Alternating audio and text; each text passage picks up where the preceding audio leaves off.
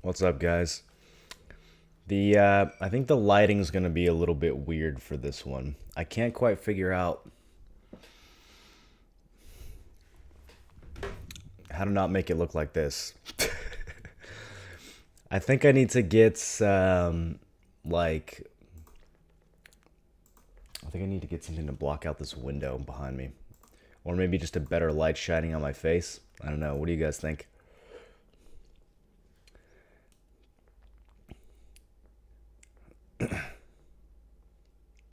Being jobless forces me to wait all day for you to get online. Holy shit, dude. Same here. What's up, Cruel? What's up, Bolt? What's up, Kodiak? Such a quick move? Yeah, I don't have that much stuff. What's up, Escrow?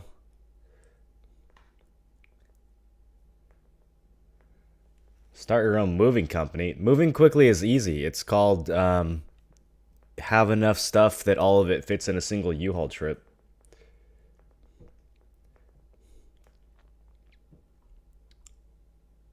What's up, Inno? What's up, Frogster? What's up, Prosy? What's up, Chrysler? Dark Souls lighting. You can get a set of light blocking curtains for like $9. I think what I'm actually gonna do is get a green screen. I mean, I have the space for it now. This room is much bigger than the previous one. So I think I'm just gonna get a screen behind me and then put a bunch of fake backgrounds in there.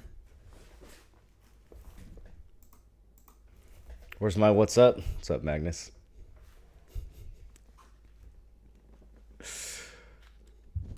Well, how shitty does it look? Can you guys tell which streamer you're watching?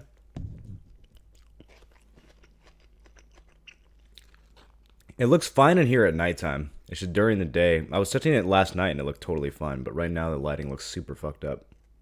I can't get the camera to like adjust properly.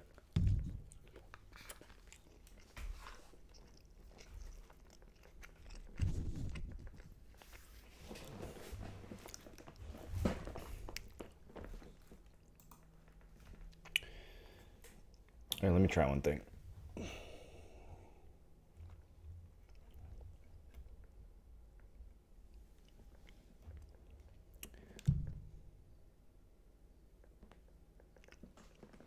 Eh. Oh well. It'll have to do for now. There's just too much light coming in through that window, I think. That's why the camera keeps adjusting to like be dark. Is this Lakari streaming? Wow. Wow.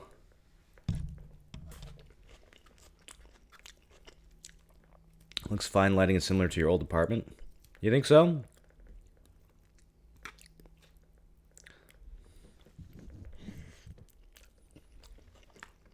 Turn off auto light adjust. I don't know how to do that. That's advanced. That's for advanced users.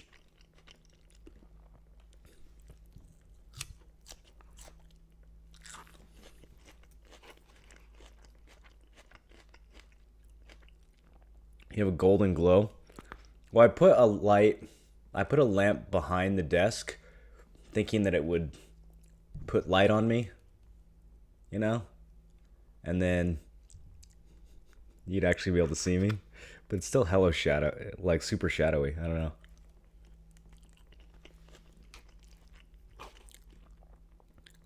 All right, give me a second to eat my food. I spent like the last half hour trying to fuck with the lighting, so I haven't had a chance to eat yet.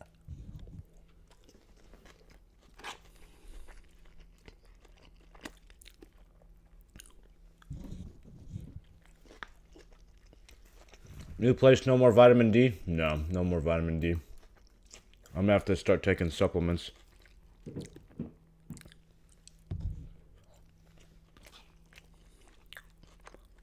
Food, then tour.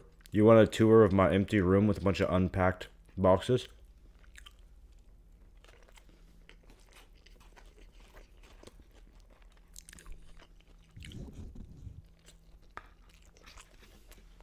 Yeah? Okay. Um, Let me think of the easiest way to do this.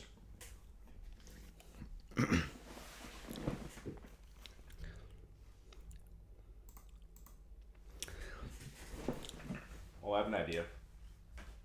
We're gonna use the power of mirrors, you guys.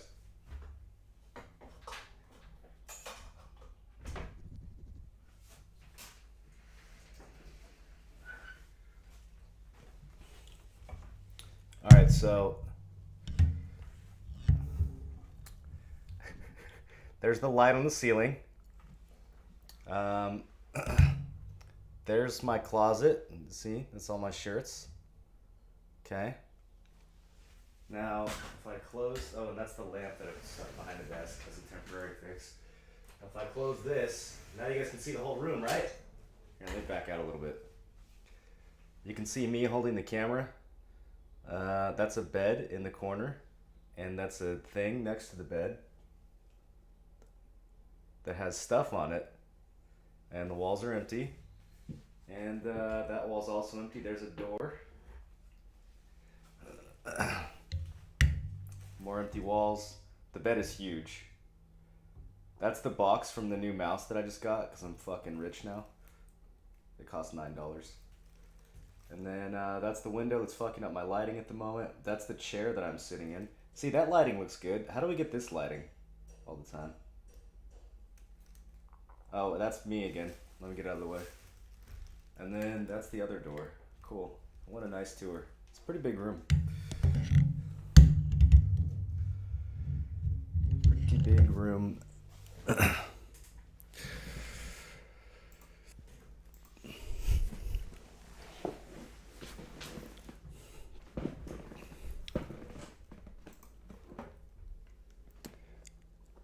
More clothes. Ah,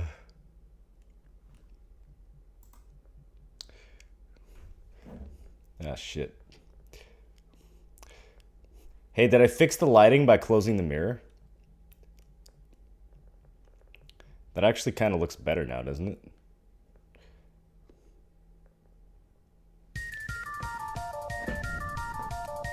Now it's back to shit.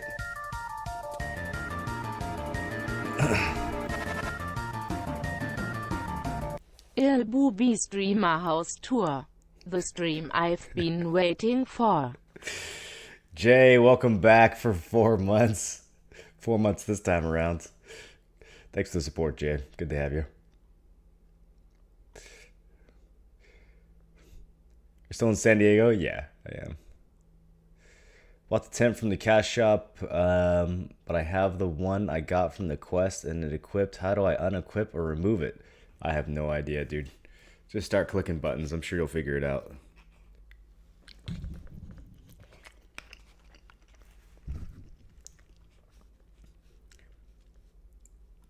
Aren't there like inventory slots that pop up when you place the tent? Can't you click those off?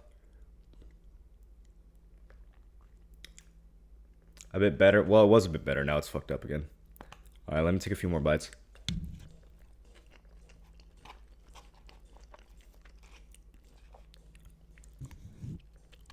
Okay, you ready to get started, boys?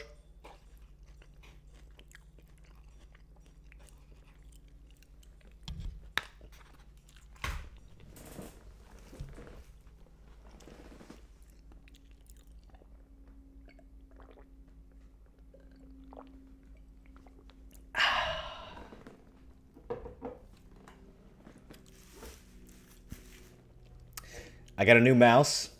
Here, check this out. Hold on. I can't actually use the mouse while holding it. Look what this mouse can do, you guys. Ooh. It lights up. Very fancy. It was $9. I tried to get a new keyboard, but it didn't work. I did get a new mouse, though, and I got a new wrist guard. It's a hacky sack, basically. It's just a bean bag, but they jacked up the price and called it a wrist guard. I'm sold. It feels nice. I got a new one of these for the wrist as well, for the keyboard. The other one was basically no longer foam. It was just a big mound of skin cells. So, got to replace that. Yeah, placed a lot of stuff. We're ready to go.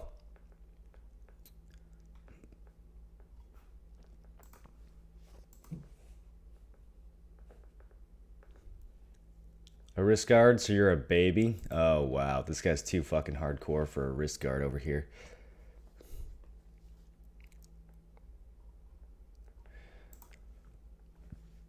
Been away for 4 days. Why did you move? Oh, reasons. Alright, with that being said, let's get into the game. Can I buy you a real keyboard and mouse? I mean, I'm not gonna say no. Oh yeah, I forgot we put this hat on. We're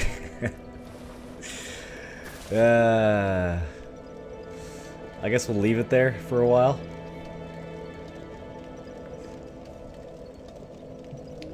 How many square foot do you have now? I have no fucking idea, dude. Where would I get that information?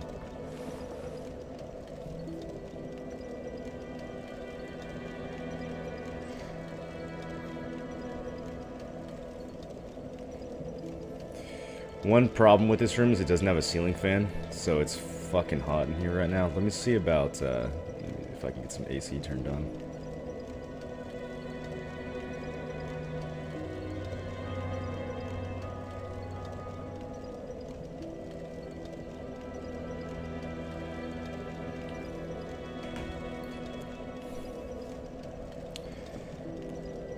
If it's a one-bedroom apartment, it's probably 500 square feet. It's not a one-bedroom apartment. It's a room in a house. Listed in the ad? No, I didn't find a place off of ads.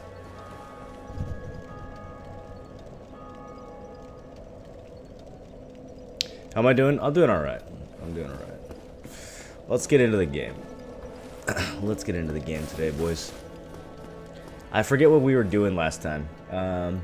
We just finished the archives, right? We just finished the Crystal Caverns. And, I think... So here's what we have left to do. We have New Londo. We can't do New Londo yet. We have the DLC, which we could do next. We could also go down to the catacombs and see what the deal is with Rhea. We've been leaving her down there for quite a while. Maybe too long? I'm not sure if her story has progressed by now. We might have waited too long. I think she waits for us to get down there regardless of how the rest of the story unfolds. But Rhea is still down trapped in the catacombs. Poor girl. Really been leaving her hanging.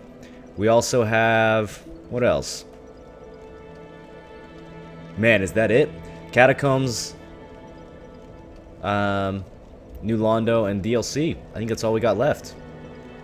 We're gonna finish Sigmaier's quest. Oh, good point. Yeah, let's go do that.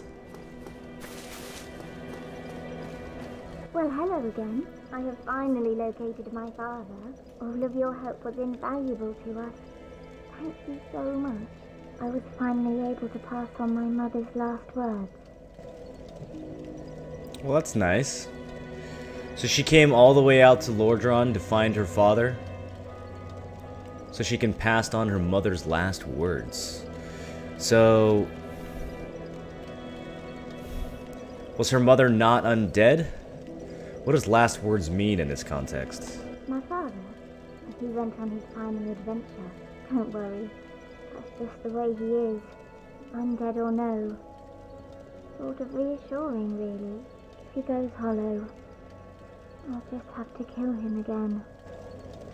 If he goes hollow, I'll just have to kill him again.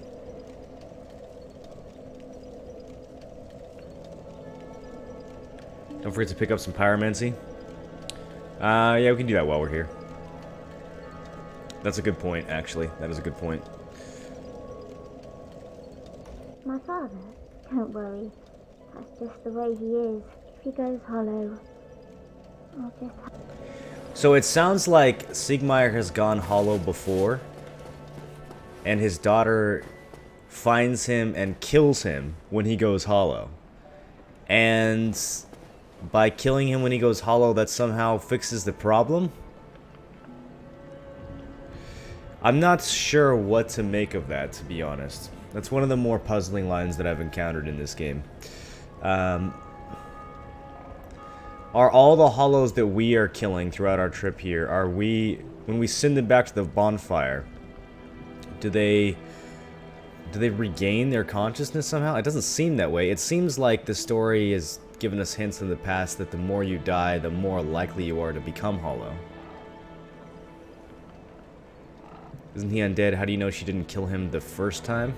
What do you mean the first time? Maybe he respawns at a bonfire? Well, yeah, that's the thing it's hard to figure out, because it's... The undead are drawn to the bonfires, and it's kind of implied that everybody spawns at a bonfire, not just us. Although, we don't see, you know, swarms of hollow zombies near each of the bonfires, which is kind of what you would expect if everybody was respawning at a bonfire. So it's very confusing. I'm not sure what to make of that. Just got here, your lighting sucks with the window over there. Yeah, I know. I'm gonna fix it later. I haven't had time. Literally the first day.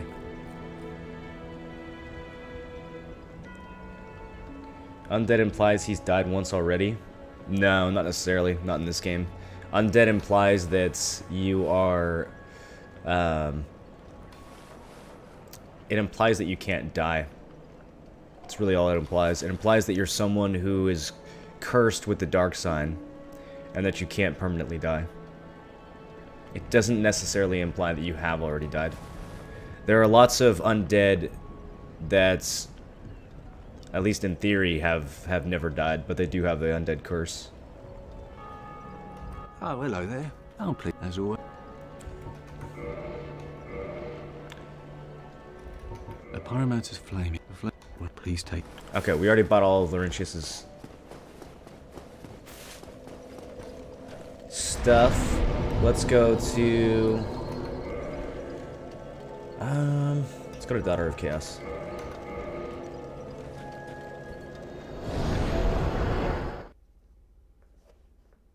You know what I should have done off stream? I should have farmed some red slabs. I haven't had the chance to do that yet. We'll have to keep using the lightning weapon for now.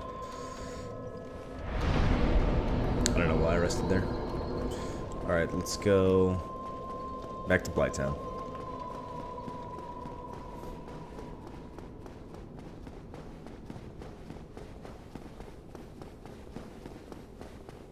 They respawn at campfire. Logan and Solaire didn't respawn. Yeah. None of the characters that we kill respawn, although...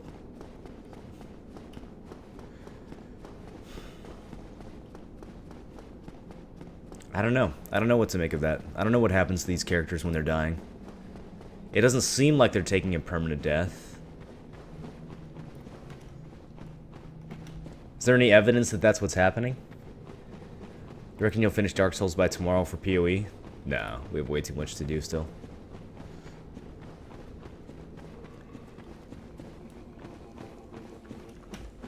And I only have like 5 or 6 hours to play today.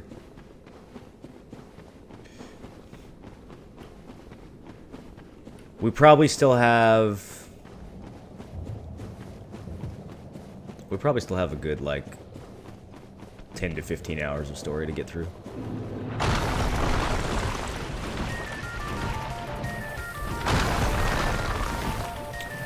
Escrow, welcome back. Let's stand over here where hopefully the mobs will despawn. Yes.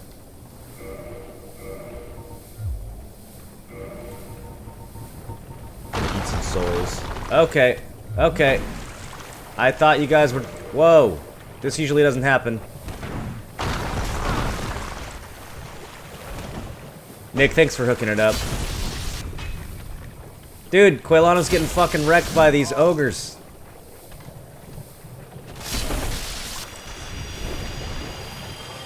I have never seen that happen before. Usually the mobs won't come near her.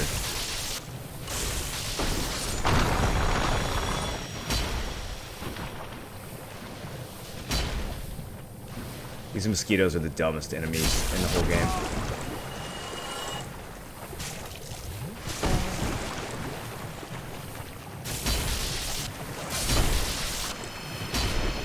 God damn it, hit the mosquito. Escrow with the golden M now. Who the fuck let Escrow unsub? Nick with 28 gifts, by the way. Look at that.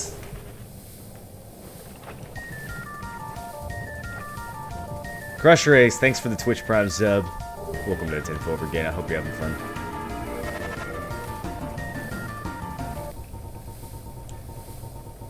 Yikes. Okay, what were we here doing?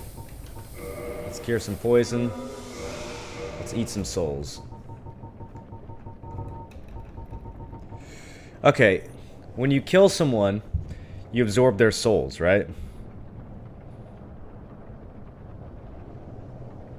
Maybe, does that only happen? That happens regardless of whether or not the person that you kill is hollow.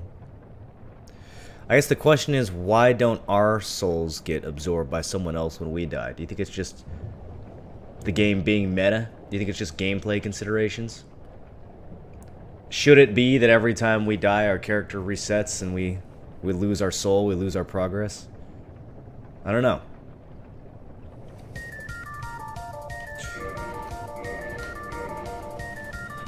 Maybe we're overthinking it.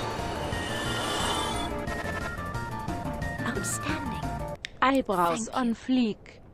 I am blessed to have met you. Oh yeah, this is the first time we I talked to her suppose I since can after call the you witch. fool no longer. I can Scrubs, hardly thanks for the thank you resub. enough. Please take this. It is all of me. Fire Tempest. Okay, so Scrubs, I appreciate the 4 months, man. Welcome back to the Tinfoil Brigade. Eyebrows on fleek? What are you trying to say? Is the character unique in absorbing souls? No, we've seen. Well, first of all, it's pretty common. Well, it's at least commonplace that people pillage each other for the sake of stealing humanity.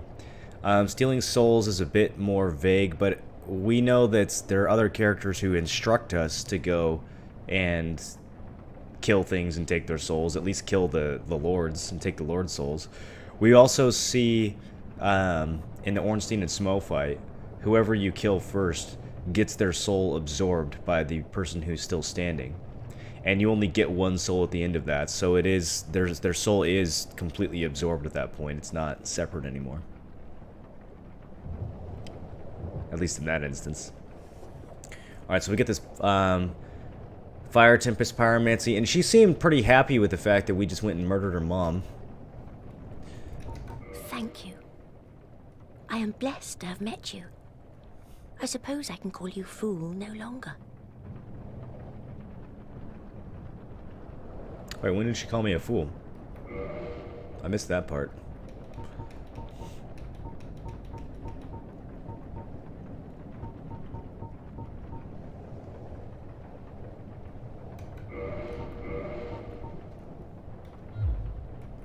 Now go.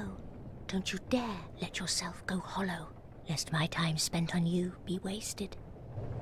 Don't you dare let yourself go hollow. A similar line to what Laurentius says to us at the Firelink Shrine, the only other pyromancer that we've had any dialogue with. Don't you dare go hollow. Lest my time spent on you be wasted. Bit of a different sentiment. Same line, but a bit of a different feeling behind it.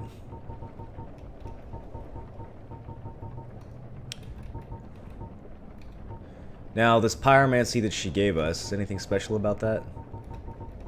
She says it is all of me. Primal pyromancy of Quelana of Islith. Erect giant fire pillars in vicinity. The tempestuous raging flames resemble those summoned by the Daughters of Chaos when they challenged the ancient dragons and scorched the very earth.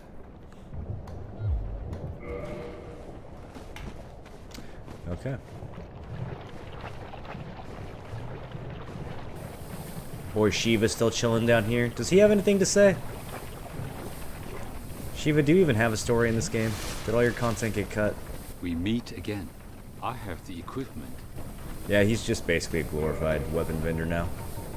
Shiva has all this dialogue that was cut out of the game. It's too bad. There's a couple characters that are like that. Hello. Alright, we're looking for a big tree. Let me know if you guys spot one.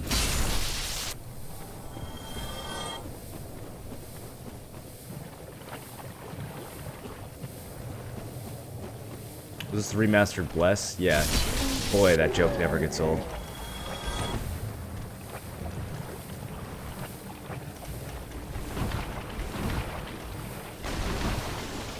This is Bless slash RuneScape slash MapleStory DLC. Should I save 94 fail stacks for Ted accessory or keep trying to get Ted weapon? I would save that for an accessory for sure, Luxor. I saved an 80 stack for an accessory. That's how desperate I was. It's hard to get those stacks on purpose. Like, you take your shitty Tet luck for granted when you actually need an accessory stack.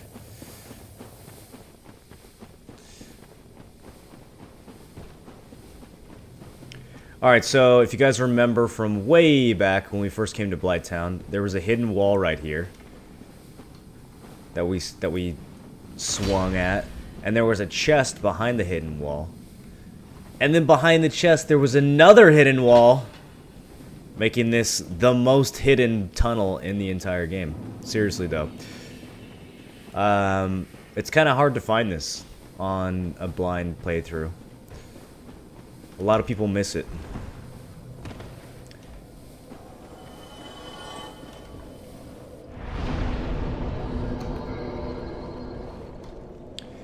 And we're up for quite a journey. The reason why I didn't want to do this earlier, well, there's a couple reasons. One reason was Siegmeyer's story, because we had to do all that other stuff to get it to progress to this point. But the other reason is that if you come here without the Lord Vessel, and you get to the bottom of this place, good fucking luck getting back up the top. Then you have to go to Izalith before the Great Hollow. Izalith has already been done. You must be behind, Soldier Hawk. You must be a day behind.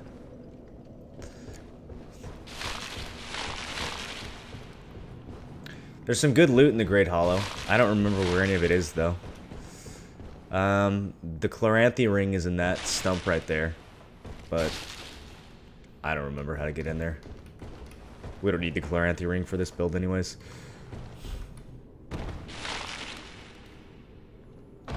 Alright, off to a good start.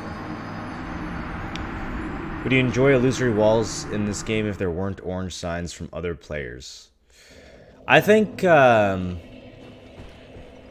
I mean, nowadays all the illusory walls are given away, which is kind of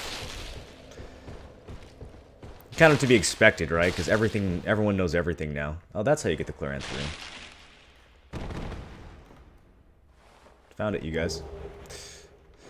But back in the day, I think the interaction between illusory walls and orange signs, like when the game was somewhat newer, I think it was perfect, right? Because it gave you a chance, it gave you another chance to find something that you may have otherwise missed. What the fuck? That was a sketchy ledge. There's like an invisible wall there. Some of the terrain down in the Great Hollow can be a little sketchy. Things don't quite work the way you expect them to. But back in the day, like, you weren't guaranteed to see every single illusory wall. Just because there was an orange sign in front of it. Oh shit, I actually got cursed by that? Wow, that built up so fast. Alright, we're gonna have to do the rest of this section cursed, boys. I don't really want to go back and uncurse for now. While cursed, your HP is halved. Lifting the curse requires a purging stone or the aid of the healer in New Londo. Okay, so it does tell you, because I remember the first time I ever got cursed in this game, I had to make the trip to New Londo because I didn't know what the fuck a purging stone was. And that was, dude, that was a fucking trip, let me tell you. I got cursed in the depths. And, alright, how do I get rid of that? I got cursed in the depths. I had to leave the depths, climb all the way back out of the depths with half my shitty level 25 HP health bar.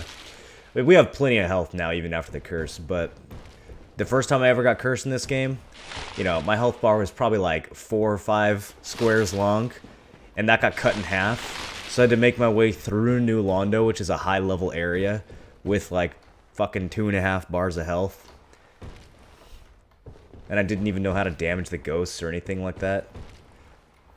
That was a genuine, organic Dark Souls experience. God damn. I will not forget that. Alright, let's be a little bit more careful this time. Let's try to draw these guys out. Hey look, it's my petrified corpse. Or it might be someone else's.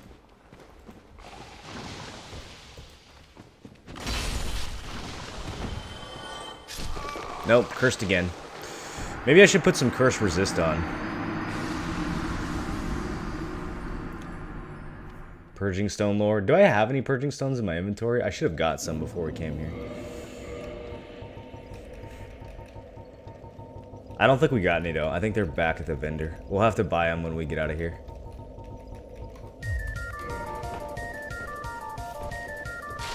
Curse is one shot? Yeah, if you let your curse meter build up, you instantly die, and you lose half your health permanently. Nothing like some awesome Dark Souls content on the 5th-month anniversary before I go to work kleiner als 3. 3Dog, thanks for the 5-month resub. Welcome back. Was that a crystal lizard up there? I don't know how to get to him. I appreciate the 5 months support, 3Dog. Yeah, it literally drops your max health. Well, I shouldn't say permanently, because you can undo the curse, but we didn't bring any purging stones for that. Okay, let's try this again. Slightly different route this time. There we go. Now I can actually kind of draw them out.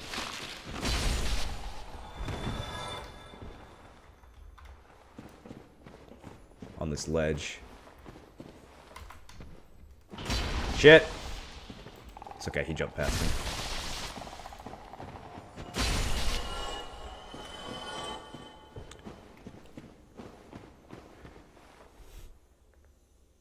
I don't remember curse killing instantly. Nah, it definitely kills you instantly. Yeah, if you ever get cursed, you die right away.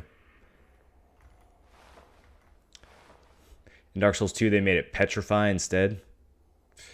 Well, that's kind of what cursing is in this game too. It petrifies you, but also lowers your max health. There used to be a mechanic. They must have gotten rid of this. You used to actually be able to get cursed multiple times. But they took that away because that was way too hardcore, I guess. But yeah, you could get cursed, and then you could get cursed again, and your HP would be cut in half a second time. It doesn't even look like it's cut in half. It looks like it's cut by like maybe 40%. So it seems like they've nerfed curse a couple times because of how hardcore it used to be.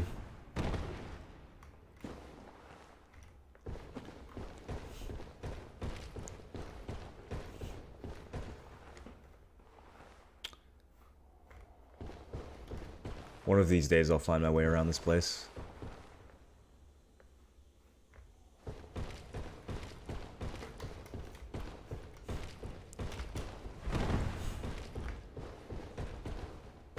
Can I not get back up this? Chosen Undead, defeated by a ledge that's literally 1 inch tall. Okay. Well, let's find a clever way to jump down, I guess. The problem with these branches is it's kind of hard to tell which ones you can actually land on and which ones are just going to kill you instantly.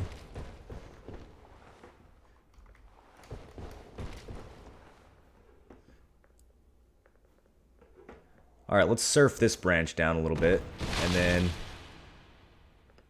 Nope, that was not the right one.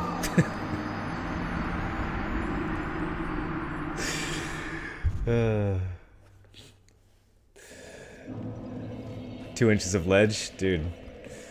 Ledges are hard in this game.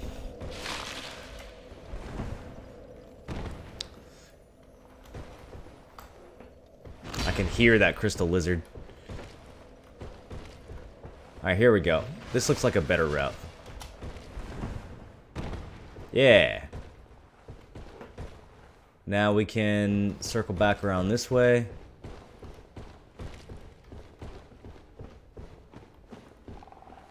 Oh, never mind. This is just where I was before.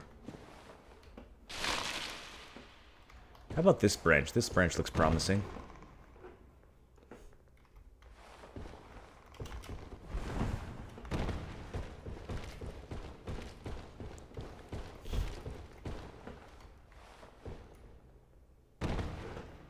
Progress.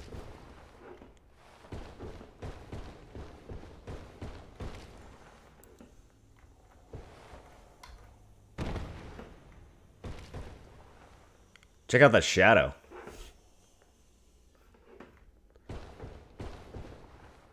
Oh, hey. There's a ladder right there. We should have taken that. That goes all the way down.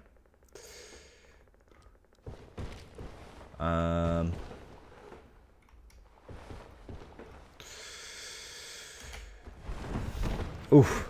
Wasn't sure if that was gonna work.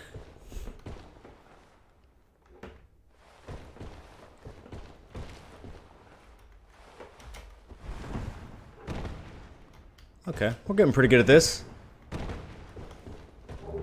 Blue Titanite chunk.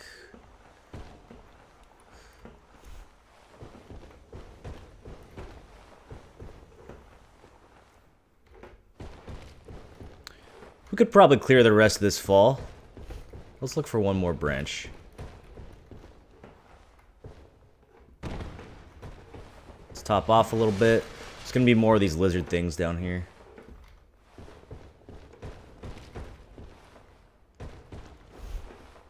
Oh, this is gonna be a skinny one. Got it.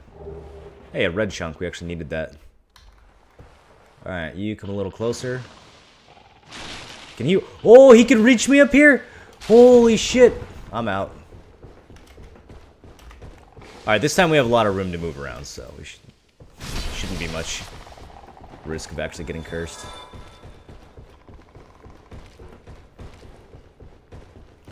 That guy got cursed. Alright, we got another ladder over here.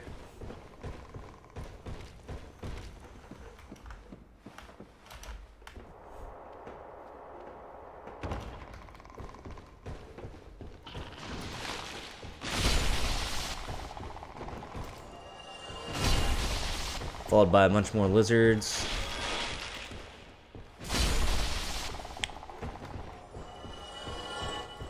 Oh, a bunch more.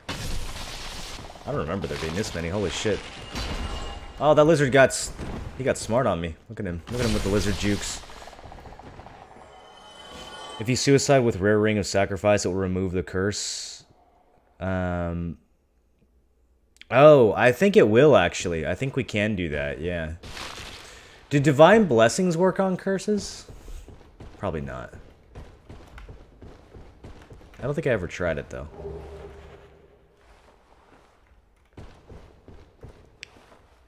Still have no idea where the fuck we are. We are below Blighttown in a giant tree called the Great Hollow.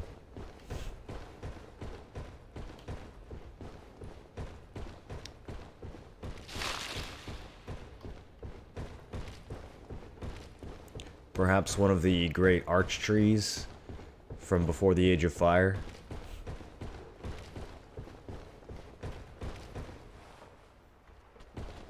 We got some arch fungus growing down here.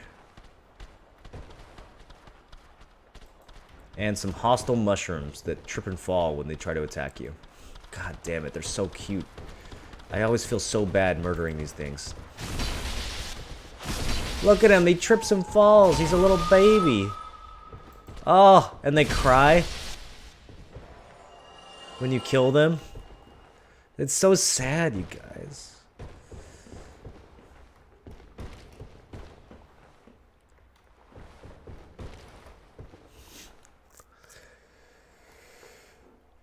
Do you know that the huge eyes of lizards are just a distraction? The real eyes are above its mouth. I did not know that. It has two sets of eyes.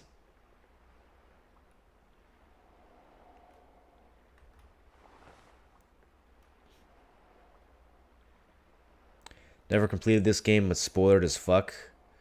So I thought I would have heard everything. You still bring me new stuff every day. Have you not been down here, Ned?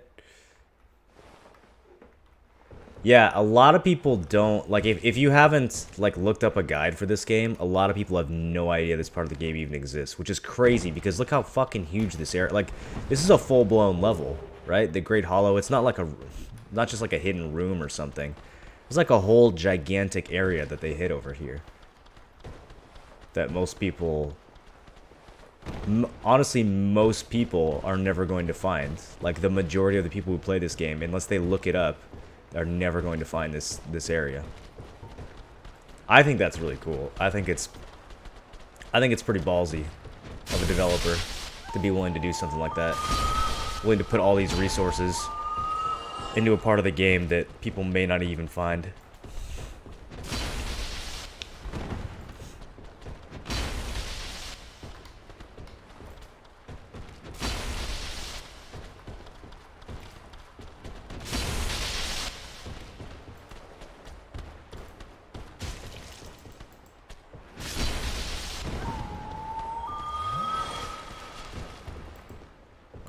God, they're so sad when they fall over.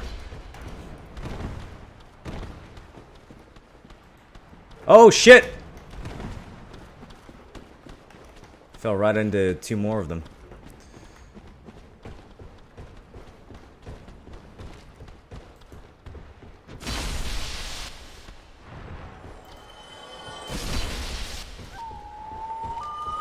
A little sound, dude. Wasn't this area the only who had ambient music? That's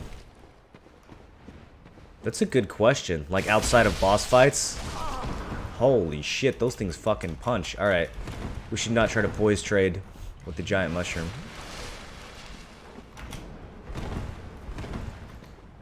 Let's use distance instead.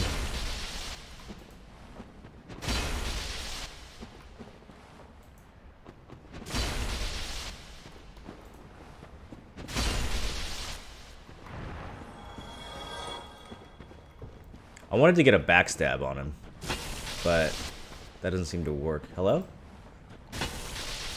Wakey, wakey?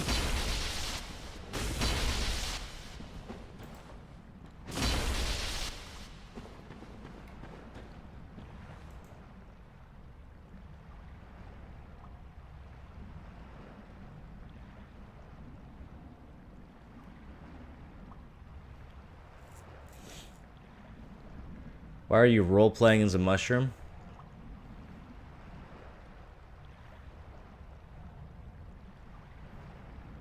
I didn't even think about that. We are role-playing as a mushroom, aren't we?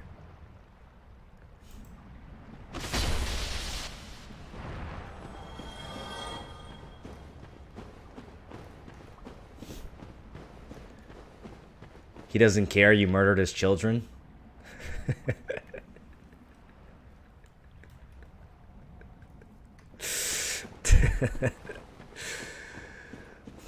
Alright, so what do you guys think the boss of the Great Hollow is going to be like? The secret area? Do you think it has a secret boss? Let's find out.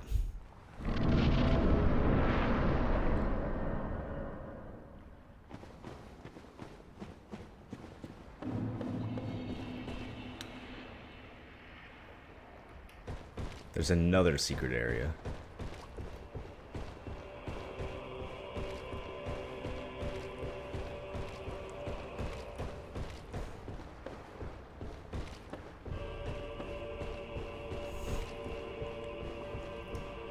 Hydra chilling off to the left.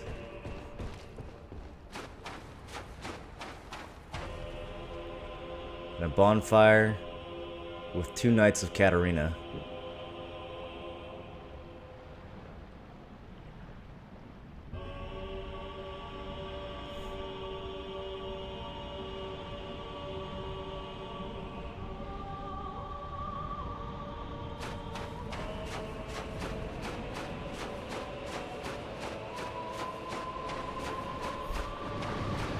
This place blew me away when I first found it. Just the scenery, the soundtrack, everything about it.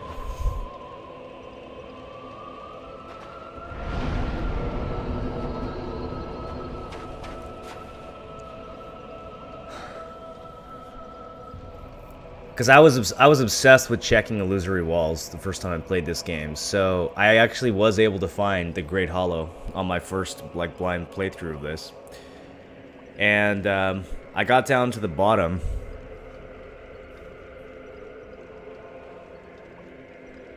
and I don't know what I was expecting down there, but it wasn't this.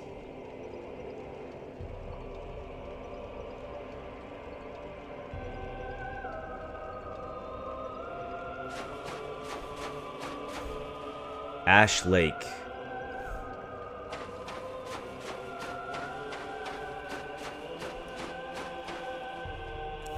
And it's hard to make sense of this place because it's underground. This is the lowest point of elevation that you can get in the game. It's even lower in elevation than the Demon Ruins. But it is a lake. Like, that is water, as far as we can tell. And the shore is... well, the shore is ash. The shore is, I guess, arch trees that were burned by the Witches of Izalith. in the war against the dragons. And that's the only land that exists down here, is the pile of ash for you to walk on.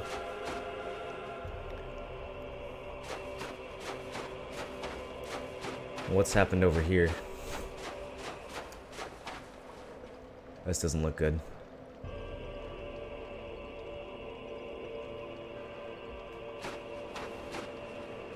My father, all hollow now, has been subdued. He will cause no more trouble. It's finally over. I will return to Katerina. You assisted us so greatly. I can hardly return the favor, but please accept this. It's of no use to me now. That's how you get the other Titanite slab. Oh, Father. Dear Father.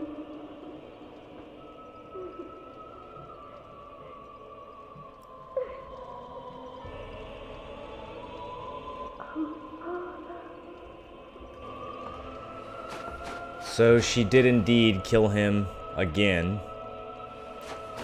And it's hard to say exactly how this solves the problem. So her father goes hollow, and she says he's been subdued. He won't cause trouble anymore.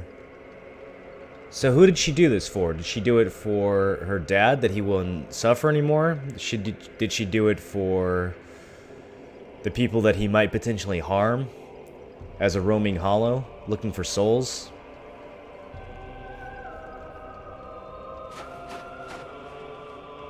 And what caused Siegmeyer to go hollow in the first place? I think this is the saddest part of the story. Because if we look back and try to figure out why Siegmeyer went hollow, there's only one way that he goes hollow. Like throughout his whole story. You meet him at Sin's Fortress, and you help him open the gate. You meet him again inside Sin's Fortress. You help him get past the Rolling Ball. You help him at Anor Londo, get past the Silver Knights.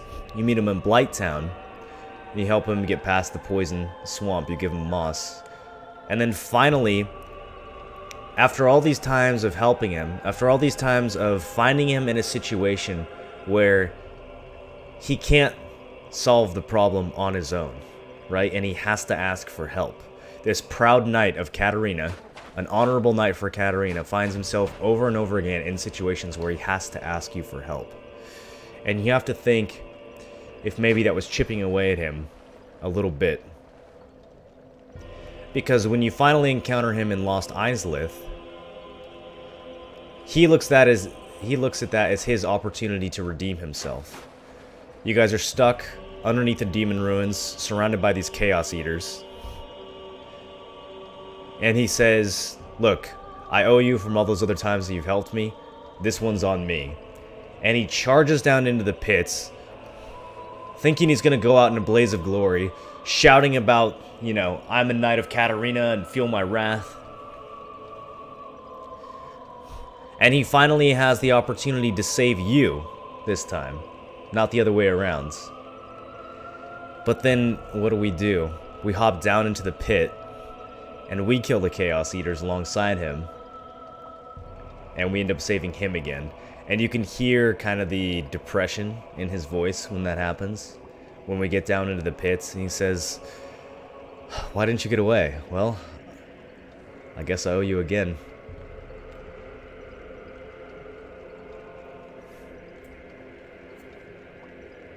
This Knight of Katerina expresses his deepest gratitude. I shall not forget this. It's nice to see you play a proper game, not that piece of shit garbage game made by those brain-dead monkeys which call themselves developers. Foreman, Don't be so nice sense of fucking timing. naive, guys. They will never fix this game. It's all downhill from here. Thanks for the $3, Foreman. So,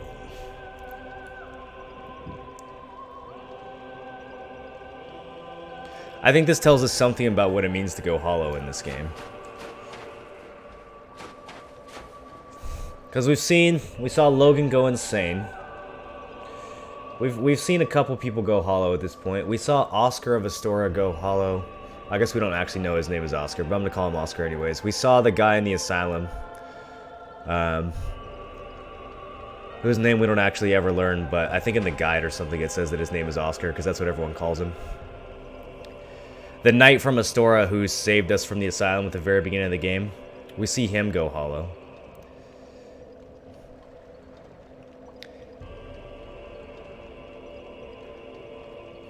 I think it has to do with purpose, because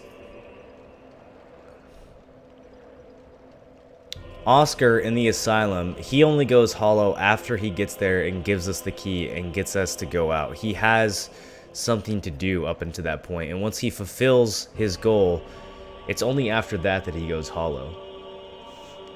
It's possible that maybe he died many times on the way to fulfilling that goal, but because he had the goal in mind,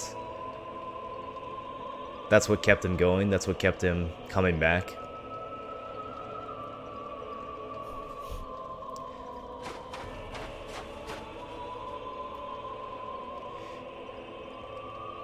I think we rob Siegmeyer of his purpose in Lost Izalith when he finally offers to pay us back for all the times that we've helped him.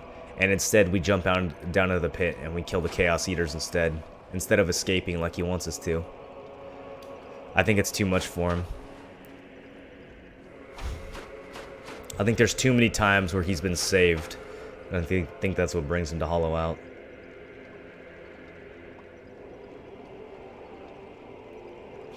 Why does the mage in the archives go hollow? It's difficult to say if Logan goes hollow or if he goes insane. And the two things definitely seem to be tied together. But Logan is still...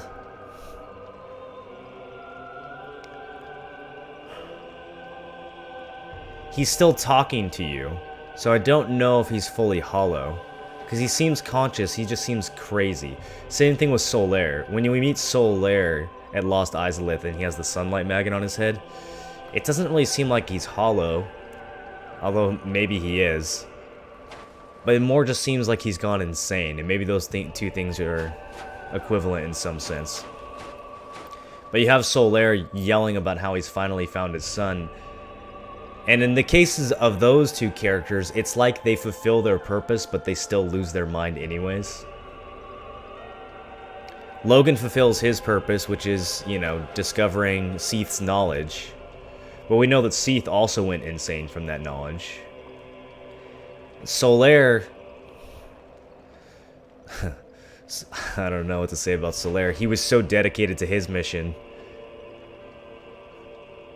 that...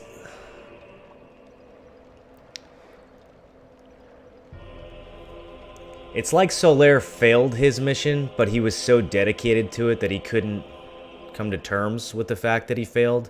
So when he finds the sunlight maggot, in his delusion, he kind of tricks himself into thinking that he has fulfilled his purpose, when really he's just failed.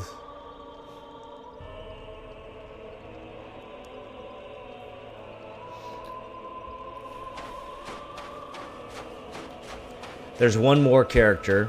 Well, there's a few more characters that we're going to meet, I think. Let me think of who else we're going to meet that's going to have... what other story ends we haven't encountered yet.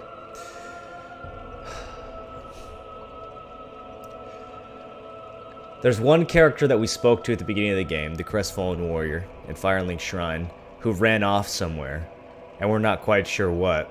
And he's an interesting one because he's almost the reverse of every other character in the story. Every other character that you meet in the story has something that they're here to do. They have some purpose that they're here to fulfill. And the Crestfallen Warrior in Firelink Shrine has no purpose. He starts with no purpose.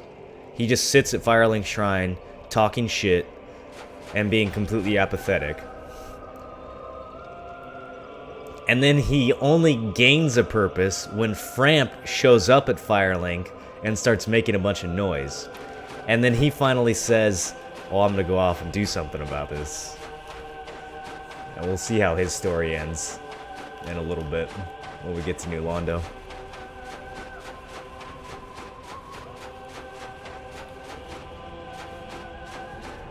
In the meantime, let's see if I can fight this Hydra with half my health.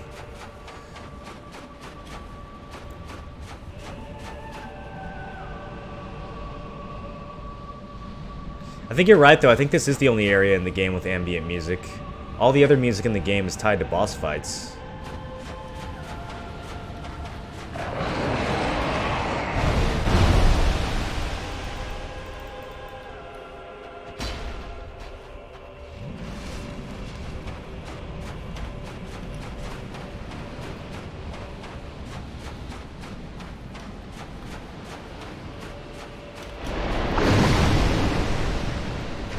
Come on, lunge at me. Am I not close enough? There we go. That is hard to time. I'm not actually sure if you can space that. It's been a while since I fought this Hydra. I think you're supposed to just use a shield. Get up, get up, get up. Oh, too slow. I might have to go heal and try this again.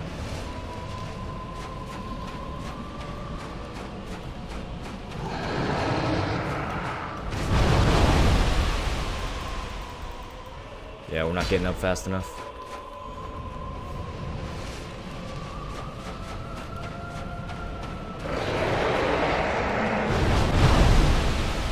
Can't block it with his Y. Need an actual shield. Alright, let me go heal.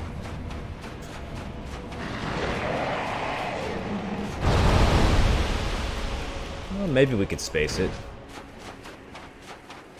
Maybe if we run in and run back. Can you imagine how pants shitting this would be IRL? This Hydra? Yeah, you got a bonfire nearby. You wouldn't be that scared.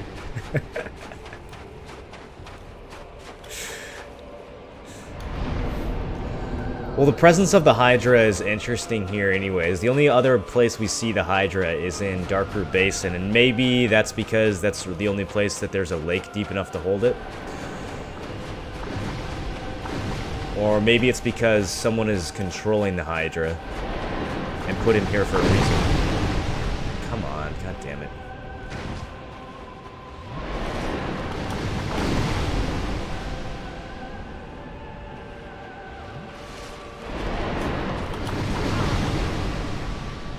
Alright, let's try this again.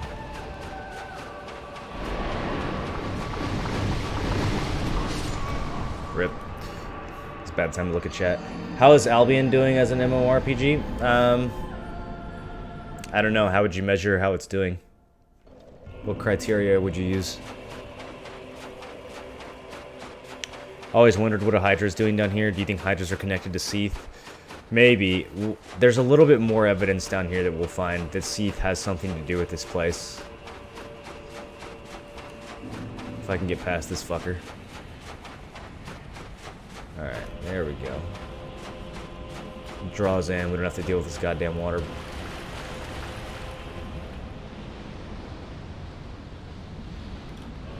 It's gonna spit.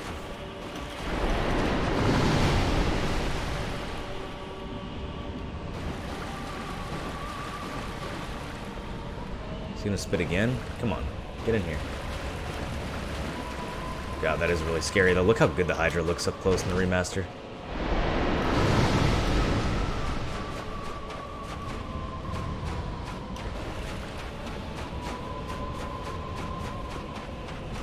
Can't get him to lunge. Let's get right up in here.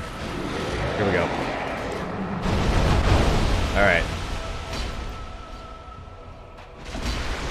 There we go. Cut off one head.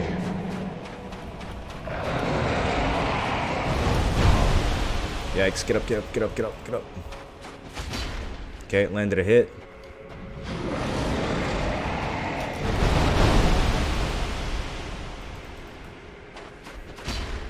Landed another hit. Must have been a different head though.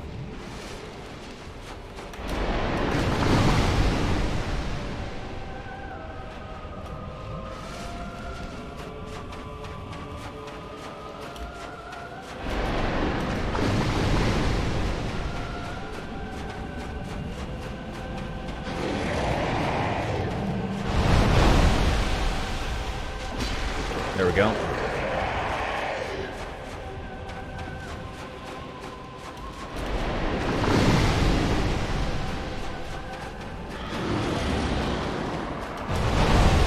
fight is much easier with a shield.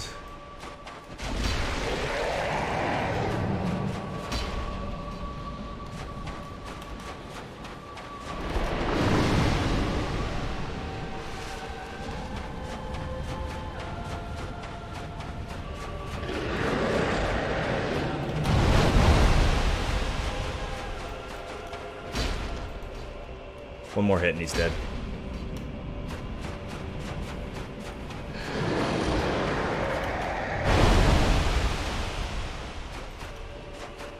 Got him.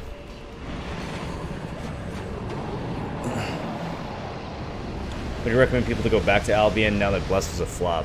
Oh, those two games have no overlap whatsoever, dude. I think that if you're looking for a full PvP game, you should play Albion. I don't think Bless was ever going to replace Albion or vice versa. The games have nothing in common at all. They're practically not even in the same genre. I mean, they're both technically MMOs, but that's where the similarity ends. Completely different type of game.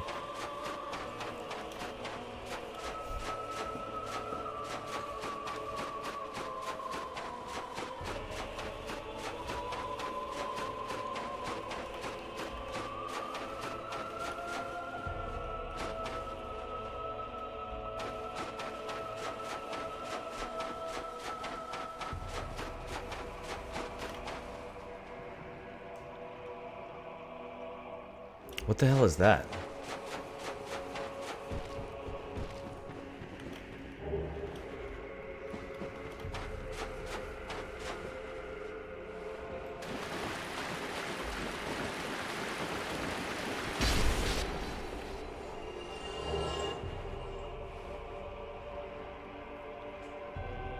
Is that new?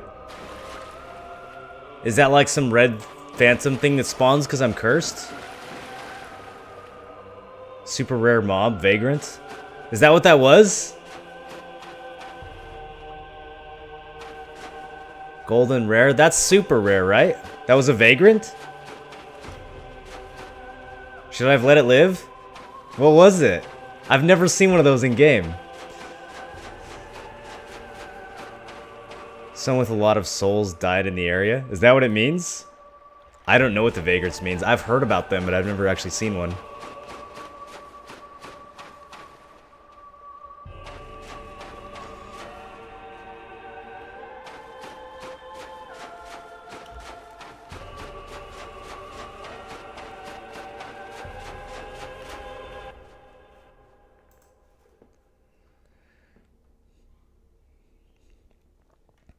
Also known as drift items, vagrants are rare monsters that appear in specific places after other players have died and lost a large amount of humanity or have dropped certain items. They are typically created unintentionally and randomly by other players online. Evil Vagrant White, Evil Vagrant Red, Good Vagrant White, and Good Vagrant Red. It looks like we killed the Good Vagrant. Oh, and he has a whole long loot table. The fact that we got a Purging Stone was just pure luck. The Red Vagrant he's got like 15 items on his loot table. He can drop Dragon Scales, Titanite, coins, blessings, chunks. The Good Vagrant looks just like an egg with legs and will flee from the player. They do not have any attacks. Evil Vagrants have pincers, making them look like a crab monster. They have a weak melee attack, but also a dangerous projectile, vaguely resembling homing soul mass that will sometimes kill players in one hit. Evil Vagrants are the result of unretrieved humanity being lost. If a bloodstain containing 5 or more soft humanity isn't picked up, a Vagrant will be sent to another person online. Oh, I did that earlier at the Bed of Chaos. I dropped 9 soft humanity when we were doing the Bed of Chaos. An evil vagrant that someone fails to kill will continue to be sent to another random player each time it's abandoned. What a crazy detail of this game, dude. Good vagrants are the result of drift item bags that have been passed around 10 or more times without being picked up. A drift item bag is the result of players dropping and abandoning certain items. Once abandoned, a drift item bag will appear for another player in the exact same location. If the drift item bag isn't found and picked up by its recipient, it will be sent out into another world. I never knew that. So if you drop an item for a player and he doesn't pick up, the item gets teleported to someone else's game? Like the evil vagrant, a good vagrant that isn't killed will continue to be sent to more worlds each time it's abandoned.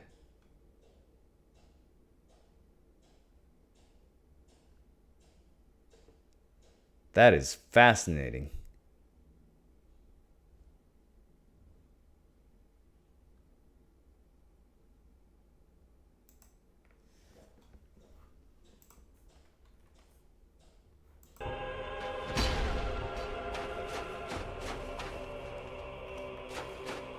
What's up, Monster? How you doing?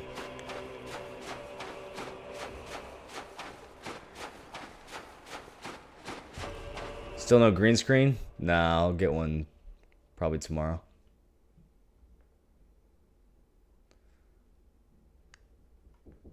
Oh my god, you guys with the claim shit. Drop Purging Stone too? Yeah, what are the odds that it would drop a Purging Stone? That is so interesting.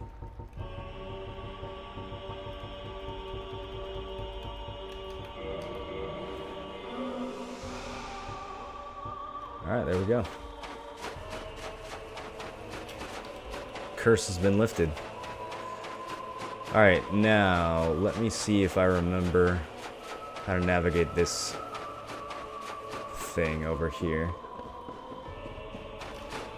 It might actually be the next dump. You can get inside of one of these. Well, I mean, this is the Great Hollow, so obviously we could get inside of it and go back up, but there's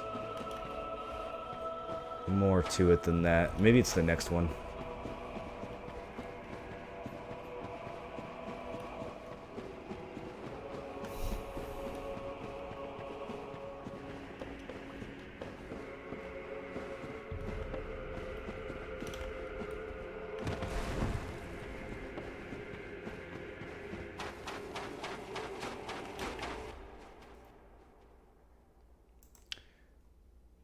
The new house seems cooler already. I don't know what you mean.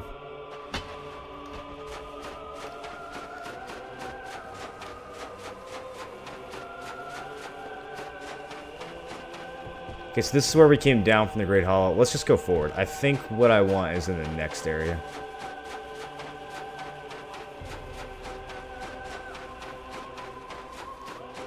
Wow, dude. Got a Vagrant in this playthrough? That's such good luck, dude, running into a Vagrant during a story playthrough. So scripted.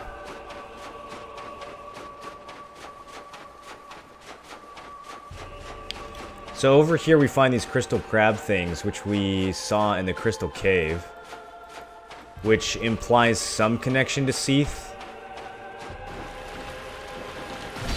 But I don't know what.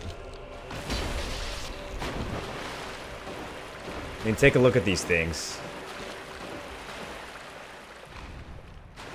They have, what, 5 legs? And a pile of skulls. I guess from all the people they've been eating.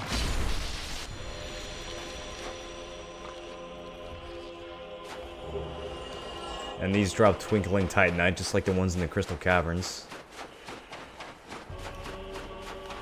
Over here we have a gigantic skull. Looks demonic.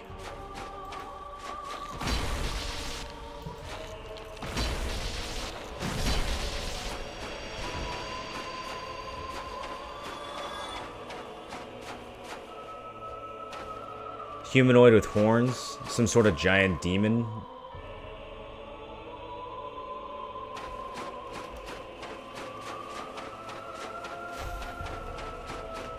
Seath is one of the everlasting dragons. If anyone would know of this place, it would be him. What does him being a dragon have to do with him knowing about this place?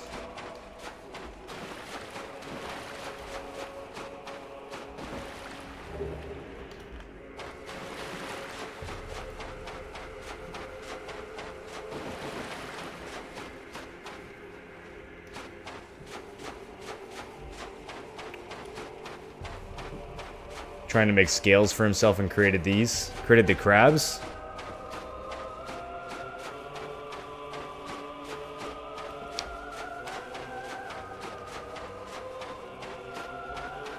Yeah, it wouldn't surprise me at all if those things were the result of Seath's experiments.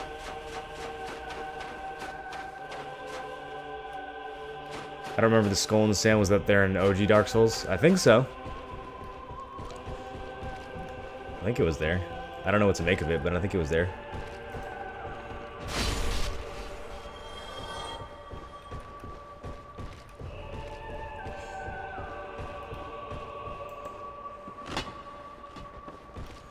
Very interesting item in this room ahead, if I can remember how to get to it without getting cursed again.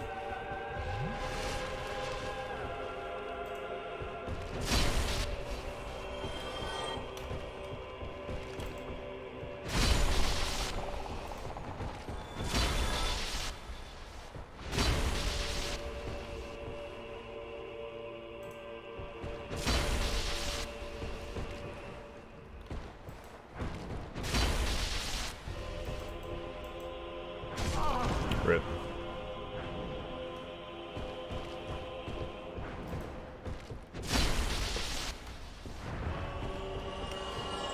Okay, so we come down from here, we drop down, we go through this little tunnel. This should circle us back around, I believe.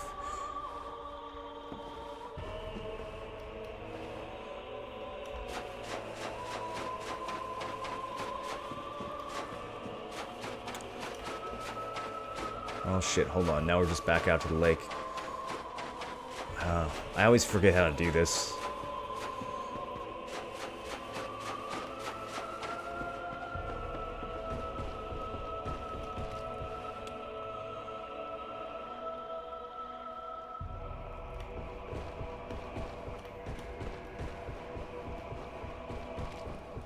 There's a drop somewhere. Maybe it's out here. Holy shit, I can't see through this hat.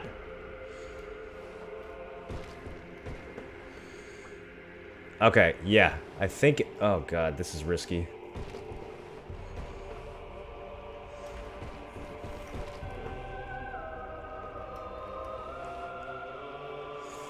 Ooh, I don't know. That doesn't really look right.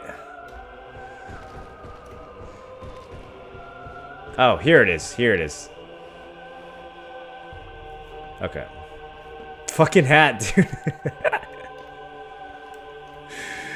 Alright, well. Hopefully this works. I cannot see where I'm going. Drop off. I'm fucking hovering right now, dude. Just fall already. Okay, we did it.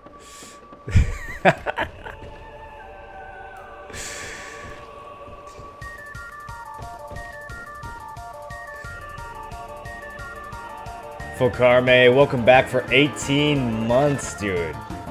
Holy shit. Shit longer than most of my relationships XD. Same, dude, same. Fokarme, thanks for sticking around for a year and a half. Let's get some love and chat for that. Here's what we're after. Miracle Great Magic Barrier. Of all the places to find this miracle.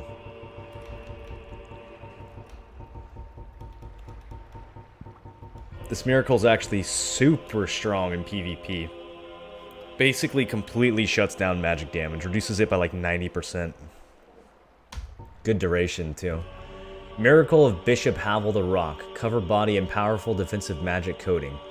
Havel the Rock, an old battlefield compatriot of Lord Gwyn, was the sworn enemy of Seath the Scaleless. He despised magic and made certain to devise means of counteraction. So, Havel was the sworn enemy of Seath. Even though both Havel and Seath were friends with Gwyn, Havel fought against Seath, and perhaps for that reason, Gwyn locks him up in the tower in the Undead Burg. So Gwyn ends up taking the side of Seath instead of the side of Havel. I wonder if Havel made it known to Gwyn all the things that Seath was doing, the experimentations and the kidnapping. But why is his spell found in this fucking tree?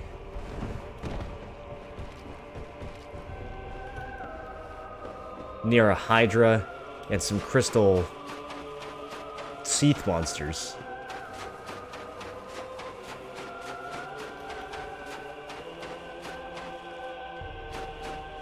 Did Havel come down here chasing Seath? Did Seath come down here chasing Havel?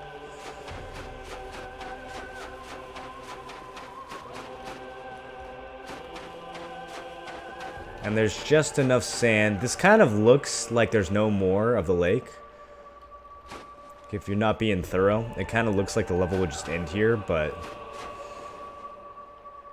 the sand over here is actually wide enough to walk across.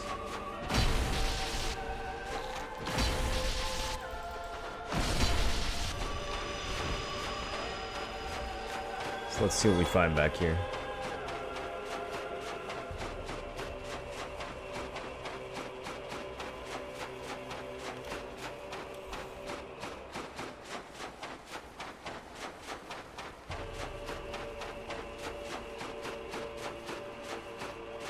Crabs look much better in this version. I agree. This is the remaster.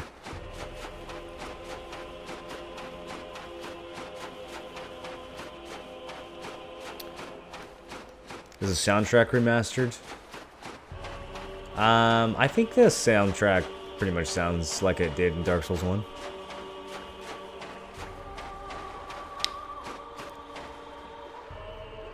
Corporate espionage in order to steal the 11 herbs and spices to make proper crispy fried chicken. That's the reason that Havel and Seath went to war. Alright, now what do we have here? That doesn't look very remastered. Oh, okay. Now it does.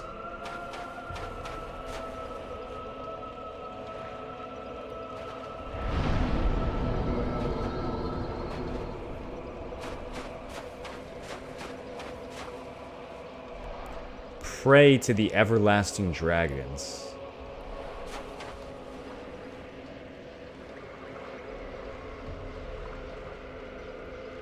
Look at his tiny face.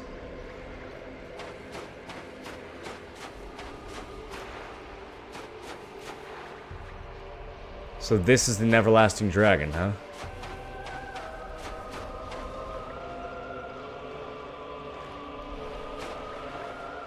And all we can do here is enter a covenant.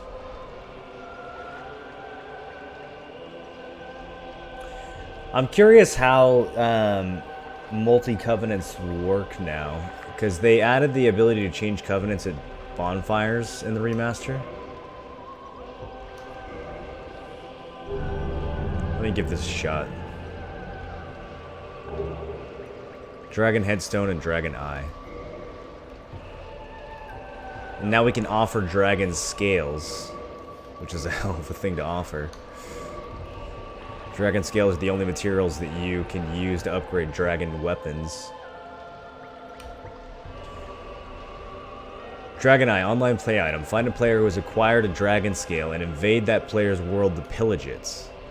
The art of transcendent apostles who pray to the ancient dragons. To be alive is to be vulnerable, and the fiery gods are no exception. The apostles seek another plane of existence which transcends life. Well, did the everlasting dragons find a way to transcend life and death? Because it certainly seems like they were defeated at the dawn of the Age of Fire.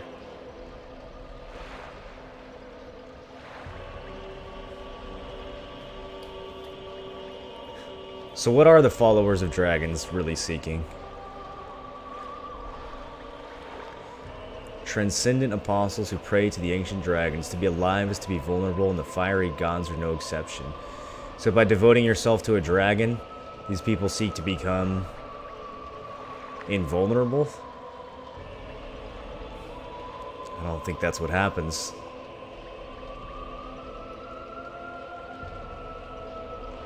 But I could see why they might try. Dragon Headstone. Stone imbued with the power of dragons. Rite of apostles of the ancient dragons. Gain head of dragon. Emit dragon breath. The dragon apostles seek transcendence of life itself, attainable by transformation into an ancient dragon. This rite is only one step, but it cannot be reversed until death. So they're taking this ship pretty seriously. They actually think that they can somehow transform into a dragon-like being and escape life and death entirely.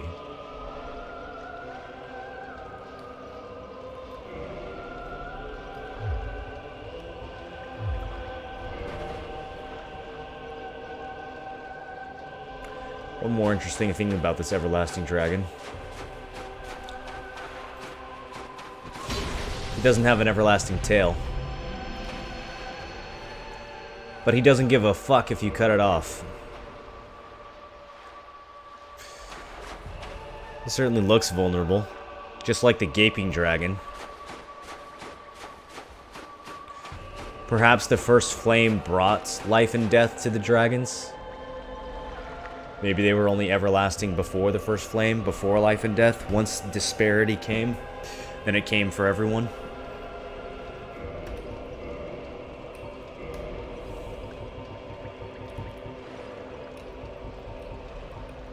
He doesn't seem to mind, though. This sword, one of the rare dragon weapons, came from the tail of the stone dragon of Ash Lake, descendant of the ancient dragons. Its great mystical power will be unleashed when wielded with 2 hands. I don't think we're strong enough to do that, though. Yeah, 50 strength requirement. Not even close. It is a sweet weapon, though.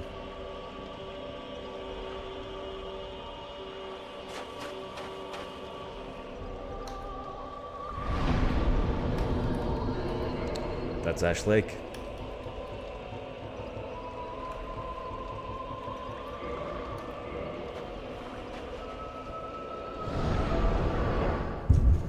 He's like, bitch, I'm immortal, that shit grows back. Dude. That would be a good way to equip his followers. Just keep growing his tail and allow them to cut it off and farm dragon greatswords. Look at this sleeping idiot.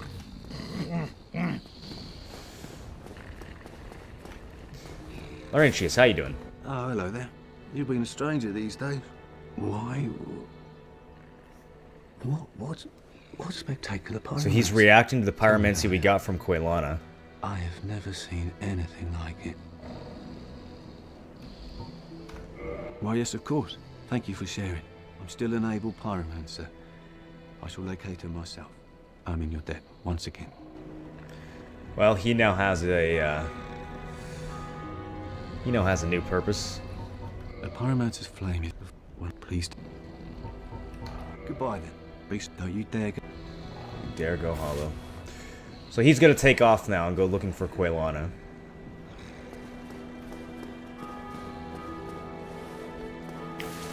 And since we're at Firelink,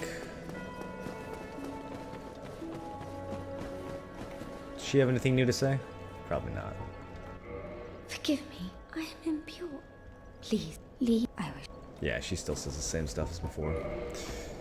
There's one thing we can check on really quickly, though.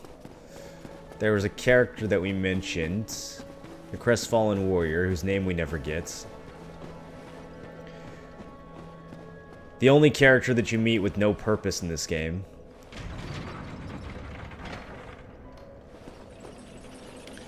And when Framp arrives at Firelink Shrine, he's suddenly spurred to action. For the first time in his miserable existence here in Lordran, he actually has something that he wants to accomplish.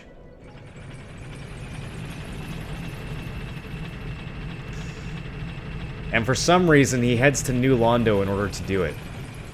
Even though the Primordial Serpent that he finds so annoying is right there at the shrine, he doesn't go face the serpent directly. He comes down here.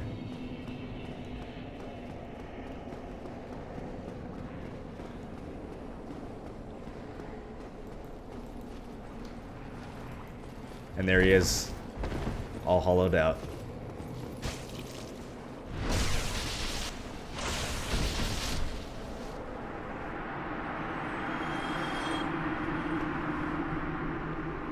Doesn't even drop an item.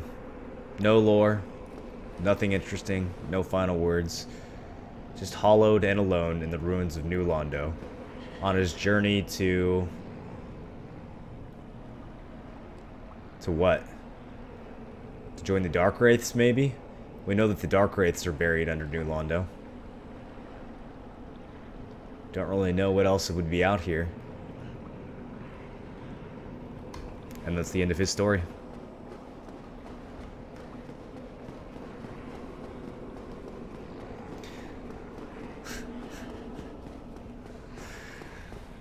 I saw someone once theorize that apathy actually is that character's purpose. And that if people in the game go hollow when losing their purpose, the reason he goes hollow is because he finally ends up caring about something. And it's too much. And it causes him to lose his humanity. I don't know if that makes any sense, but it's a great theory.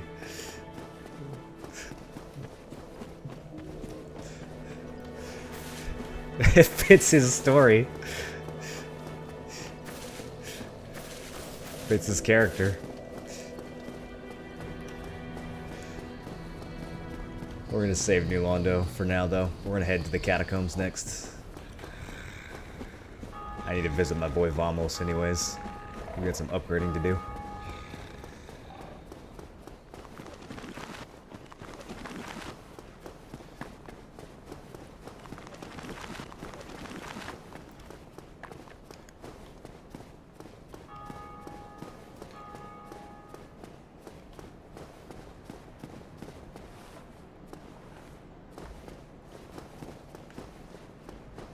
Seven years of playing, I still see new stuff.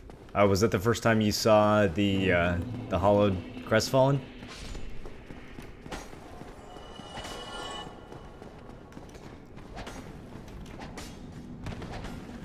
This place is going to be significantly easier than it was last time we came through, but it's still the catacombs. We can still die. Still lots of ledges to fall off of, and can still get fucking stun locked, so we'll be somewhat careful.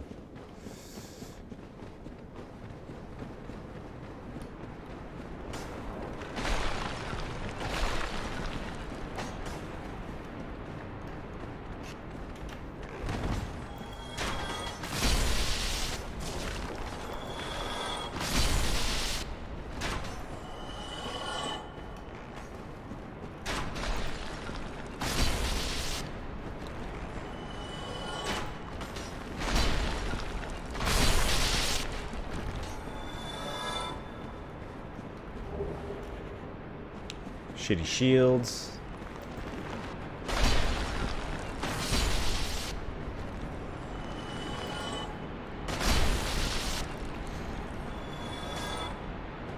We won't be using divine weapons on this playthrough, obviously, because this character has no faith, but I guess we could have put some extra points into faith and made like a divine Zwei, but if you actually come down here and use divine weapons on the undead mobs, they will die permanently, even if their necromancer is still alive. So this is where we came and pulled the lever to move this bridge. Straighten this bridge out right here.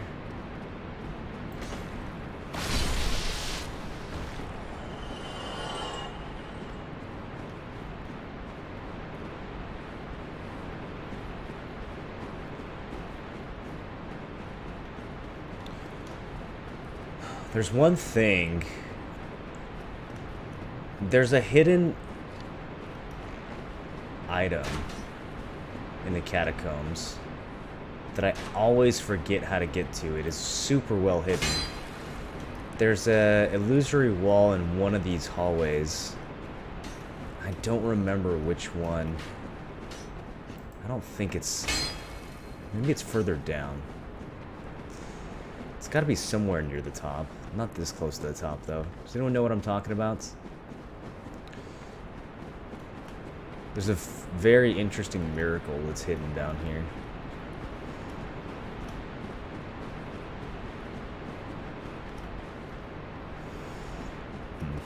Maybe it's in the next section.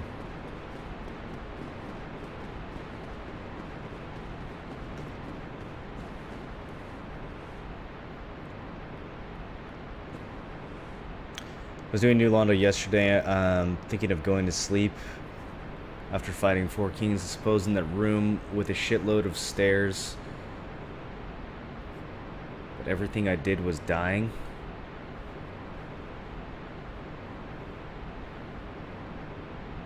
Ned, I'm sorry, I'm not quite following what you're trying to say.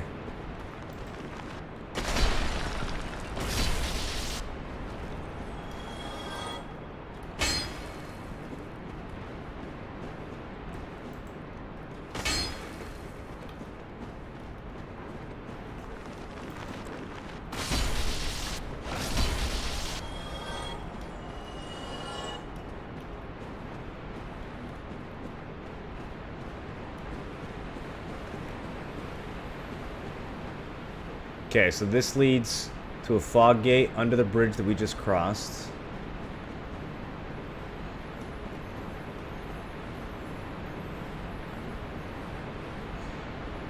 And, I guess we messed this up by coming here earlier.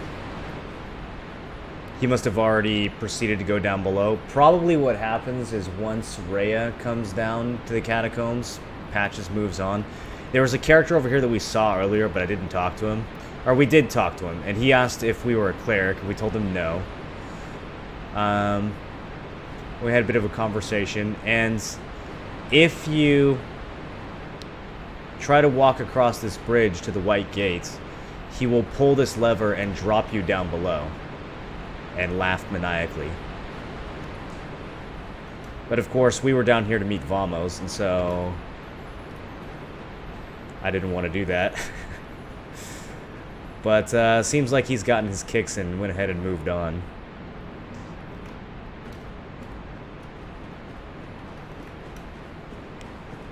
Let me just take one more look around this place to see if I can find that hidden room.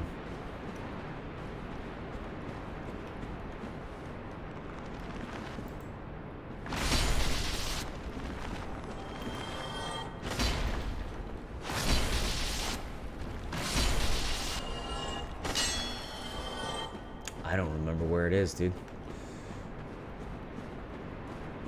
I don't think it's in this next section near the fog gate, but maybe it is. Alright, so anyways, let's continue.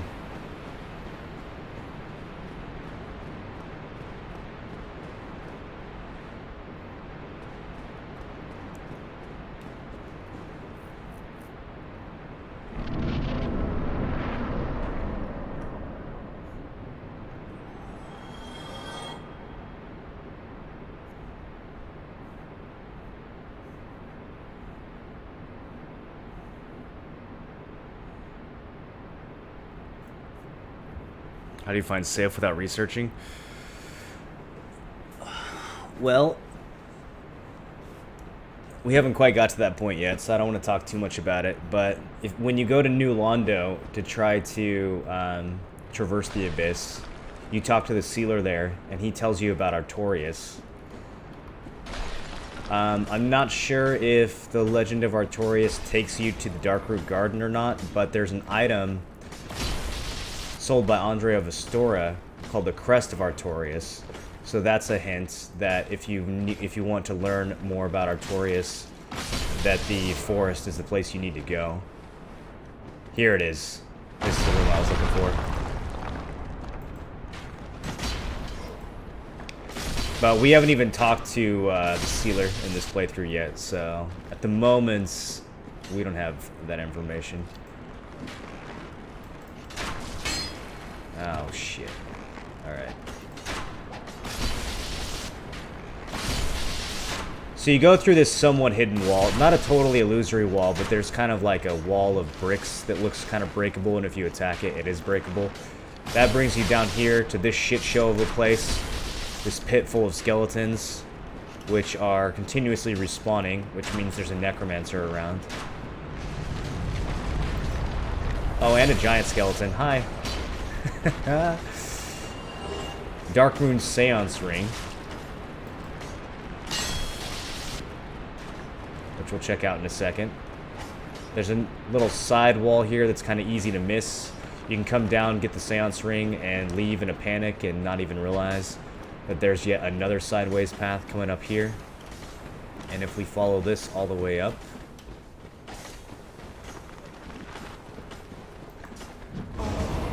find the Necromancer. Finally. And after killing the Necromancer, the room loops back down to where you started, and that's the obvious way to go. But, and having the orange sign here helps a little bit. Oh, is that a developer message? There's a ladder here that's kind of hidden. So, if after killing the necromancer, or being chased by skeletons, you decide not to just run down here immediately, and you actually see this kind of hidden ladder on the side, you can continue walking up even more.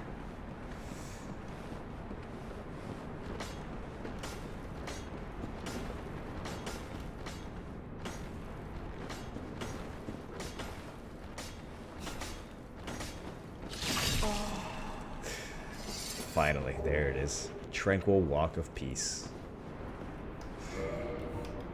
The most bullshit spell in the game. Outland Miracle, foreign to the Way of White. Slows all walking within effect area. This miracle is normally used to flee as it slows walking, but does not affect attacks, but nevertheless defines peace perfectly. This miracle is not used to flee. This miracle, not only does it slow walking, it makes it so you can't run, it also makes it so you can't roll. If you hit someone with Tranquil Walk of Peace, they basically can't move.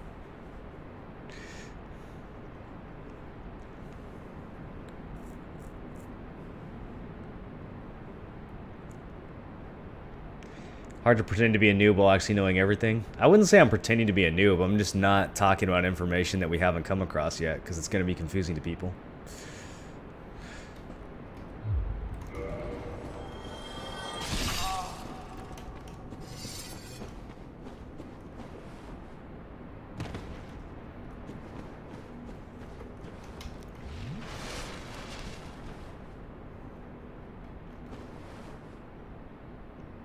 You got it to work once in PvP?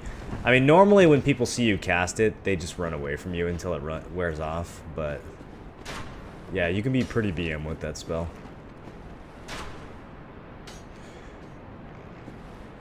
Alright, now where the hell am I? Oh, I know where we are. Okay.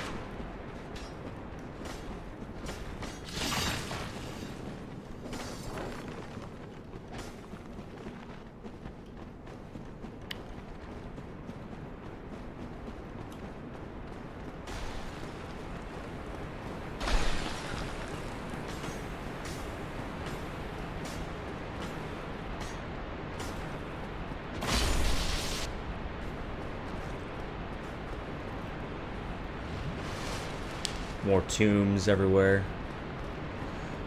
If you're watching, you can see another path off to the side over here. We'll keep going straight for now.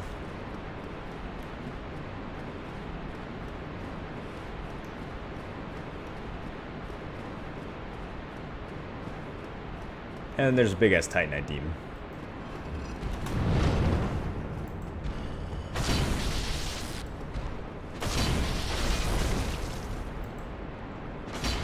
He's tanky.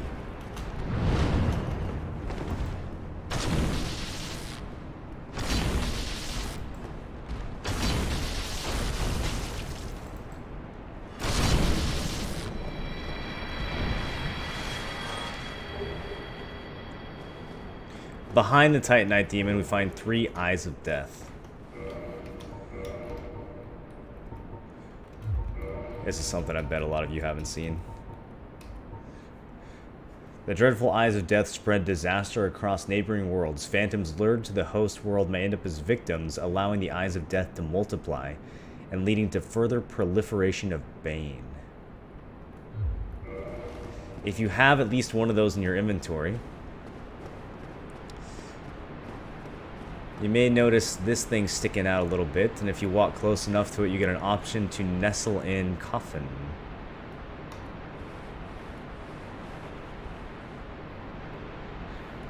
Looks nice and cozy, doesn't it? Let's take a little break here. Always good to take a break when you're traversing the catacombs.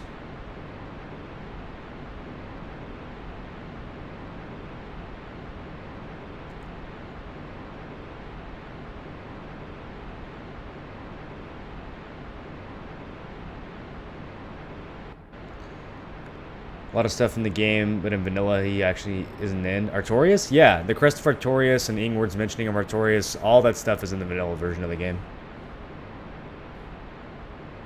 None of that stuff was DLC. Whoa! What's happening?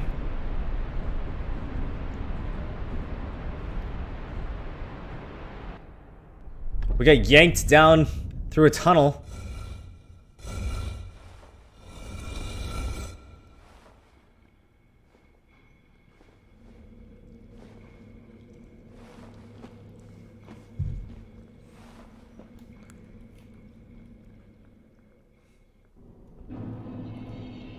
Tomb of the Giants.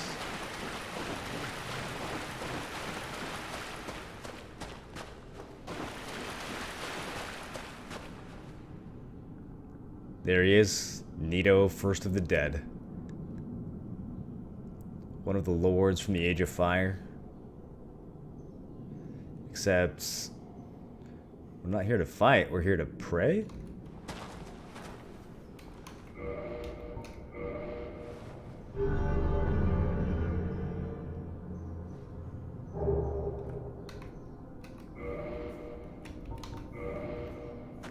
You can offer Eyes of Death to him to rank up in his covenant. We got a Gravelord's Sword.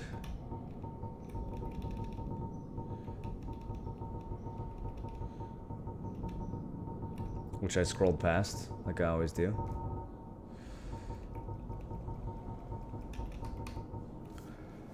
Sword wielded only by servants of Gravelord Nito, the first of the dead, crafted from the bones of the fallen. The miasma of death exudes from the sword, a veritable toxin to any living being. This is actually the only weapon in the entire vanilla Dark Souls that can inflict toxin. The DLC introduces another weapon that has toxin on it, but in the base version of the game, this was the only weapon in the entire game that could inflict toxin. There are weapons that can inflict poison, but this one inflicts toxin, which is like super poison, fucks people up, and lasts forever.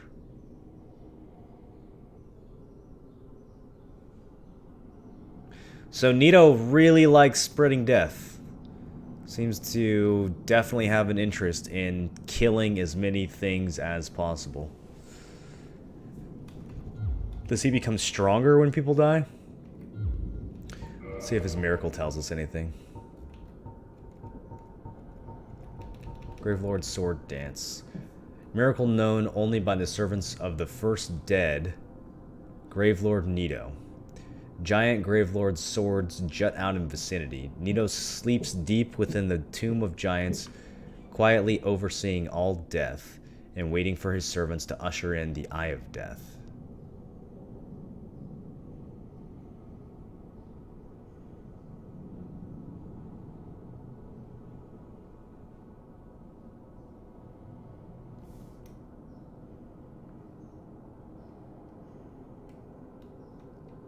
No faith required to use this. As long as you have enough faith to wield a talisman, no additional faith needed to use the miracles of the Gravelord Covenant.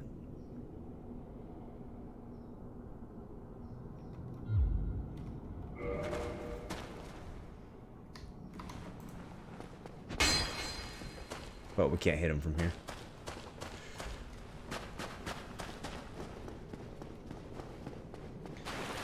So I suppose at this point he doesn't realize that we have, that we intend to harm him.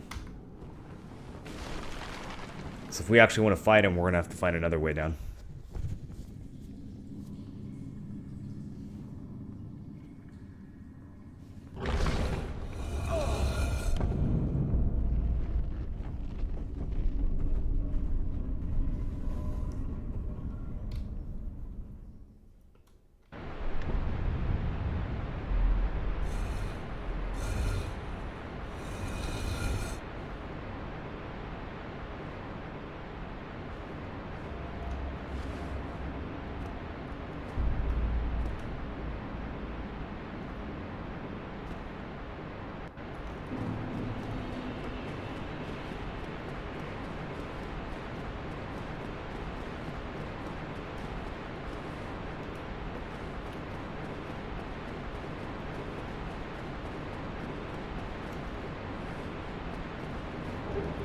Little hole in the wall over here. That leads down. There, of course, is another way to go down that we found earlier when speaking with Vamos.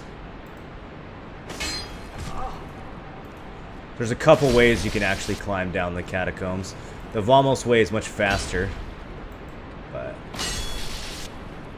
then we would have missed out on encountering Gravelord Nito and some of these other goodies.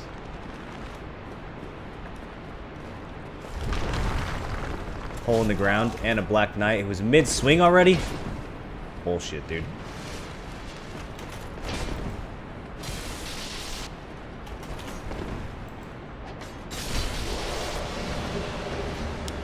Got a white Titanite chunk from him.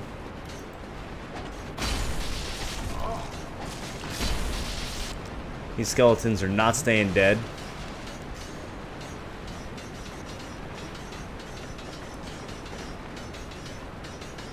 Now we're back to the bone wheels.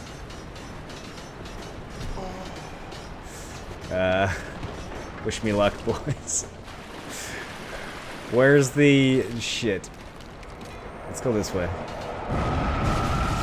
No, no, no! Oh god. We're dead. Found the Necromancer.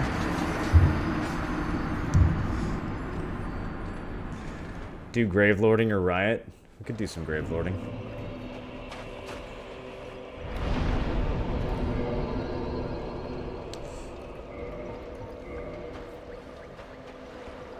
Bone wheels? Hardest enemy in the game, dude. Hardest enemy in the game. Do you know where's the best place to fish relics? Yeah, anywhere in Calma Sylvia outside of Grana and away from the ocean.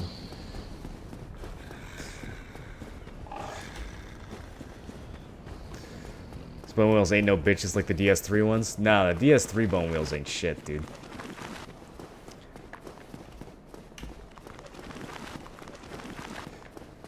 They dumbed that shit way down. Beat Bless already? Yeah, beat the whole game.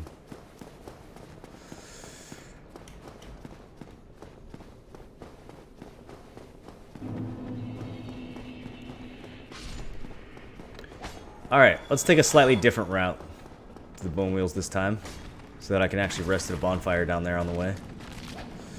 There is actually a hidden bonfire that I totally forgot about near the patches lever that we could have used.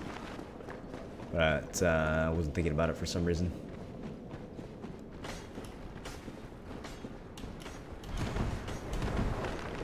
We can also do this. I kind of want to do this just to show you guys that it's possible.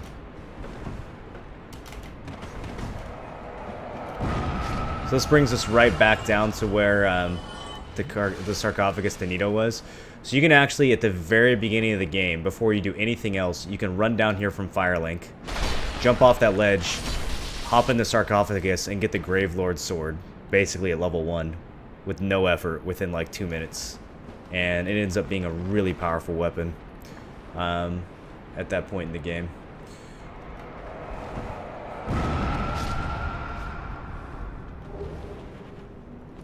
You can actually continue falling from Nito's pits all the way down to this cavern right here, which is the exit to the catacombs. So you could skip the entire catacombs just by knowing where to fall.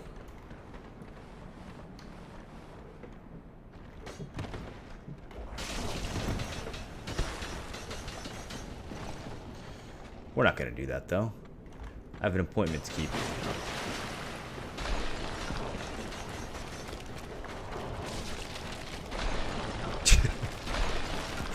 Oh god, you guys. I need more poise. Need more poise.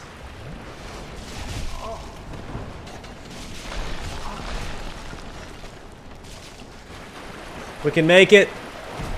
Believe.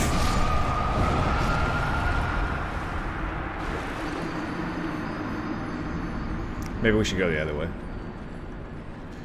You gonna try Bless? I already tried it, dude. I posted my thoughts on Twitter.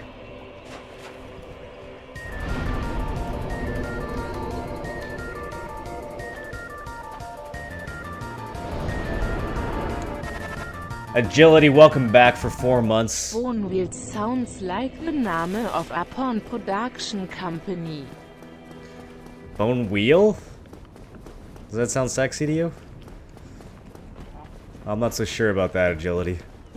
I don't think I would watch a film with that with that label. Sounds a little too kinky for me. You get excited easily? I understand.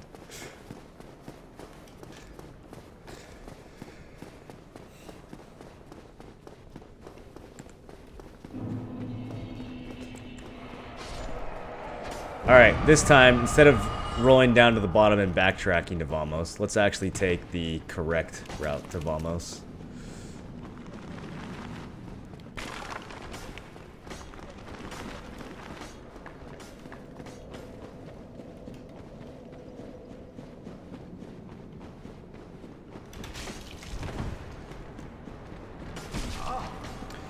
Nick, would you mind making a bless command that just links to that Twitter post?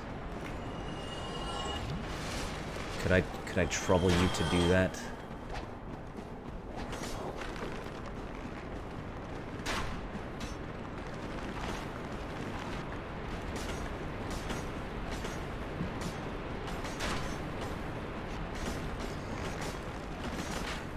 Fuck! Why'd I do that? I know better. I know the layout of this place, kind of. Totally know where I'm going.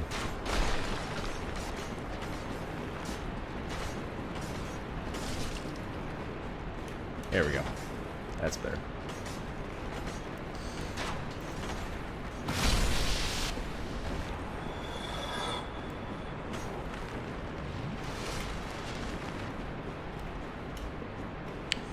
Okay, with a bigger health bar, this jump won't be quite as scary. Although I think it might still be potentially lethal, even with this much health, but we'll try not to miss either way.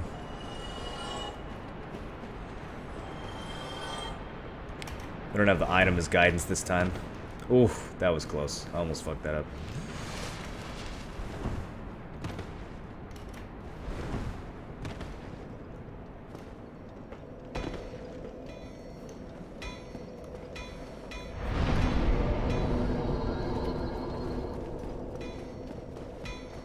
There he is. What up, Vamos? Long time. Long time, dude.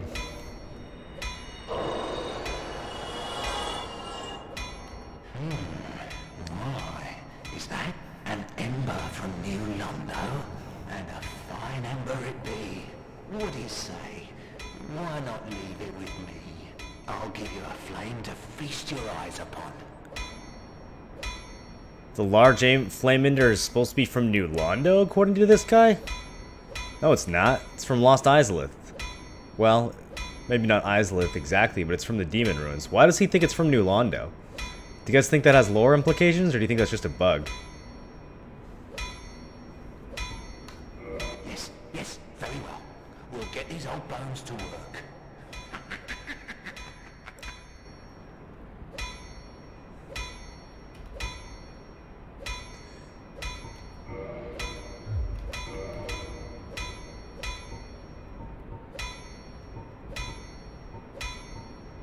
So he has two ascensions now, the Fire Ascension and the Large Fire Ascension. Well, what was that about? Don't be coming around here without a good reason. New Londo connected with Izalith. It was flooded, water puts out fire. Sounds like a stretch. I'm not seeing that. Why, that's an ember unlike any that I have seen. A very curious pattern. Could it be the flame of the legendary witch? I know. Suppose you left that ember with me. Old Vamos would never let you down. No, not ever. Well, he sounds kind of creepy about it, but sure, we'll give it to him. Yes, splendid. Splendid indeed. My, oh my. You precious little thing. He's very happy about that Chaos Ember. And so am I. Let's upgrade this shit.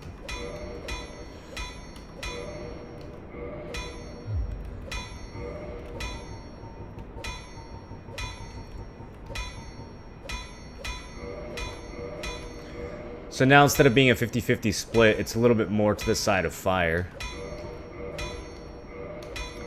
And I'm 3 red chunks short of being able to max this thing out. So sad. I don't suppose he sells red chunks, does he? No, he sure doesn't. Vamos, he don't sell anything interesting. I've told you I have nothing to discuss. If I have anything to offer, I'd be of more help with that ember from New Londo, of course. It's a shame the whole place was flooded. I'd be of more help. He's still referring to New Londo. I'd be of more help with that ember from New Londo. It's a shame the place was flooded.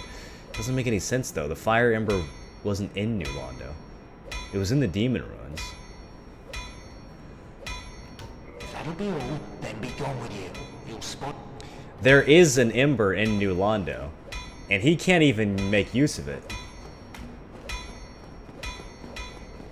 You have to bring the ember from New Londo to Andre.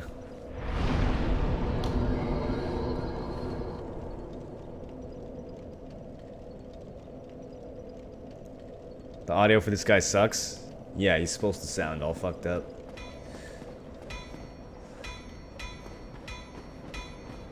Alright. We can do this.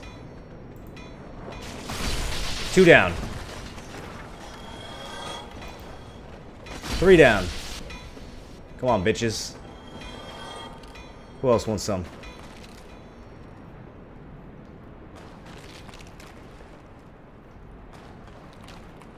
There's the exit. I see you. Roll at me. Do it.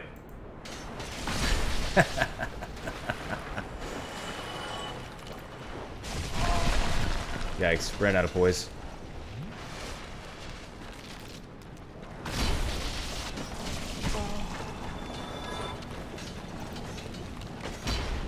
We got this, we got this.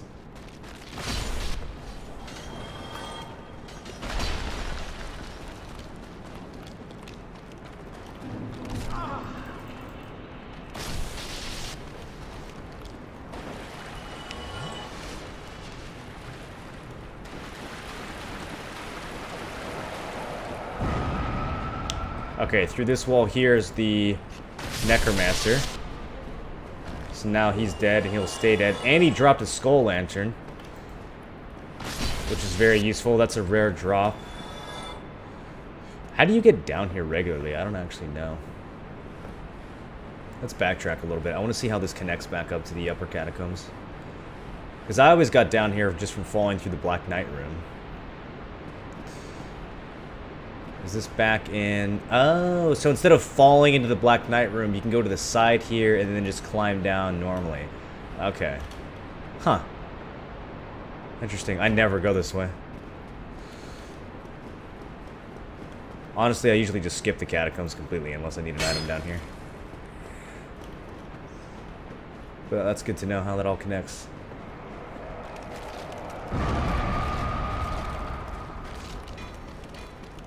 It really is quite a maze.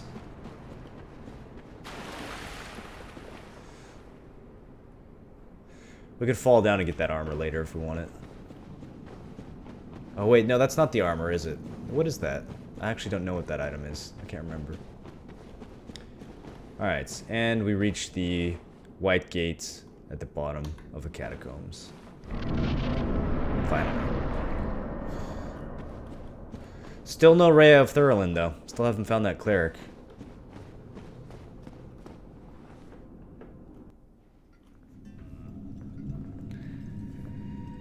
Is there a tactic for wheels without poise tanking?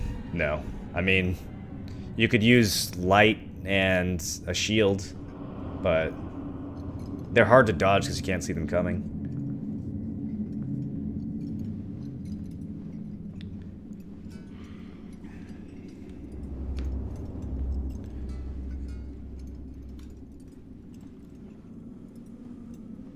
Three faces. They look at each other and they look at us.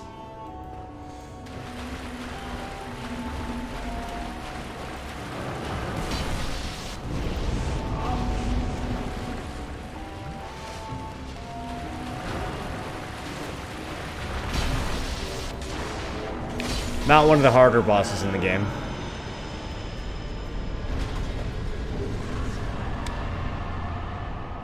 Rite of Kindling. Mask of the Child. Alright, reset. We gotta start this run over, boys. Run's dead. Let's start from the beginning.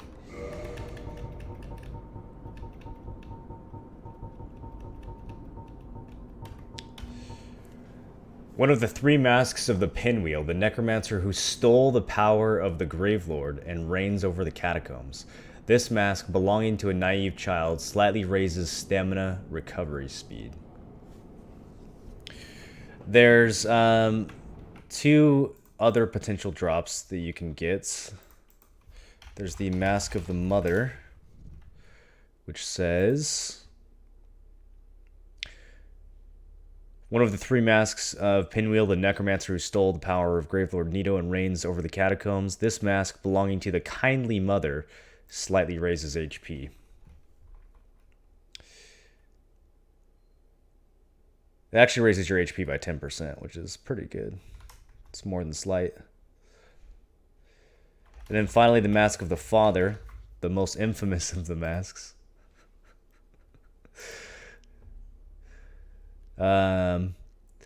Same intro, and then it says, this mask belonging to the Valiant Father slightly raises equipment load.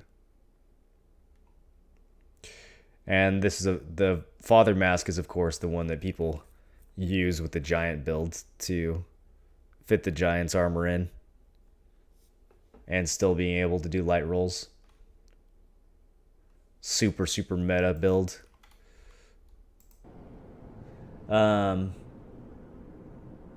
we have a naive child, a valiant father, and a kindly mother. And if you actually look at the shape of Pinwheel while you're fighting him, you can see all three of their bodies kind of melded together. You have the dad with the child and the mother on his back, and they're all kind of like squished together into one body. But it says he stole the power of Gravelord Nito. We also got something called the Rite of Kindling, which is what the clerics came down here seeking. Rhea and her clerics, their journey to the catacombs to begin with was supposed to be to find this. But we found it, and we haven't found them yet. Rite of Kindling. The secret rite allows bonfires to be bolstered further with kindling so that even more Estus can be collected. Kindling was a sacred rite passed down among clerics, but all undead can imitate the process in the same manner that they restore their hollowing with humanity. How peculiar that humans found little use for humanity until they turned undead. Not sure if the game is talking about Dark Souls here or just human beings in general. How peculiar that humans found little use for humanity until they turned undead. A little bit of commentary thrown in there.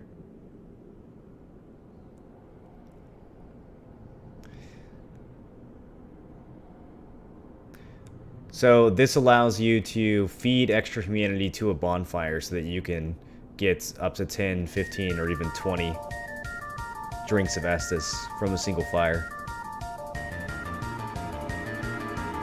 Jix, thanks for the resub. The T3 resub, by the way. How you like the new place?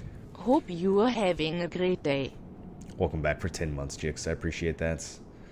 Yeah, I'm liking it. I just need to get some kind of screen behind me for the window. I think that I can't quite get the lighting to work, so I think I'm going to go buy a green screen finally, or maybe order one off Amazon. I don't really know like where the right place to go would be to get one of those other than Amazon. Where would I find a green screen?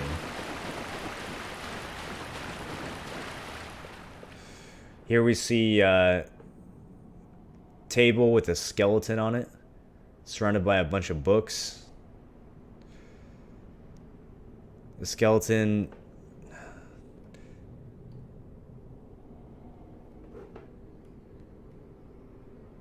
is supposed to be holding this piece that's on the table? Well, either way, this necromancer doing some shady shit up here with the Rite of Kindling. The rite of kindling that... It says he stole power from Nito, but the rite of kindling was passed down by clerics. Is it possible that the Way of White from Thorland has some surreptitious connection to Gravelord Nito that they don't want the public to know about? The clerics are not as holy as they seem. We certainly know that Petrus, the cleric that we meet in Firelink Shrine, he isn't exactly the nicest guy. Shortcut ahead. This actually just leads back to the front of the catacombs, if I remember right. Alright, fuck this. This is way too dark. There's 3 ways you can deal with the darkness down here. One of them is the Skull Lantern, which we were lucky enough to loot. That I forgot to read the lore for. So let's go find it anyways. Where the fuck is it? There it is. Counts as a shield, I guess. Skull Lantern of the Catacombs Necromancer droops from his long beard locks.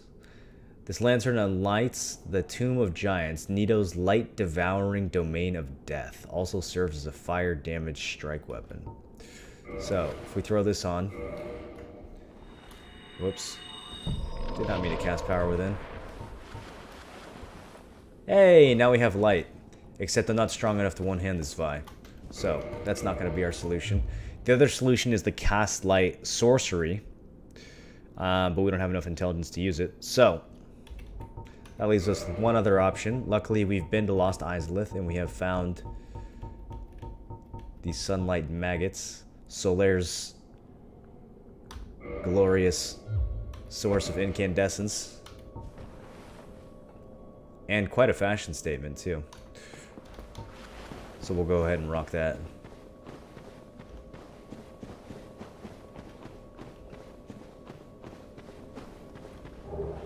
Soul of a Proud Knight. And then this dumps you back into the corridor that leads back to the catacombs in case you want to get out of here. The Pinwheel Boss Arena, you fall down into it, so there's actually not a way back. It's not obvious how you get out of here. The game kind of just forces you to continue going forward. But there is a way out, in case you make it down here before you're able to warp.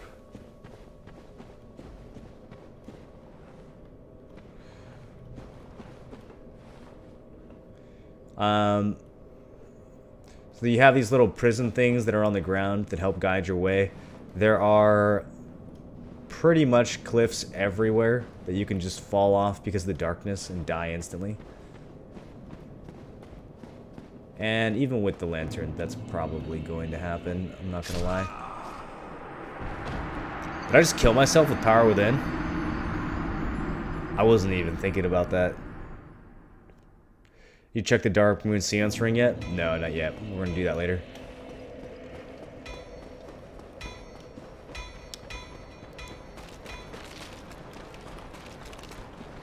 Whoops. Moro dying. I was busy looking at the darkness, dude. Oh shit. We'll be okay. We'll be okay. Fucking bone wheels.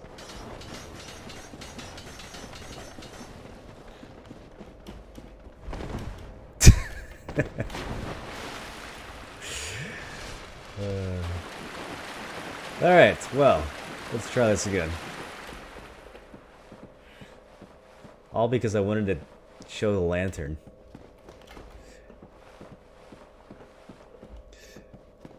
Anyways, prism stones. Not super useful when you have a source of light, but they still kind of help. They still kind of tell you, like, which direction you can go in.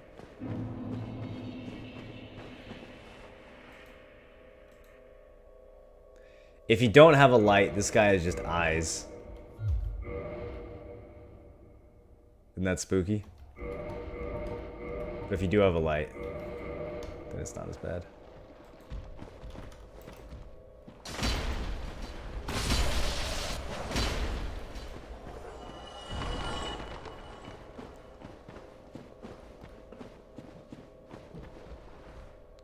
Something over here. Kind of looks like bait, doesn't it? Just because there's a prism stone doesn't mean it's actually helping you go forward. I think there's a shortcut you can drop down to over here where you can skip some of the tomb, but let's try to be thorough.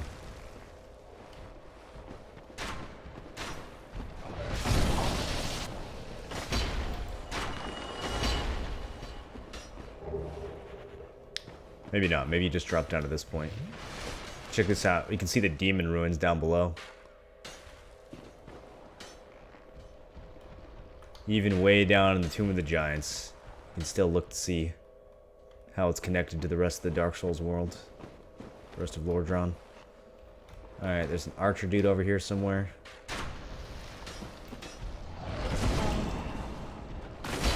And I do not have as much poise as I think I did.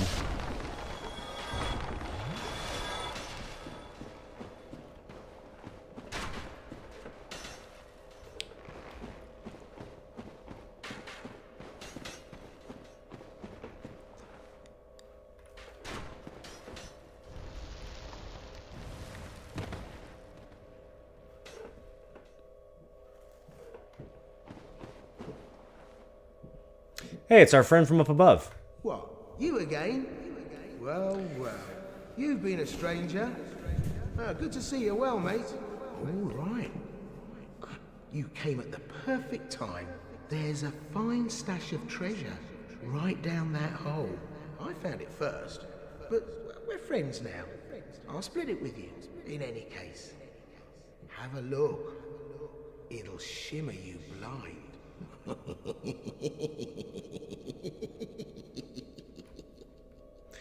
Well, he seems like a nice guy. That was a very unsuspicious laugh. And he's got a very trustworthy face. He says that he'll split the treasure that he just found with us. That seems good. Let's go take a look and see what he's talking about. Oh yeah, I see it. Yeah, there's definitely some treasure down there.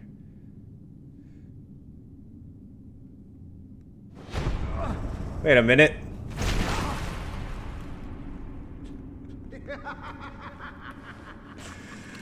This is what I do, my Never saw friend. that coming. The trinkets I'll be stripping off your corpse, that's the real treasure.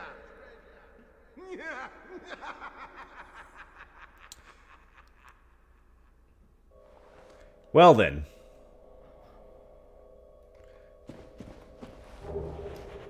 Since we're down here, we might as well loot this stuff. And there's a skull lantern in case you didn't get one up above as a drop from the necromancer.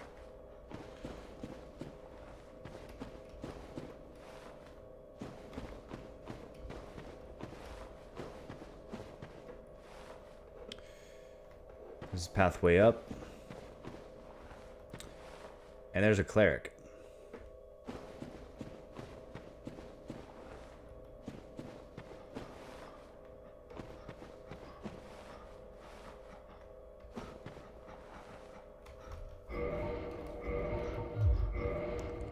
Still looks human. And she can talk. You're no hollow, are you? Thank goodness. Please be careful. There are two fierce hollows not far from here. They were once brave knights, my former escorts. Who would let such strong spirits be hollowed so? Heavens, is there nothing at all to be done? Who would let such strong spirits be hollowed? It's like she's got this... She's got this religious overtone to how the world works. Like some higher power allowed this to happen. You're no hollow, are you? Thank good, please be careful. They were once brave knights, my former escorts. Who would let such strong spirits be hollowed so? Heavens, is there nothing at all to be done? So just like Lautrec and Petrus told us, she is indeed down here, completely helpless, replete with humanity. And her two guards are nearby, but they're completely hollowed. There's one of them.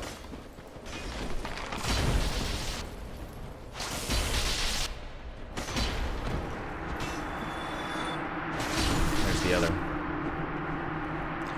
Those are the two clerics that we saw with her at Firelink Shrine originally.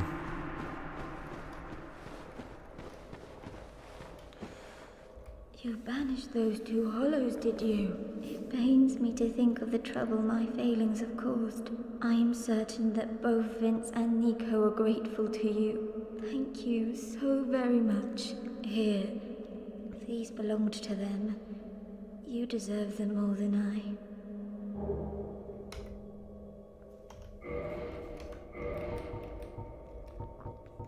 These? Maybe she was originally supposed to give you 2 rewards. Common miracle amongst cleric knights, gradual HP restoration. Beware of the cleric knight blessed by replenishment, for he shall not fall easily. I am certain that... Thank you. Certain that both Vince and Nico are grateful to you. So she thinks you've done them a favor by killing them after they went hollow. And, I guess she'll figure out how to get out of here now.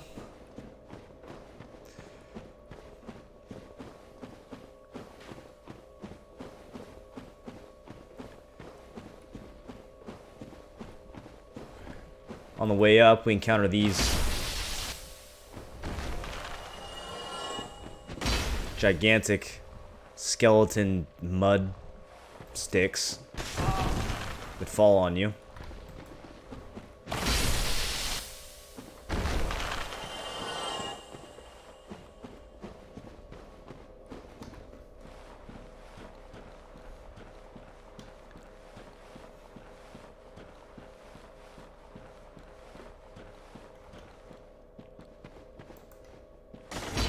And an illusory wall that you can actually find from the other side if you want to go back down the other way instead.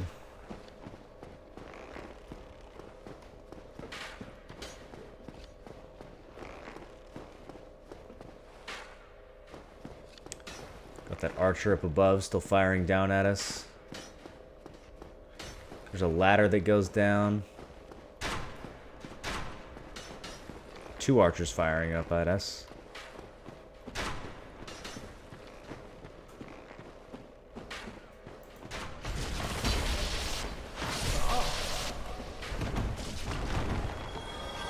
Ouch. Found one of them.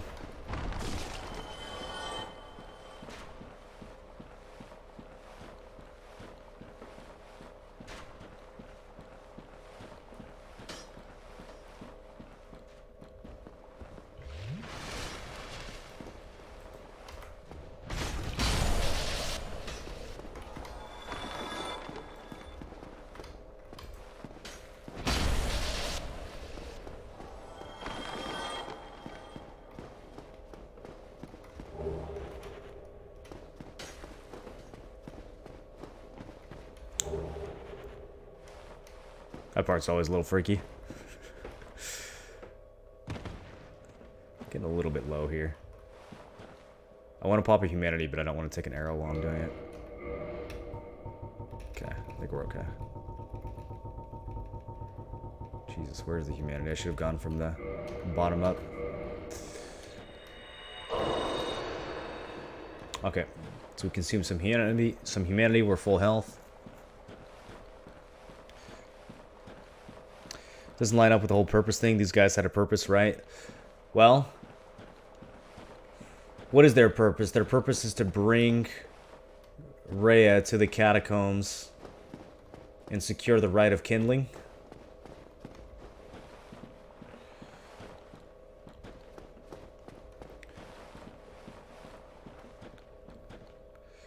Doesn't seem like they were successful. Maybe they only hollow after we... Well, no, it's not after we find the Rite of Kindling. It's before that, because... More Eyes of Death up here. Lautrec and Petrus already know that she's stranded down here, and that her friends have hollowed out. I don't know. I don't know why Vince and Nico go hollow. It's a good question.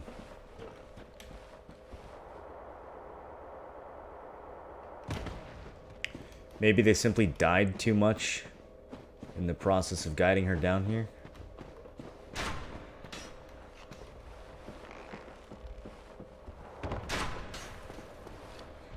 This is a hell of a room right here.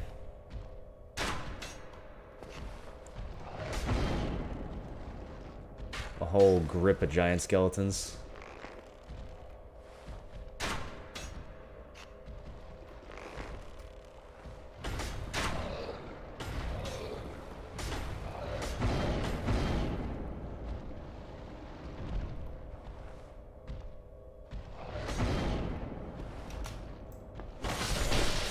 Damn, only got one of them.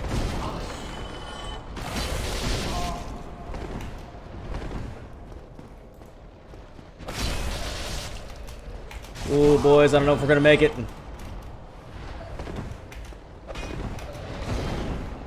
Climb out. Go, go, go, go, go. Go, go, go, go, go, go, go.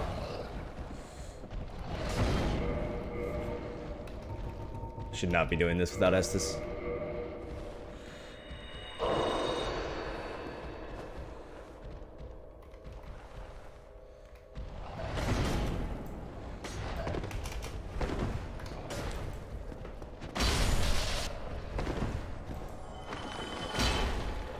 Shit.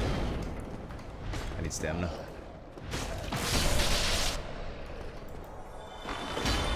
Okay.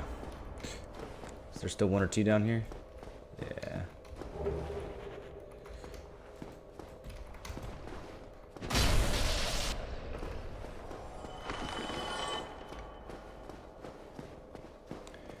And look at that.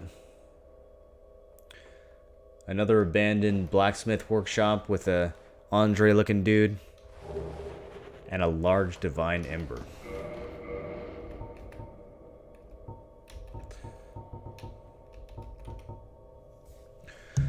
Ember acquired for weapon ascension. Large divine ember of secret church rites intended for select divine blacksmiths. Ascend +5 divine weapon. Allows reinforcement to +10 on par with the very weapons of the gods. So this is how you max out a divine weapon if you're doing a holy playthrough.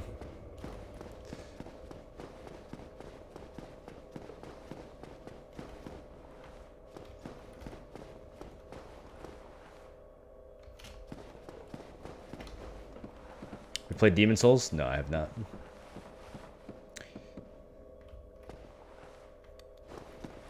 Even Dark Souls is forgiving enough not to drain your stamina while climbing ladders. Could you imagine? We've had to budget our stats differently for that. Why does Lautrec know? Lautrec knows because of Petrus. Petrus tells Lautrec because Petrus wants you to go hunting after Rhea. I'm not sure why he doesn't do it himself, but he abandons Rhea, Vince, and Nico down here. Probably sabotages them in some way. He might even be responsible for Vince and Nico going hollow in some regard. But he abandons them, comes back to Firelink, and tells Lautrec and you. He basically tells everyone at the shrine, hey, there's a cleric stranded in the catacombs. You should go have your way with her. That's literally what he comes back and says. Maybe they didn't have purpose to begin with. You can bribe the original guy at Firelink with souls. Well, you can bribe Petrus. Petrus isn't one of the ones who goes hollow, though. The ones who go hollow are Vince and Nico, who are introduced to us as Rhea's schoolmates. So they're probably fairly loyal to her. Although they don't seem thrilled about the mission. Vince doesn't talk at all. He seems like a bit of a mongoloid, but Nico basically says, like, yeah, we would rather not be doing this, but, you know, we have to accompany Rhea. We've got to make sure she stays safe. So they seem to care about what they're doing. Oh, you... What do you have to say for yourself? Well, let's just calm down. Talk about things. I did you wrong, but I didn't mean it. These temptations. You can, well, overcome me. You know what I mean, don't you? Please, forgive me. You and me, we're jolly undead outcasts, aren't we? If you ever get in a fight with your significant other, just take a page out of Patch's books. I found his speech there to be very compelling. I'm going to forgive him. Oh, brilliant. A second chance. Wonderful. I had a feeling you'd understand. I did. But if I were in your shoes... Ooh. who knows what I'd have done. But now we're friends again, eh? Still with the evil laugh at the end. I did you wrong. These temptations, they can You know what I mean, don't you? Alright, Patches. We're cool. Don't worry about it, dude. I'll see you back in Firelink.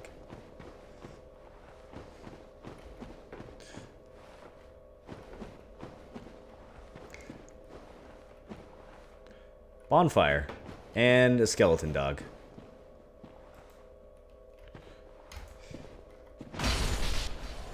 It would be a shame to die so close to the bonfire, wouldn't it? Let's try not to do that. There's a white gate. No boss, though. Just a trigger to aggro a bunch of shit to kill you.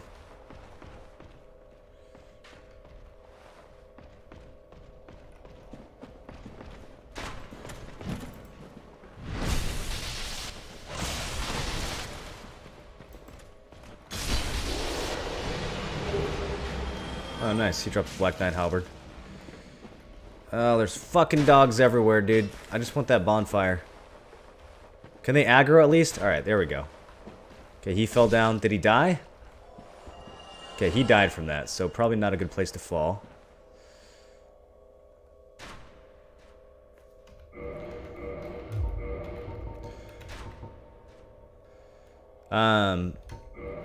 I'm gonna stick some humanity on an actual hotkey, just in case. We got plenty to burn through anyways. Okay, wait for the arrow. Dodge. Kill Doggo. Oh, Doggo dodged! He like reared up and my attack missed. Okay.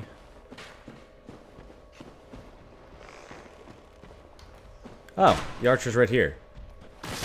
Bye-bye.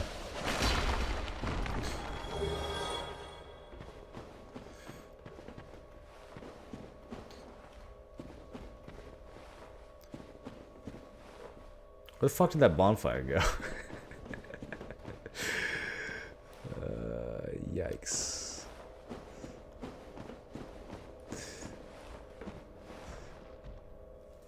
Okay, doggo down there. Oh man, I get lost every time I come down here. Here it is, I think. Maybe this is just the effigy shield. Nope, just the effigy shield. Fuck, okay. That's got some good lore on it, but let's find the bonfire first. Okay, there it is. We just need to go down a little bit more.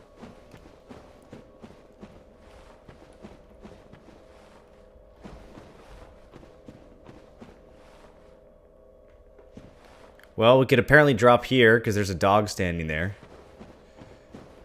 But I don't want to accidentally bounce off the ledge. Let's go slow. Nice and slow. Shit.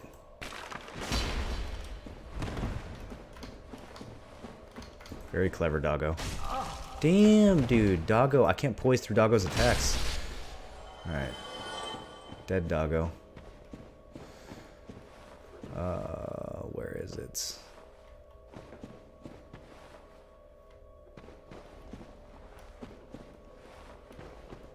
Okay, there it is.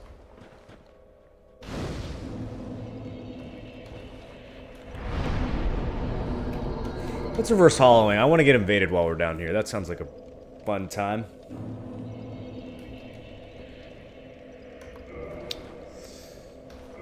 Let's check out this shield that we just got.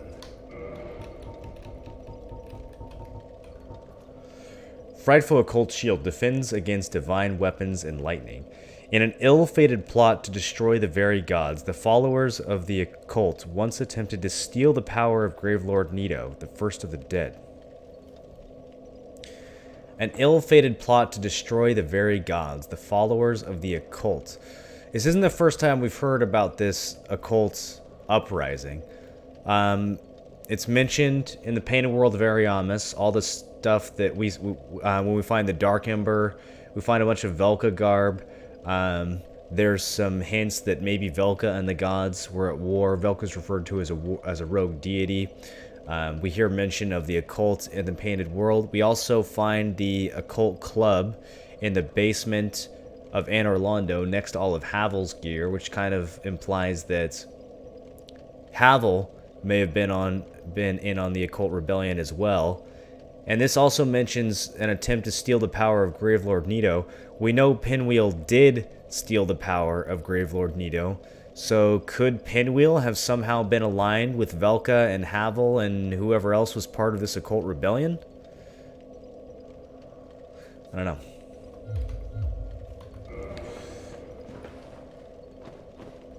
There's signs all over this place. Nobody wants to go through the Tomb of Giants alone.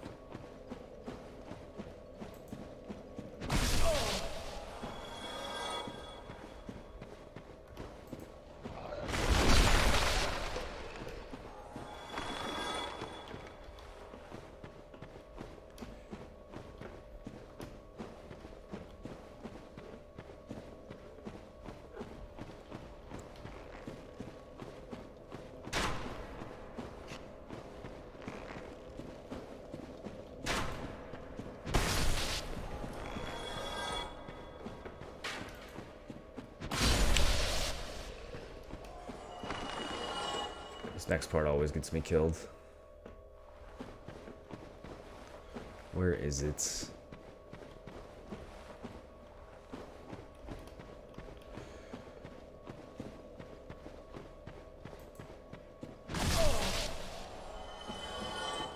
I think it's over here. Okay. Let's go down a little bit.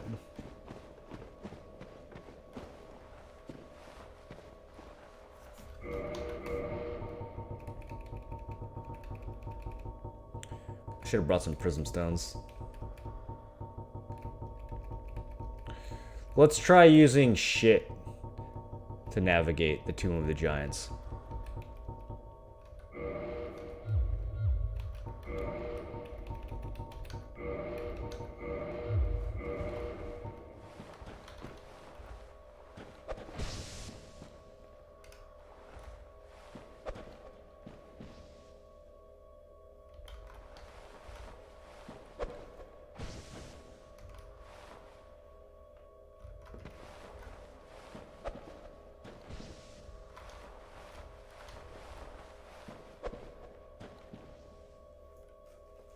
I don't find that particularly helpful. It was worth a try, though. It was worth a try.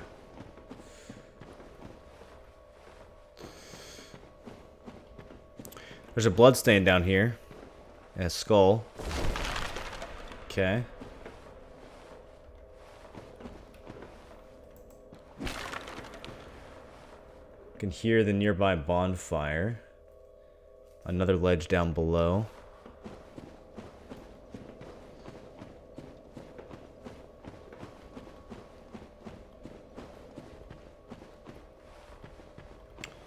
How do we get to that? That is the question.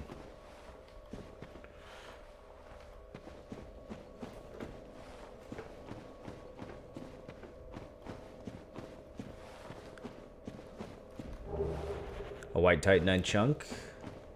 Useful for anyone trying to upgrade a divine weapon as you're going through this area.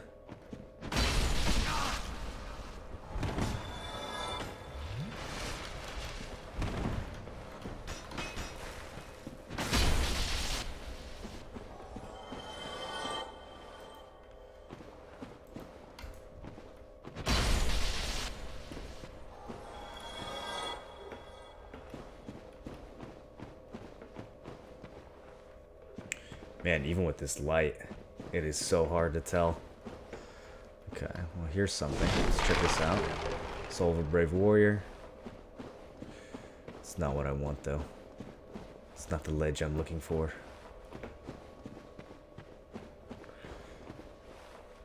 Okay, here's a ladder that's gonna lead us to an open cavern. Now we've gone too far.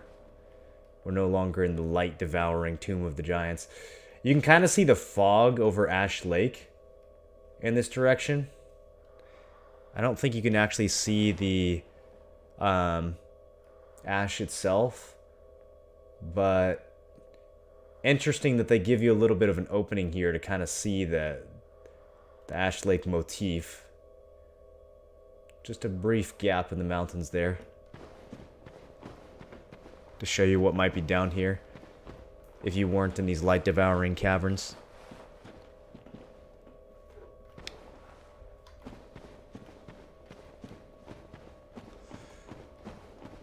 Alright, we're just gonna have to take a death to figure this out.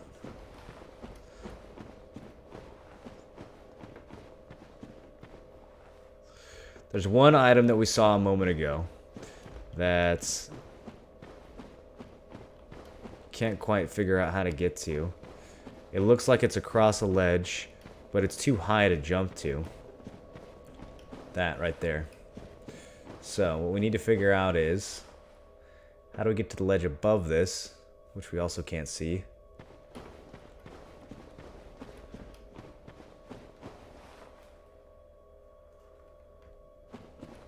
In such a way that we can drop back down. So we need to go up.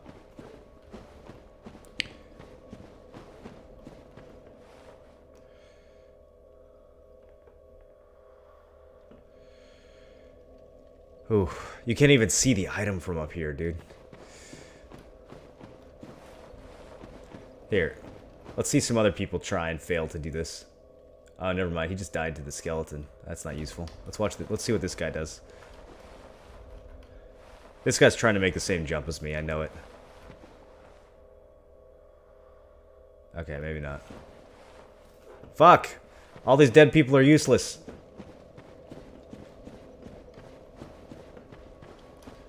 Okay, how about this guy? Nope, useless.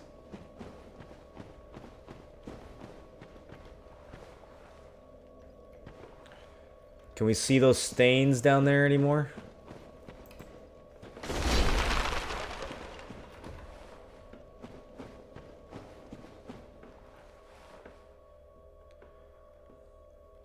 I think this is where we want. Right here, next to the archer. I remember the archer being important for this. This guy's... Yeah, okay. He just dies to the skeleton. Man, who dies to a skeleton? Do it. Jump. Jump.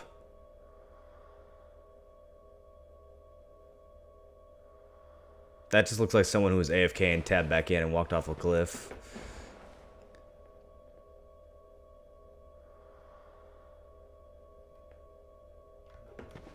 Was that the same guy who died in the other stain? Okay, this guy. Do it. Go, go, go, go.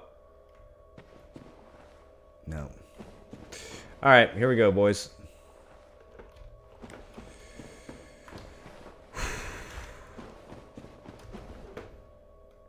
Shit! That was so close!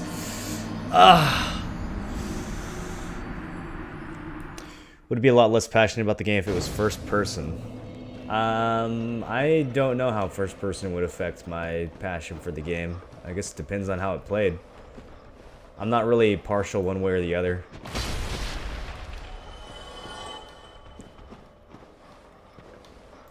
A lot of old school RPGs I played that I really enjoyed were first person.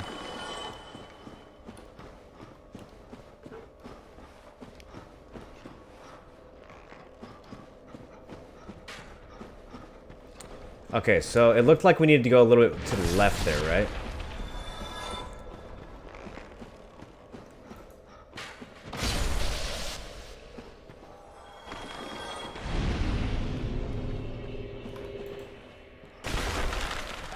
Okay, so I think I kind of jumped this way. We need to jump a little bit more this way. Oh, we did it! Alright, now to survive this next part.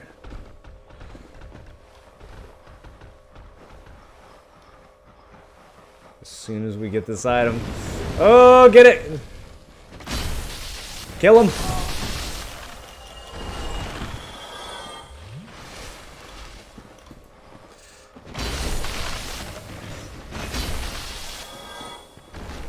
Alright.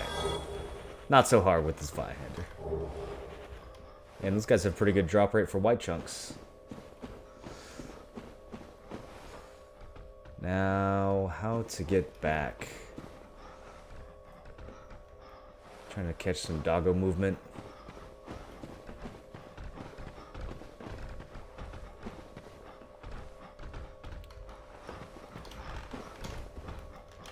Okay. Ooh, somebody gravelorded me. Let's see if we run into their sign down here. All that for this stupid ring. Covet a silver serpent ring. So we got the cold serpent ring from Sin's Fortress way back in the day. Serpent is an imperfect dragon and symbol of the undead. Its habit of devouring prey even larger than itself has led to an association with gluttony. And it's the exact same description for the silver ring. So, you may be asking, Moro, why did we just waste all that time looking for that ledge to get a ring that doesn't even give you additional lore? And the answer to your question is... I don't know.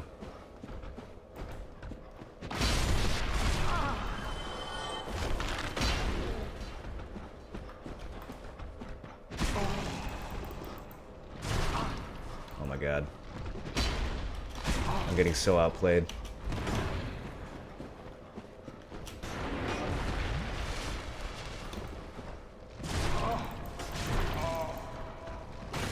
Number of times this thing has poised me when I'm like a frame away from the hit landing.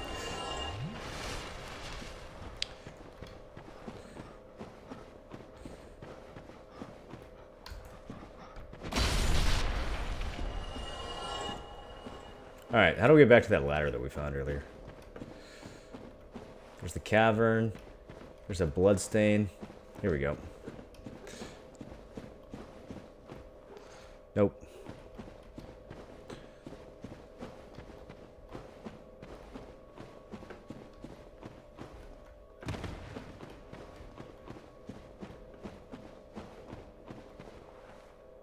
Oh shit, you know what? I need to be, I lost my humanity. We need to be human for this next part.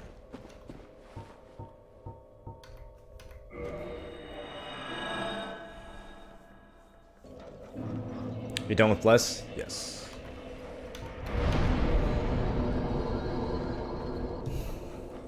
The answer is why not? Yeah, this guy gets it. Can I do anything with these souls? I don't really have anything to level up. I could pump a little bit more health, I guess. Health over soft cap? Sure, why not?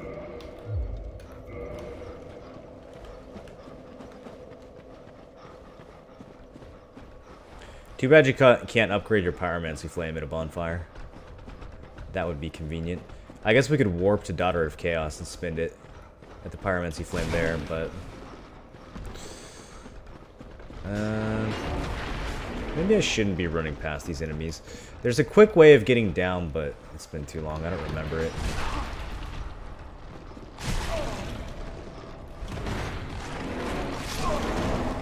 Rip. Got too excited.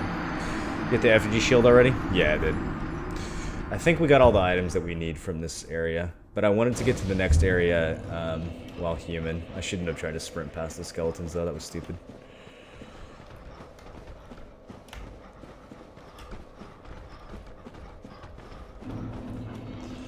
Alright, let's go reverse hollowing again.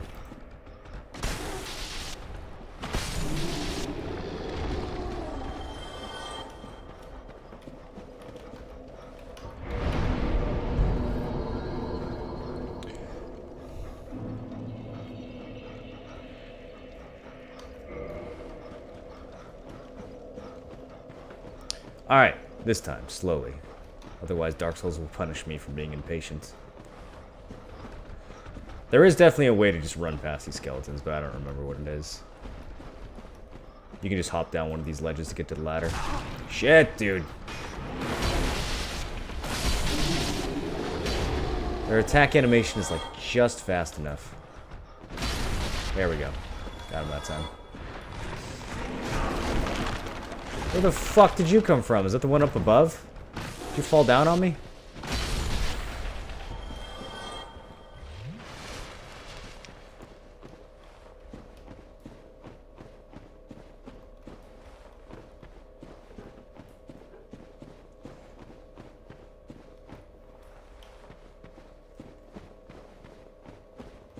Okay, starting to get the hang of this now.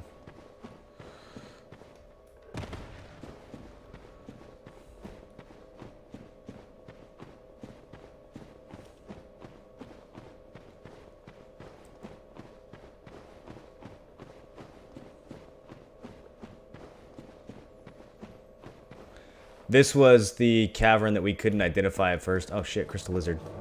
That the Lord Vessel shit was blocking. There was a yellow wall here. And there's an invader with a giant ass hammer on the ledge here.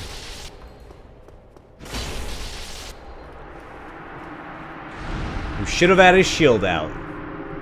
Paladin Leroy. Grant and Sanctus.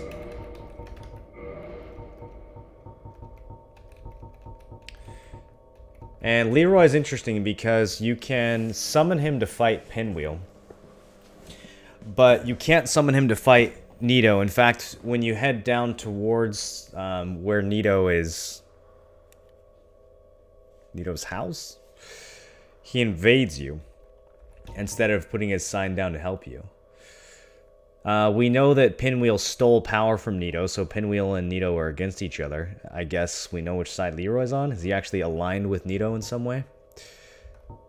A legendary weapon of the Way of White, granted to an undead paladin long ago. Once blessed with the protection of white flame, but its power has all but faded, so that it provides only slight HP recovery. It is a really fucking cool looking shield, though.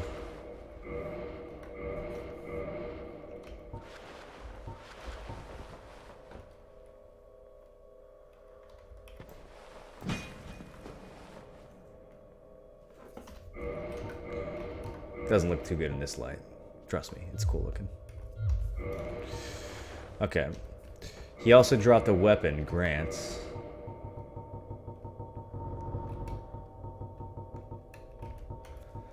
Legendary weapon of the Way of White, granted to an undead paladin long ago. The massive iron can only be lifted by those with inhuman strength, but it is blessed and very effective against agents of dark. So it has a divine modifier. It also has faith scaling in addition to strength scaling, making this one of the hardest hitting weapons in the game if you have the stats for it.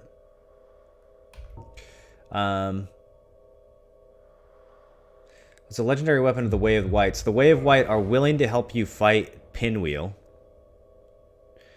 But when you try to fight Nito, there's a legendary paladin from the Way of White who tries to stop you, which kind of corroborates with the theory from earlier, that the Way of White have some kind of surreptitious connection to Gravelord Nito. His name has to be a WoW reference? Probably.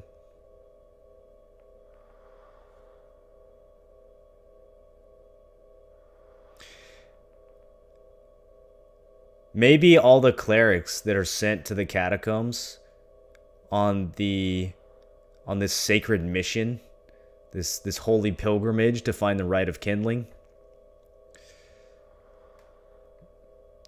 maybe it's all in service of Gravelord Nito. Perhaps Nito is the one who taught the clerics the Rite of Kindling to begin with, and once Pinwheel stole it, that's when the Way of White, who is connected to Nito in some way, established this tradition of sending undead clerics to the catacombs to try to get the power of kindling back from Pinwheel, who stole it.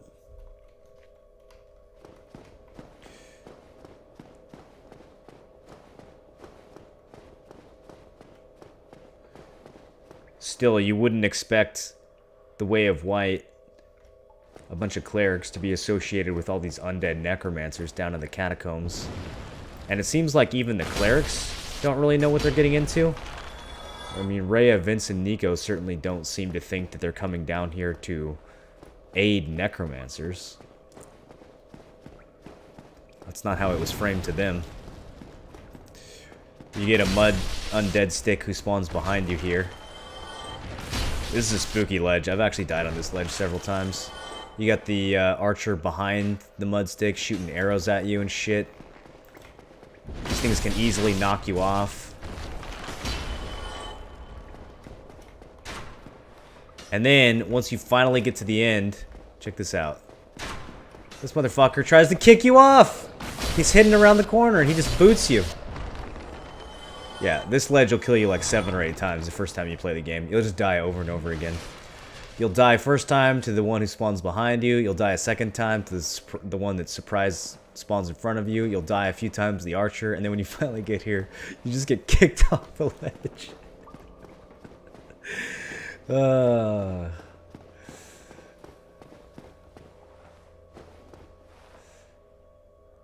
now we've got a whole shitload more pinwheels down here. So is Pinwheel not the only one who fused multiple bodies together to make this weird fucked up shape?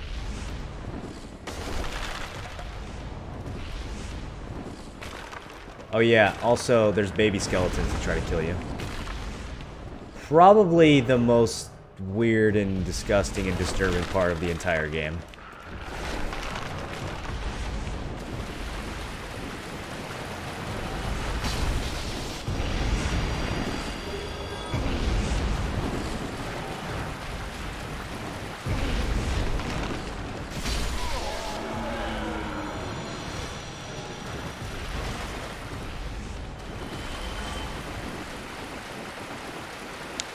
Yep, they just chase you around. Little baby skeletons.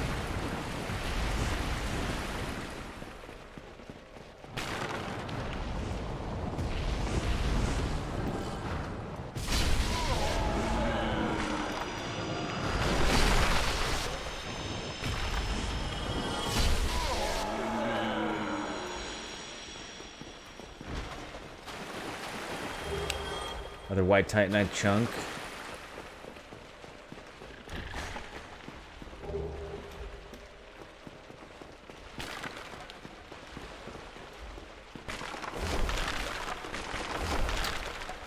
A fog gate with signs in front of it. And this auspicious wooden gate thing. But if we have a look around before going in there and discover this little side tunnel that we can drop down into, we are rewarded with the white titanite slab. Only one in the game, if I recall. There's another one in the DLC, but the DLC has more of all the slabs. White titanite slab for weapon reinforcement. Legendary slabs were the domain of the gods. Similar description to the other slabs that we found.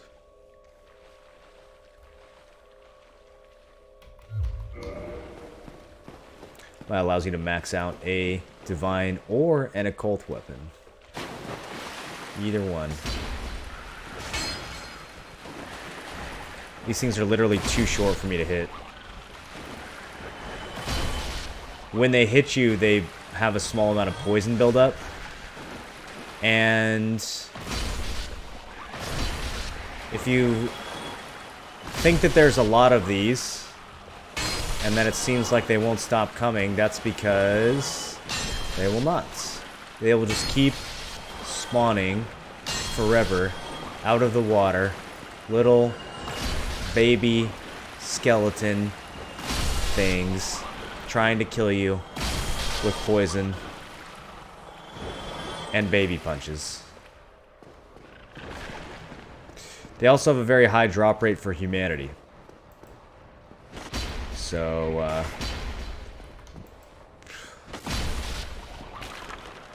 make whatever you want out of that. Let's get out of this place. I hate this place. Good grind spot. It is a good grind spot for both souls and humanity. A lot of people actually will grind that spot. Alright, let's put on a real helmet for this fight.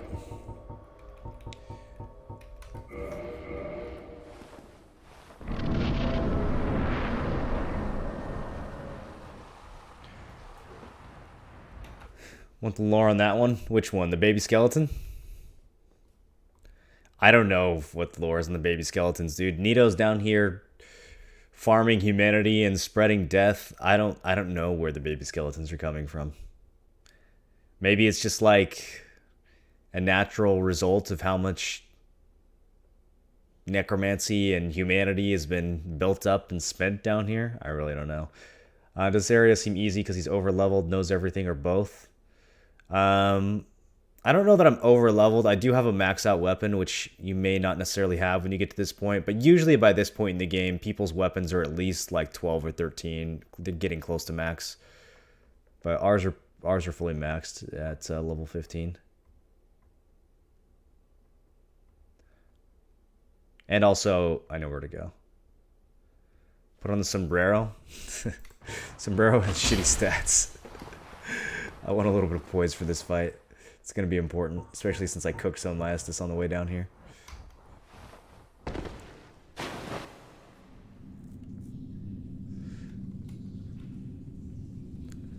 So we saw Nito earlier when we came down to join his covenant, but this time around, instead of allowing us to come and pray to him and talk to him about the covenant and yada yada yada, he seems to know that we're here with hostile intent. And he climbs out of his sarcophagus and summons a bunch of skeletons to kill us.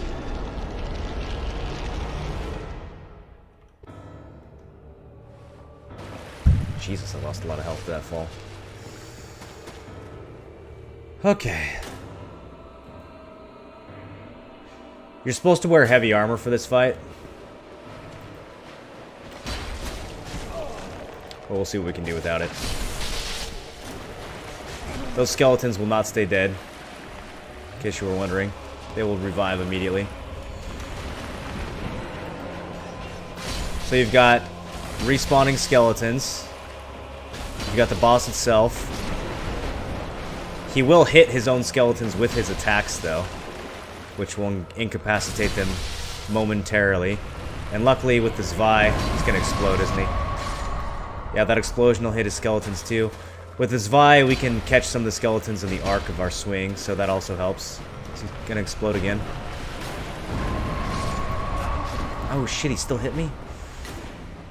We might have to use some humanity heals for this. The scream means he's going to summon a spear like that out of the grounds, which you can't block, you have to dodge it.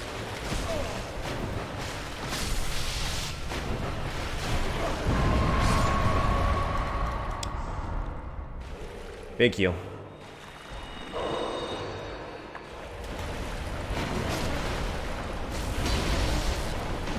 And we fought him near the entrance, which is the easiest place to fight him. If you actually chase him further into this chamber, there's some giant skeletons that get thrown into the mix as well, back here. But we didn't go far enough back to aggro them. There we go. Got the Lord Soul.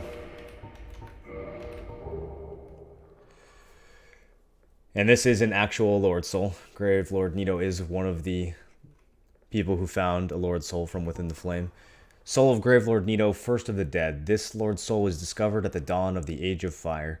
Grave Lord Nito administers the death of all manner of beings. The power of this soul is so great that it satiates the Lord Vessel despite the fact that much of its energy has already been offered to death.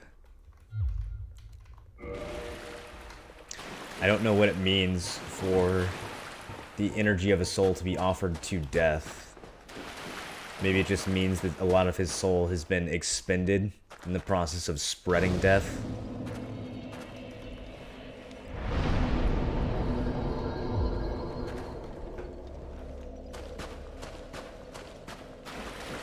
One more thing to do here. Look at all these bloodstains. Holy shit, a lot of people dying to Nito right now. Because they went too far. You can't come this far, you gotta fight him right at the entrance. If you go all the way in, you aggro the rest of his skeletons. You gotta make use of that space right at the beginning. We're gonna find some more incriminating evidence for the Way of White. Let me just reload the game real quick.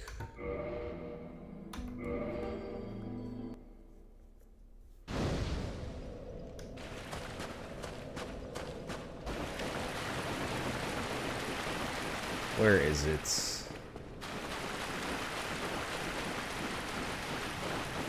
Somewhere around here. There we go. Paladin set. This is the set that Knight Leroy was wearing. It's actually not a bad set. Pretty good stats for a heavy build. Armor of Leroy, Paladin of the Catacombs. Long ago, the Way of White produced its first undead, a paladin in golden armor. With the legendary treasures Grant and Sanctus, Leroy set out for Lordran, land of the gods, in the first undead mission of the Way of White.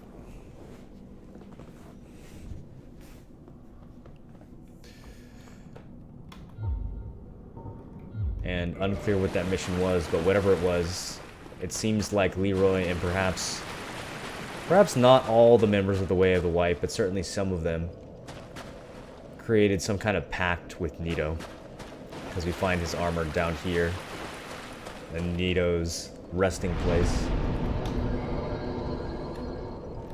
Alright, let's go drop some souls at the Daughter of Chaos.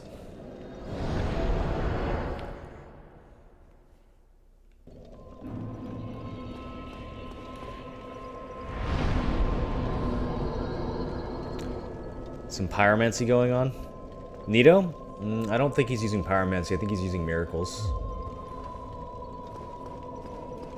Are you prepared then, if you...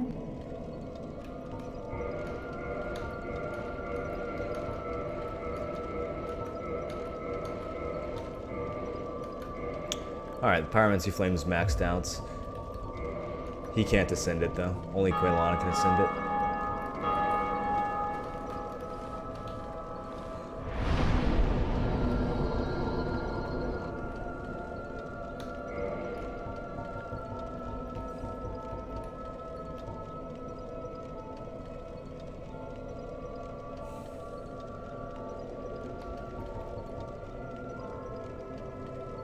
Go to Parish. Ever played the campaign mode for Heroes of Might and Magic 5? No, I played 2 and 3. Maybe 1? Did I play the original Heroes of Might and Magic? I'm not sure if I did. I definitely played a lot of 2 and 3, but I didn't play much of the later ones. I don't think I played the later ones at all, actually.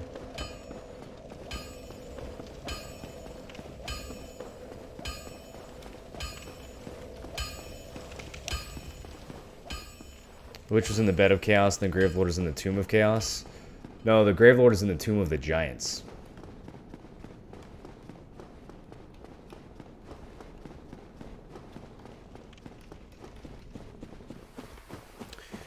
We have one place left to go, and that is the ruins of New Londo. But before we do that,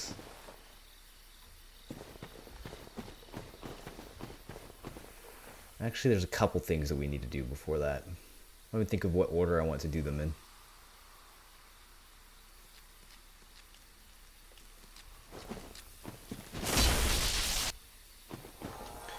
We looted a ring from the catacombs.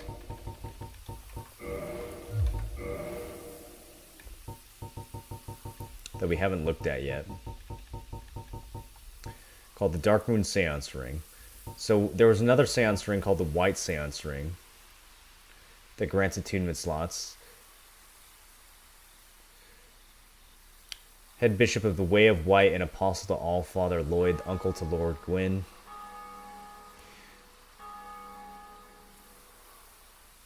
Head Bishop of the Way of White is the guardian of law and caste and one of the great royals of Thorland. There's also the Darkmoon Seance Ring. This is the one we found in the catacombs. This ring is granted to adherents of Gwyndolin, Darkmoon deity and lastborn of Gwyn, Lord of Sunlight. Grants additional magic attunement slots. The Dark Sun Gwyndolin is the only remaining deity in Anor Londo. His followers are few, but their tasks are of vital importance. And now, if you've been paying attention, that should be very confusing. The Dark Sun Gwyndolin is the only remaining deity in Anor Londo, but we talked to a deity in Anor Londo. Her name was Guinevere.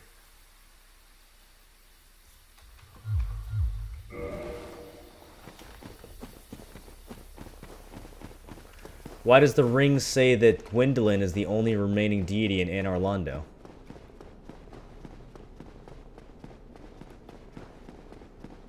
Perhaps we should go have a chat with the lastborn.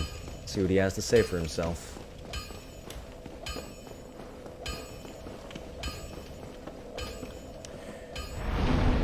We found the Ring of Sun's Firstborn in a place called the Darkmoon Tomb. And there was a bonfire placed here, and it doesn't make much sense when you first find it, why they would place a bonfire here. It's close to other bonfires, and it's just not particularly useful.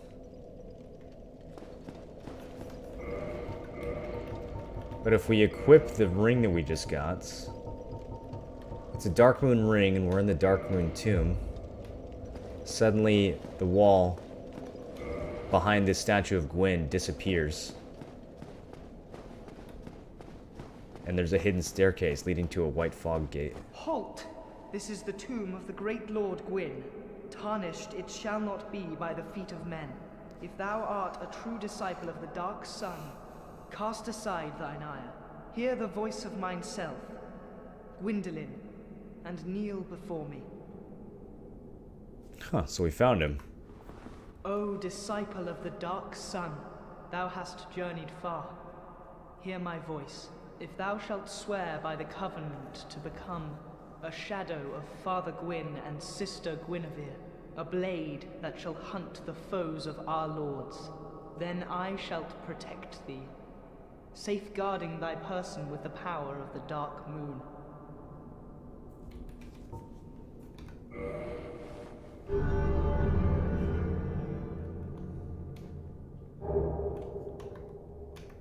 Very well. Now thou art a blade of the Dark Moon, hunteth the enemies of the lords by the power of the Dark Sun. Hunt the enemies of the Lord. Okay. So it makes sense. It's one of Gwyn's children. He's telling you, hunt the enemies of the lords. Although, we're kind of the enemies of the lords in this scenario, since we're going around hunting Nito and the Witch of Izalith and everyone else. But I think what he's really talking about is hunt the enemies of Gwyn, hunt the enemies of Guinevere, hunt the enemies of Gwyndolin. He's talking about the gods of Anor Londo, right? Hunt their enemies. Darkmoon Blade Covenant Ring. Answer Darksun Gwyndolin's summoning. Ring granted to those bound by the Darkmoon Blade Covenant. Answer Darksun Gwyndolin's summoning. Gwyndolin, all too aware of his repulsive, frail appearance, created the illusion of a sister Guinevere, who helps him guard over Anor Londo. An unmasking of these deities would be tantamount to blasphemy. He created an illusion of his sister Guinevere. What the fuck? We were tricked? Where's that orb that he gave us? Invade world of player in the Book of Guilty. Subdue players to acquire Souvenir of Reprisal. These mystical orbs are granted to the Blades of the Dark Moon, knights who serve Darksun Gwendolyn, so that they may serve gods in meting out vengeance. Hold on a minute.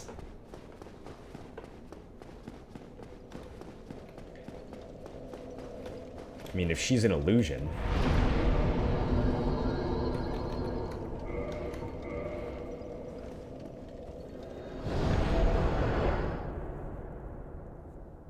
Dark Souls 2 Dex run is going well so far, running a wing spear and low weight armor. The wing spear in 2? How is it in 2? I tried to do a spear playthrough in 2 once and it was rough. What happens if you turn down the covenants? Can you not talk to the NPCs for lore if you say no?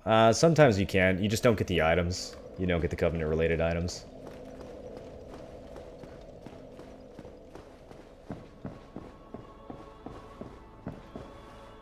Nice music.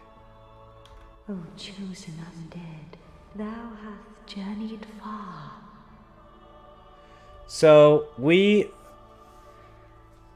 get out of the asylum, we ring the bells of awakening. Framp tells us to come here and find the Lord Vessel. In order to find the Lord Vessel, we have to fight one of Gwyn's 4 knights and the executioner of Anor Londo. All to speak to this goddess who's not even here? Now thou shalt go forth, Who's talking? chosen undead. May thou be one with the sunlight forevermore. It's Gwendolyn pretending? Fuck this, dude.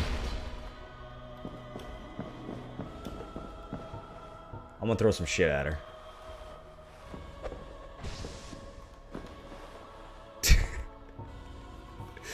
That didn't work. How about, how about a knife?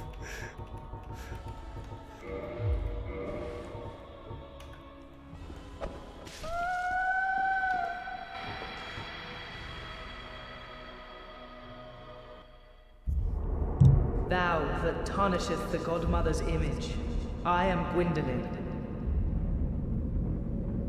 And thy transgression shall not go unpunished. Thou shalt perish in the twilight of Anor Londo.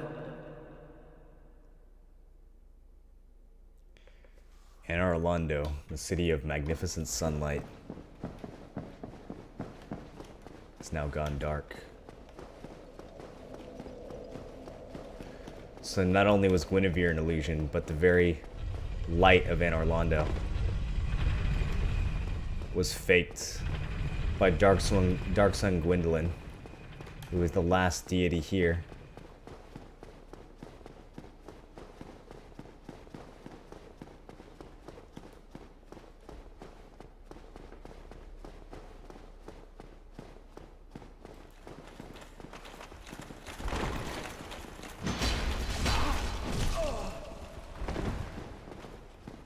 And there are these knights, these Balder-looking knights, waiting in the cathedral for you when you leave. Dark Spirit Edgelord Jake has invaded. Oh, it actually is a Dark Spirit. I was expecting a Blue Spirit to spawn in here. Is he gonna let me fight these? Oh, he's coming for it. Alright, alright. I see how this is gonna be.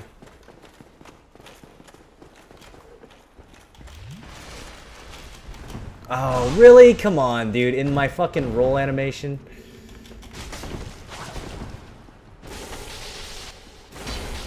Get the fuck out of here, Jake.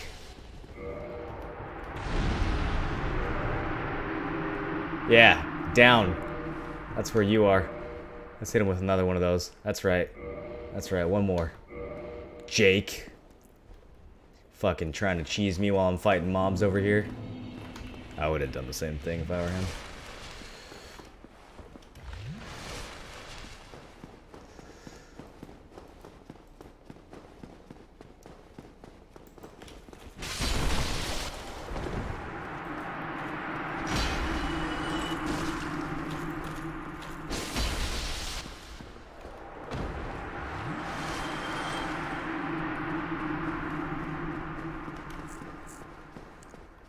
Got him with, well, what is it? I like the point down. This place is different. The giants guarding the cathedral are gone.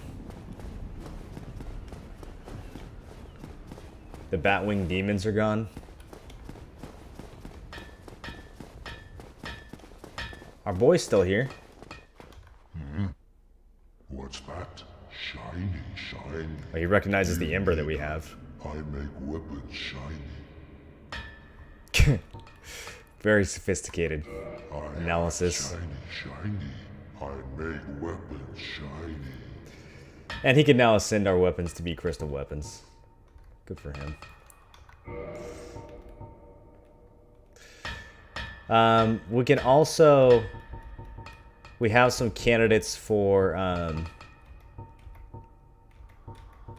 Can you not see the boss description unless you actually get the item? That's interesting. There's a lot of boss gear that has good lore on it that we might have to look up on the wiki.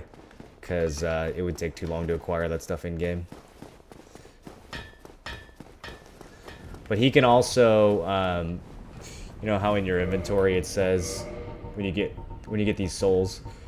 It says that you can create a unique weapon. That blacksmith is the one that you use to do it. So... We might have to look up some of those weapons on the wiki and see what they tell us.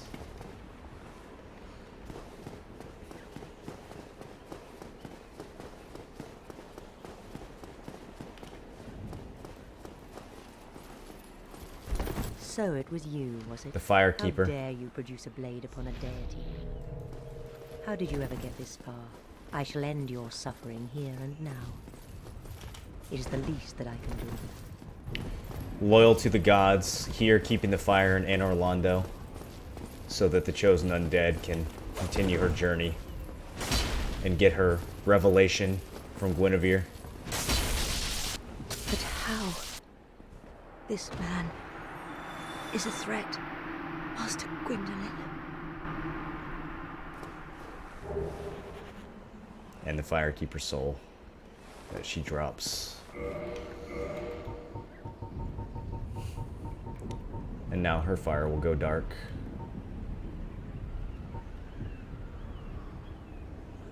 The Firekeeper's soul is a draw for humanity, and held within their bosoms, just below a thin layer of skin, are swarms of humanity that writhe and squirm. Her brass armor serves to disguise this ghastly form.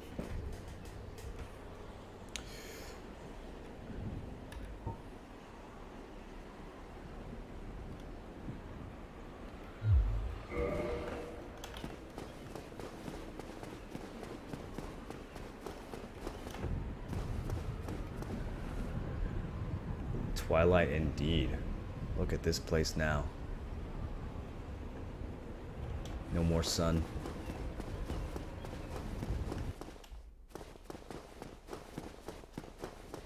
That sounds like an invasion.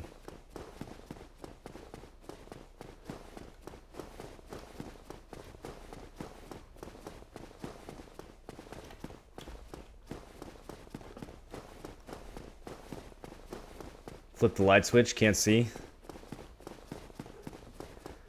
Don't worry, we'll get some light in a second where we're going.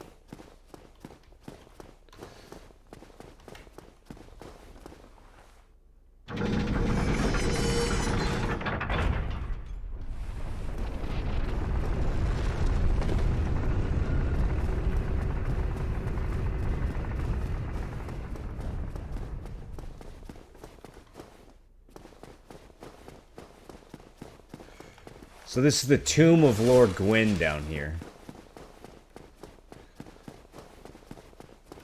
And what might we find in the tomb of Lord Gwyn?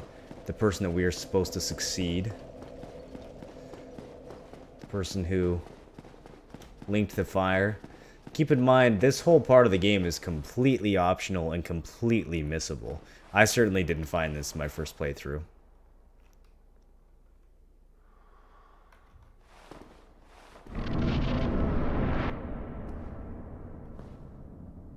Heretic. First thou offendeth the Godmother, and now thou see fit to trample upon the tomb of the great Lord. I am the Dark Sun, Gwendolyn. Let the atonement for thy felonies commenceth.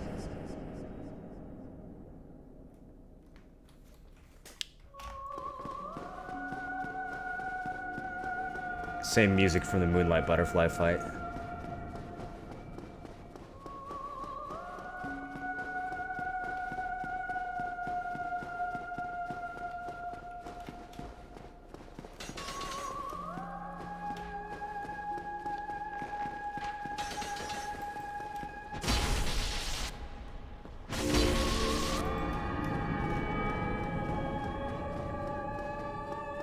And this hallway will just go forever.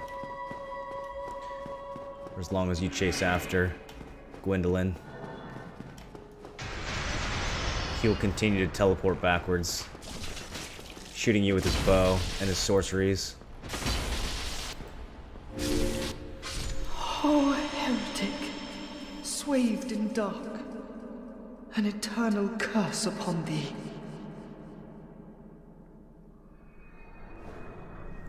He's a weird creature, Gwendolyn. He's got these, like, snake legs underneath him.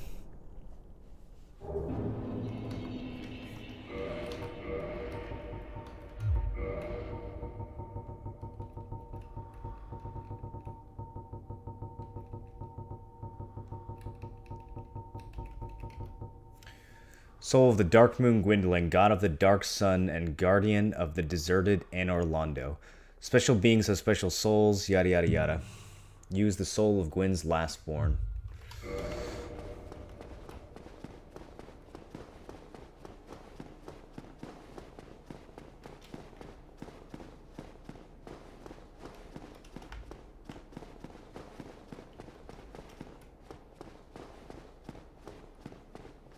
And this is the tomb of Lord Gwyn.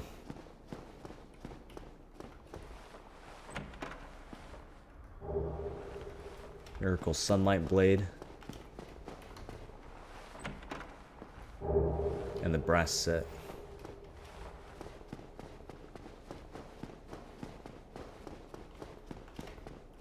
And a mimic. No, just kidding. There's no mimic. Just an empty chest. I believe that's the only empty chest in the game. Does it ever have items in it? Or is it always empty? Do you guys know?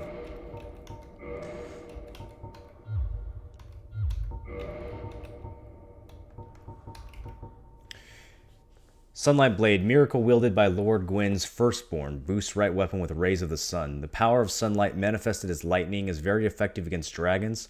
When the eldest son was stripped of his deific status, he left this on his father's coffin, perhaps as a final farewell.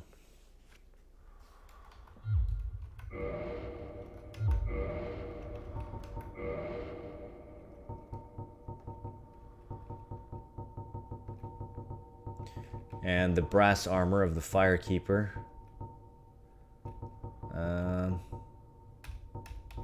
Where is it?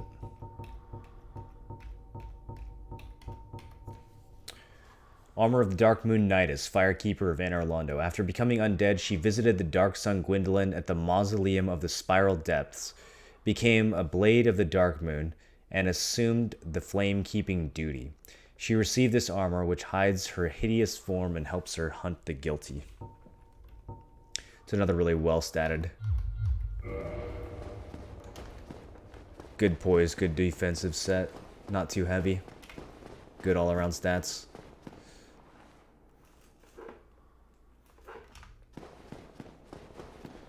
And this hallway, which was eternal a moment ago, is now somewhat short.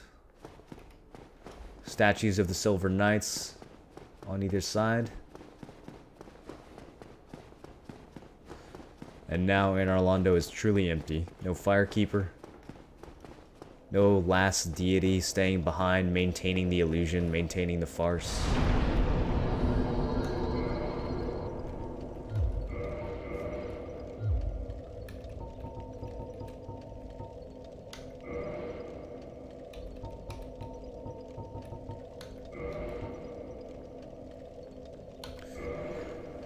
Should we feel bad?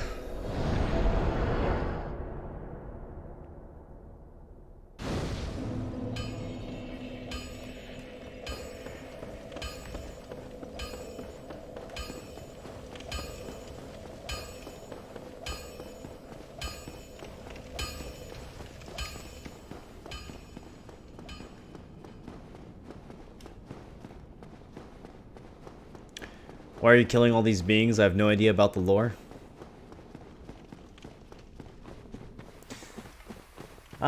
I don't know if we have a particularly compelling reason to kill Gwyndolin. He is a side boss. I mean, it kind of depends on... There's so many different ways to interpret what these characters are after. I guess it just sort of depends on your reaction to discovering that Anor Londo is an illusion.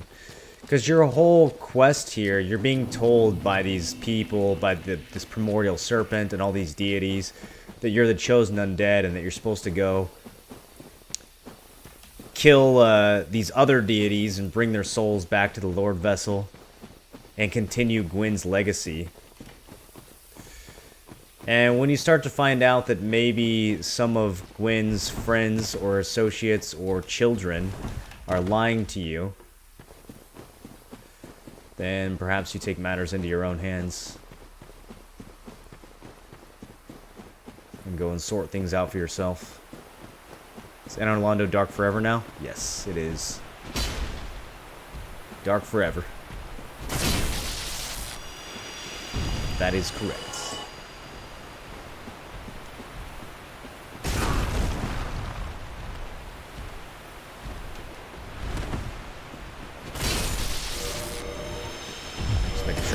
buffering back on. We have one place left to go. The Four Kings of New Londo. It's the last soul that we need to satiate the Lord Vessel.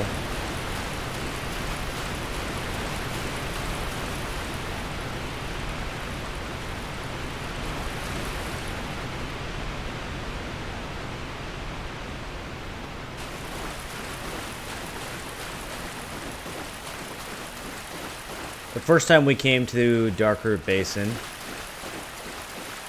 there was a golden golem back here, one of Seath's golems, that had a captured maiden called Dusk of Ulasil. It was brought here from a different time. And now if we go back, there's no golem this time, but there is this strange kind of black and purple rift. And also an item on the ground.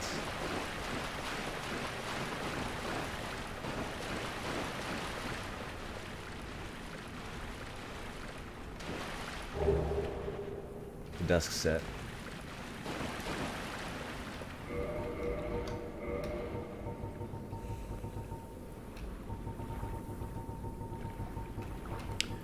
Crown of Dusk. Special magic crown bestowed upon Dusk, Prince of Ulasil, upon her birth. Its wearer is blessed by all manner of magic. This raises the power and effect of wearer's magic, but also damage suffered by magic attack also rises. A lot of people will use this crown, even though it's hideous, in magic builds to be kind of more glass cannony, get more damage. But I can't ever bring myself to wear it because of how fucking dumb it looks. Even when I'm playing a spellcaster build. Antiquated dress. A dress from the ancient fallen land of Ulasil. Its ivory-colored silk features elaborate embroider. Its ivory-colored silk features elaborate. Oh, I see. Features, not features. Its ivory-colored silk features elaborate embroidery and is imbued with ancient magic power. One cannot expect any physical protection from this garment, as it was not meant to be worn in battle.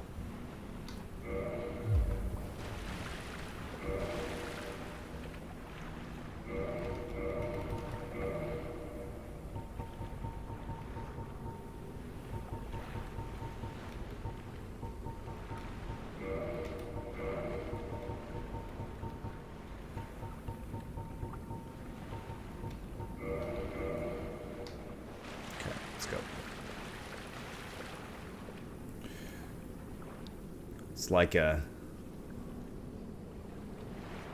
rip in space.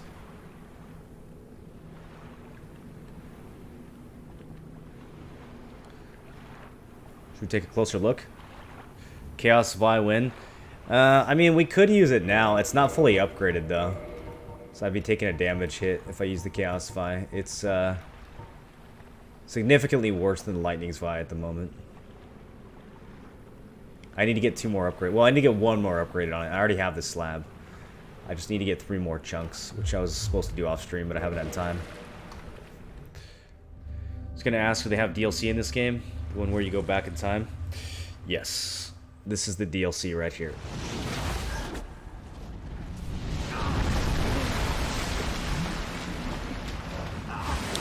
A giant, fuzzy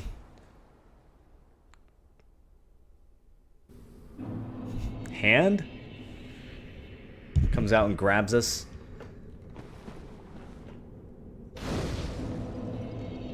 And yanks us into some garden.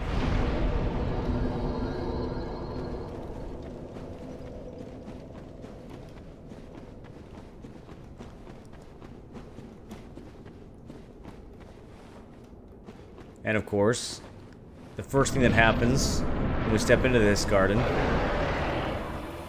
is we have to fight a giant fucking lightning manticore thing.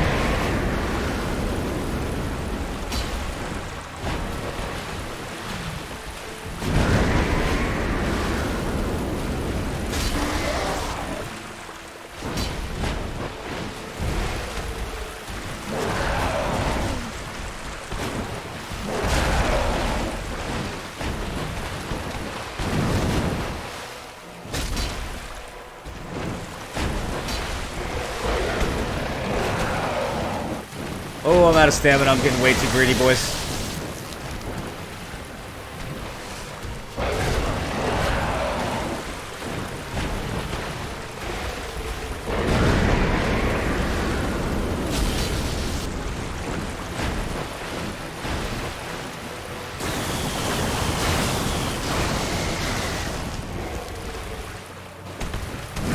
Shit.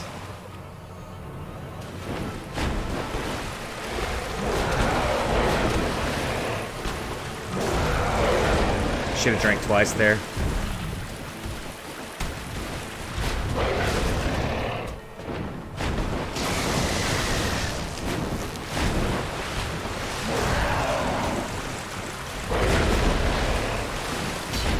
Damn, he's quick.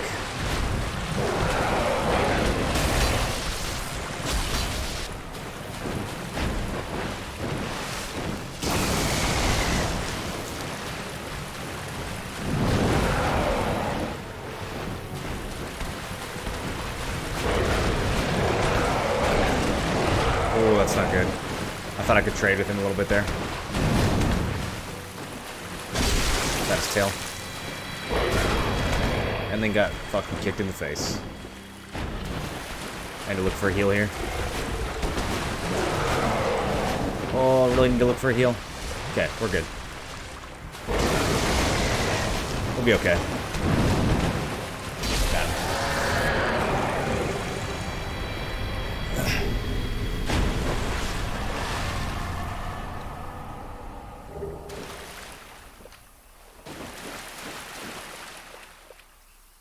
I think that's the door that we came in.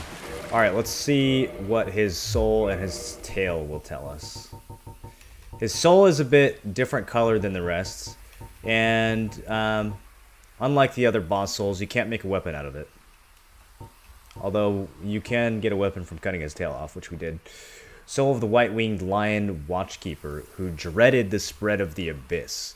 The guardian exhibited traits of several animals other than lions, suggesting that it was no ordinary beast, but rather closer to the beings known as demons. And then let's see about the weapon that we got. Guardian tail. Sliced tail of the Sanctuary Guardian. This flexible, spiked, and highly poisonous tail would make a rather obnoxious weapon.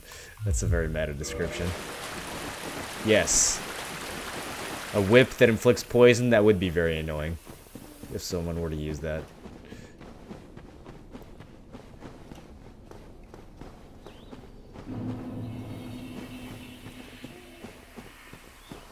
It's a cute looking house dog. Yeah, it's too bad we couldn't be friends.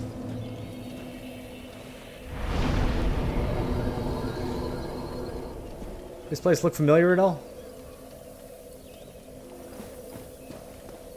Oh hey, another mushroom. Let's kill it. Wait. This one talks? Well, look at this one. From what faraway age hast thou come? Thy scent is very human indeed, but not intolerable. Ah, Princess Dusk's savior. Thine aura is precisely as she described. I thank thee deeply for rescuing Her Highness, but Princess Dusk is here no longer, snatched away by that horrifying primeval human. And so I must ask, couldst thou once more play the savior? So it appears we have been dragged into the past. We know that Dusk of Ulasil is from another time, and this mushroom asks us what faraway age we came from. It seems like we've been dragged back to the time of Dusk, and she's gotten herself kidnapped again. So, sure. I'll help. I don't have anything better to do. Thank you. I am Elizabeth, guardian of this sanctuary. Something of a godmother to Princess Dusk. I shall assist thee to my utmost, for I am one with the sorceries of Urasil. Thou shalt see further on, an abyss was begat of the ancient beast, and threatens to swallow the whole of Ulasil. Knight Artorius came to stop this, but such a hero has nary a murmur of dark. Without doubt he will be swallowed by the abyss. overcome by its utter blackness. Indeed, the abyss may be unstoppable. Still, I have faith that Princess Dusk may be rescued yet. So we've heard legends of this knight Artorias, who traversed the dark. And there's a little bit of information about Artorias that we haven't acquired yet that we can go get. Let's do that now, actually, before we continue. See what she has for sale. She's got some sorceries. Hidden weapon, hidden body, cast light, repair, chameleon. Same kind of stuff that Dusk was selling us. May the flames guide thee. And she says, "May the flames guide thee," which denotes a alignment with Gwyn. So this is sometime in the past.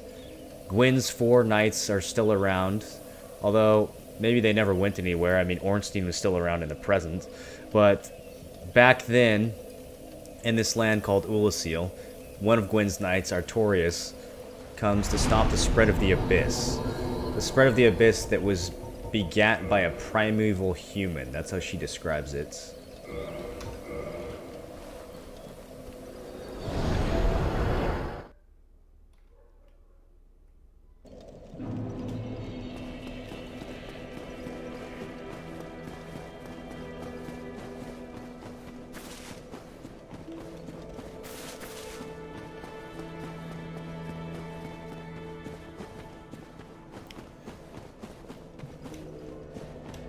Well, there's one other place in the game where the abyss has been mentioned.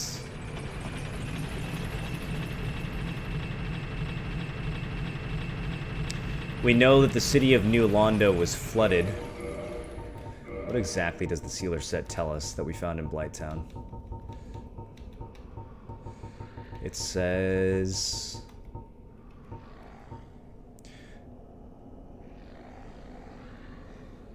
Robe of the sorcerers who flooded New Londo to seal away the dark wraiths, and the 4 kings who descended into dark.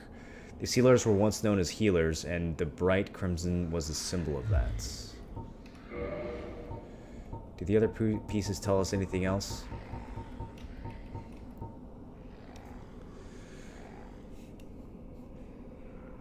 Symbolizes their resolve to keep the seal shut forever and their atonement for all who were sacrificed.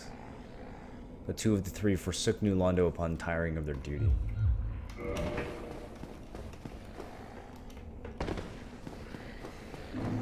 Well, 2 of the 3 left New Londo. That means 1 of the 3 is still here.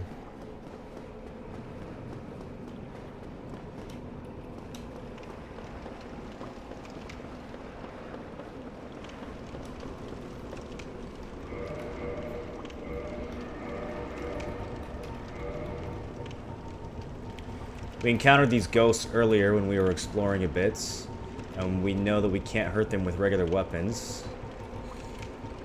This, however, limb of a victim of a curse, temporary curse allows engagement with ghosts. The only way to fight back against ghosts who are cursed beings is to become cursed oneself. The safest method, however dreadful, is to cut off the arm of the dead. That must be how I fought my way through the ghosts the first time I played this game. Because I came to New Londo actually being cursed after getting cursed in the depths. Alright, so we've got this transient curse running, which means we can now do damage to ghosties. And the ghosts do go right through walls. So you're never quite safe in New Londo.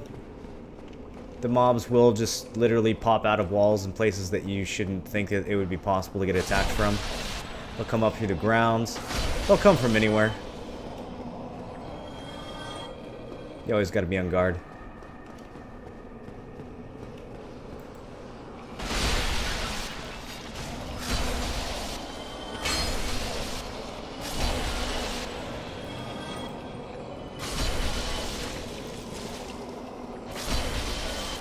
Luckily, they... Oh, nope, that's not what I wanted. I was going to say, luckily they drop more transient curses. There we go. So if you run out of the 2 that you start with, as long as you're killing ghosts pretty consistently, you can usually have more curses to keep running. If you run out of those, you're pretty fucked, because you won't be able to damage these unless you go get yourself cursed. See this shit? You come to loot the item and the mob just pops out of the wall at you. Alright, we got something called a Ghost Blade. We also got that Parrying Dagger, but I don't think the Parrying Dagger is going to tell us anything interesting. We could check it. See what it says.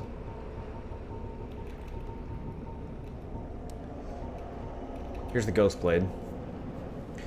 Jagged blade wielded by Nulando ghosts. Violent thrust attack. One of the cursed weapons inflicts damage to ghosts. So if you're not cursed, you can use this jagged blade to deal damage to the ghosts, even if you run out of transient curses.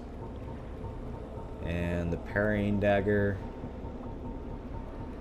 is up at the very top.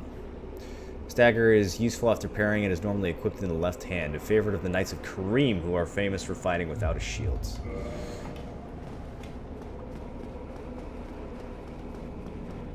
Alright, let's top up a little bit. I need to go use those Firekeeper souls and upgrade this flask.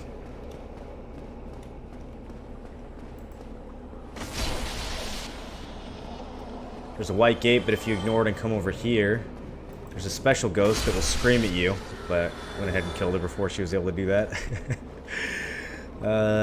Grab the couple more transient curses, and let's go through the white light.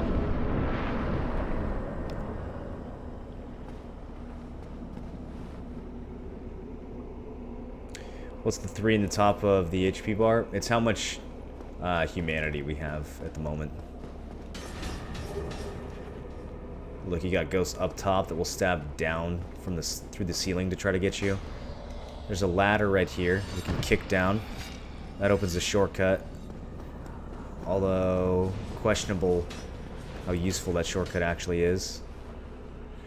This is the way forward, but I'm kind of curious to see where this ladder would lead.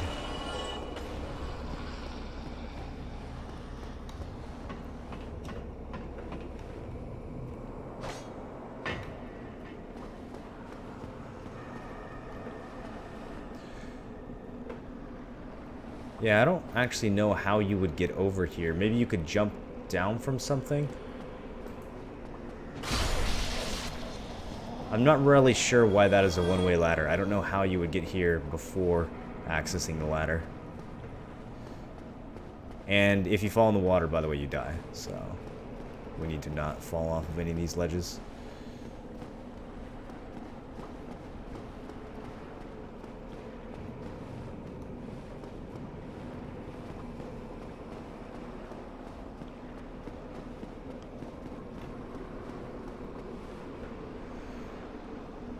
You could fall off this ledge and come back around, I suppose.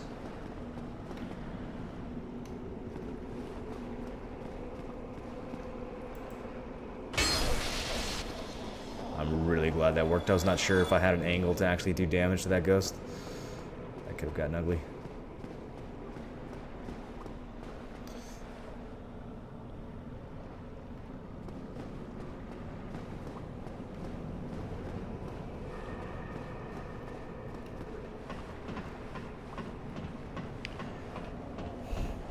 One of those fuckers comes when you go through the fog gate for the kings. Yeah. Yeah, they will chase you down there.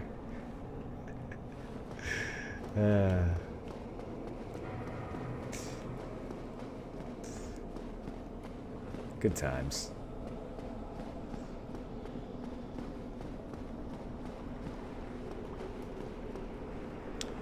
And lots of narrow hallways, just what you want when you're rocking as Zweihander.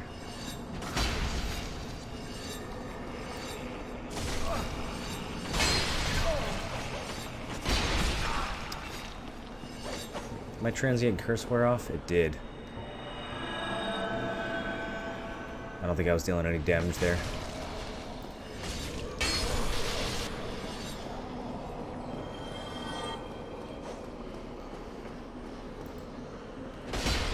Where are you fuckers? They're everywhere. Coming up through the grounds. Oh, this is spooky.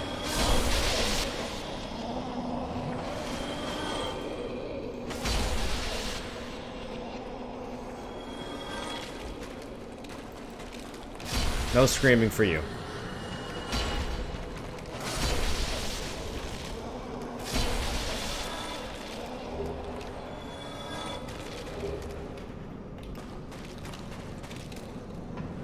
Okay, we find this ladder. And of course, there's ghosts in the hallway where you're climbing the ladder who will stab you while you are helpless. Coming up. And this must be the sealer who stayed behind. Well, this is a surprise. I get few visitors, save for ghosts. You have the Lord Vessel. Very impressive. I know exactly what your intentions are. You seek the four kings whom I guard over. This is the key to the seal. The four kings slumber in the deepest chamber of the ruins.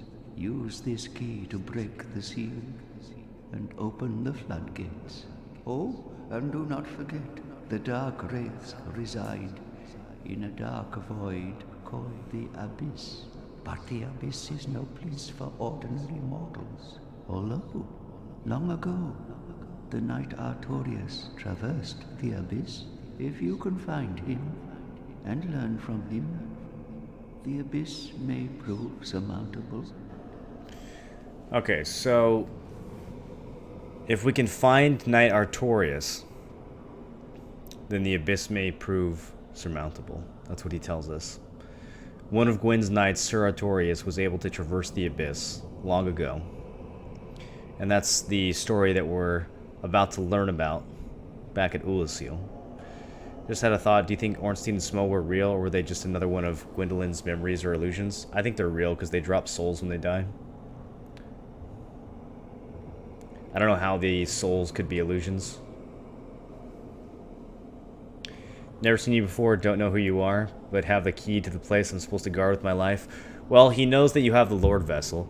If you come and talk to him before you have the Lord Vessel, he actually won't give you the key. It's only after you get the key that that he offers. It's only after you get the Lord Vessel that he offers you the key.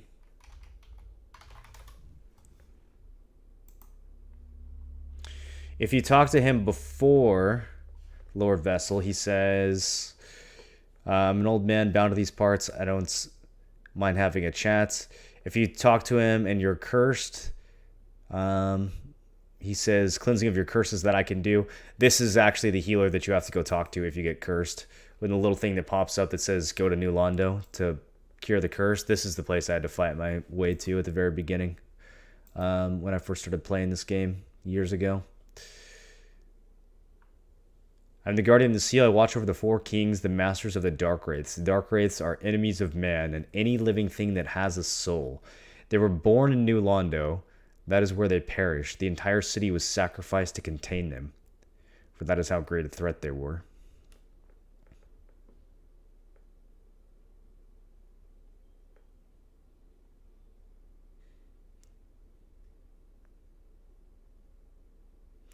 Yep, and that's pretty much all he says. After you get the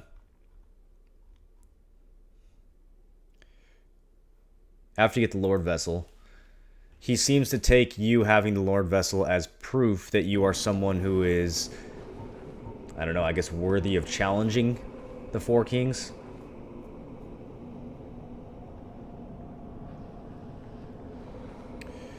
Just stop by for a second today. Will you be doing PoE launch tomorrow? Maybe. We'll see how I'm feeling. I might do some PoE tomorrow. I do have to get back on Black Desert at some point soon, though. People are going to start forgetting about me.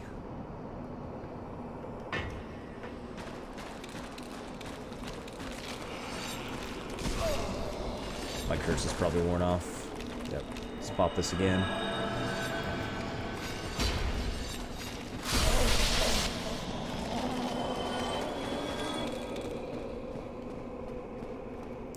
So the Four Kings reside in the Abyss, and Ingward seems to think that we can't actually traverse the Abyss until after we meet Artorius.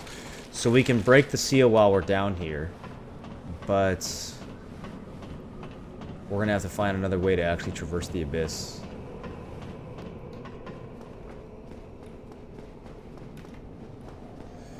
I thought there was a way to escape the gate up here and get some loot off to the side, but I could be remembering that wrong. Yeah, how do we get off the side of this building? There must be a way to...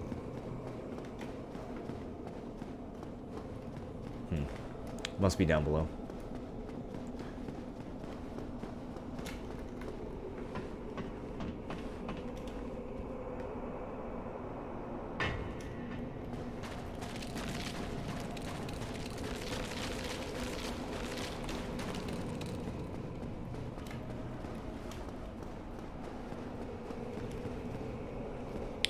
You know where Artorias' grave is? That's true. In the present, so, I mean... If you're paying attention, you know that the answer to the Abyss can't be in the DLC. Because that means that this part of the game would have been incomplete before the DLC came out. And we know where the grave of Artorias is. But before we go to the grave of Artorias, we might as well play through the DLC and see what the story of Artorias actually is. We'll see what the events leading up to his burial in the Darkroot Basin actually were. Because it's not obvious that he should be dead by now. I mean, Ornstein is still alive. And we don't know the fate of the other two Knights of Gwyn. Cursebite Ring.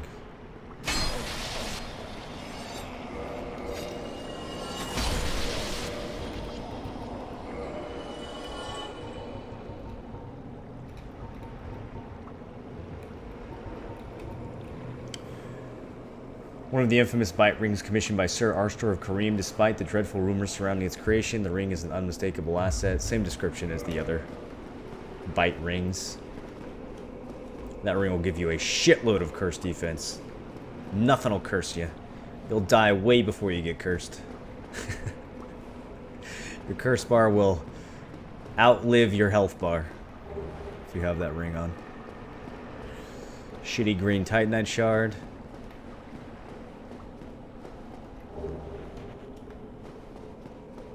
Not particularly useful by the time you get here, to be honest. This Knight of Katarina expresses his deepest gratitude.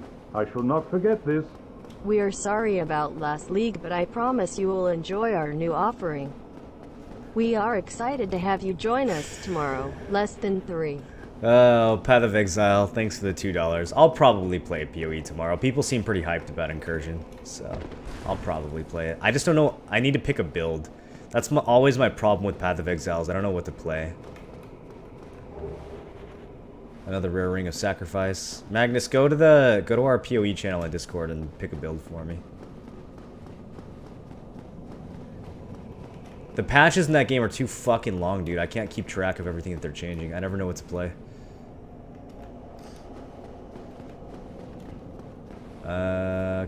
I can just eat this fall, right? Right, guys? This'll be fine. It'll be fine. Yeah, it's fine.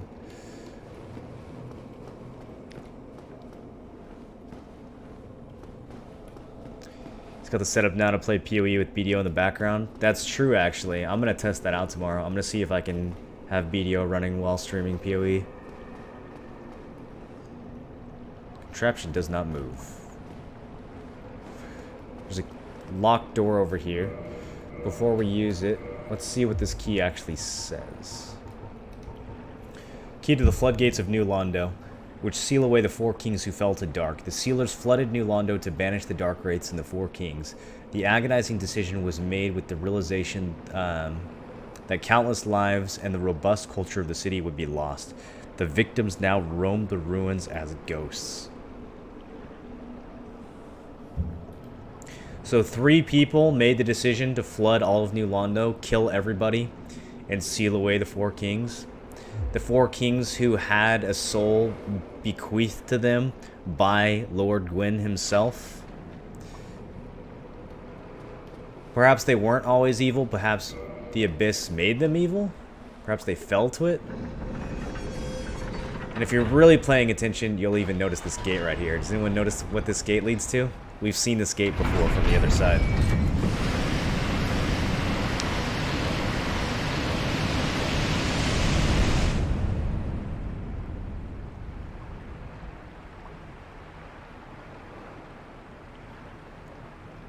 And now a whole additional layer of ruins in New Londo has been opened.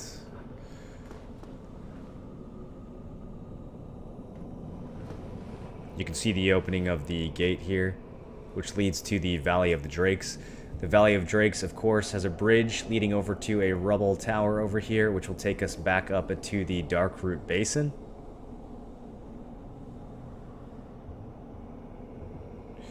So, actually we don't know that yet. Just keep in mind this location. Keep in mind this gate here. Keep in mind that the Valley of the Drakes, this very narrow valley, connects the Darkroot Basin to the ruins of New Londo. They are right next to each other. We're gonna need to know that later. For the time being, let's head back to the past.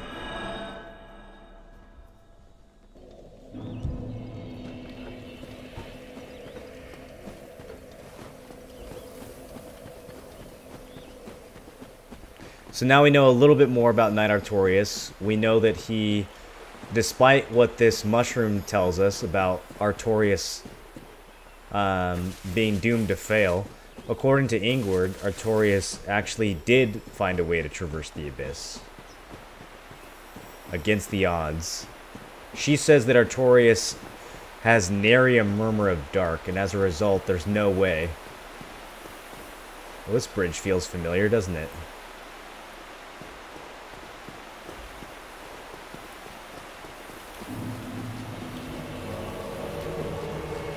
Am I getting invaded? Oh shit, I'm getting invaded by a Spirit of Vengeance. I have fucking gardeners behind me. It's not a very honorable Spirit of Vengeance.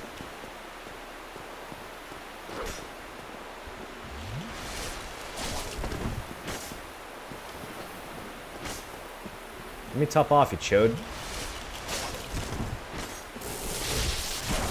Nice poise. You're out of stamina though, aren't you? See ya! Ah, yes. Yes. Overextended.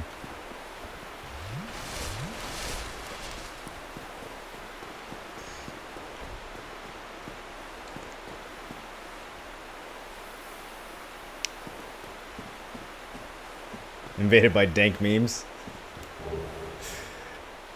I hate these gardener mobs so much, dude.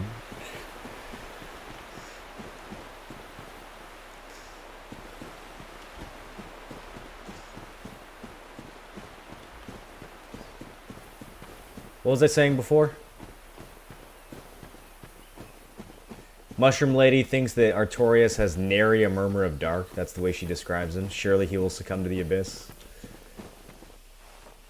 We've got a big-ass Colosseum-looking thing over here.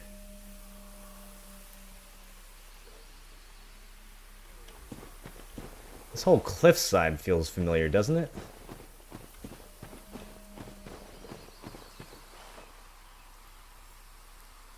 Got a bridge down below.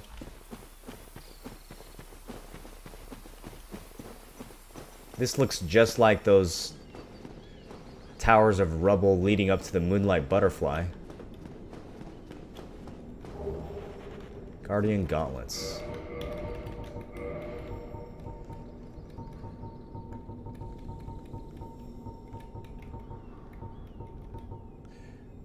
Gauntlets of Stone Knights, Guardians of the Forest Sanctuary. The Stone Knights are golems animated by magic, and their enchanted gauntlets are oppressively heavy. Looks kind of similar to the Stone Gauntlets. Moss-covered gauntlets of the Stone Knights. Stone Knights are golems animated by magic. Moss-covered gauntlets of the Stone Knight, defender of the Darkroot Garden. The Stone Knight is a product of ancient magic, and although these gauntlets are also imbued with magic, they are incredibly heavy. Oppressively heavy, animated by magic, imbued with magic.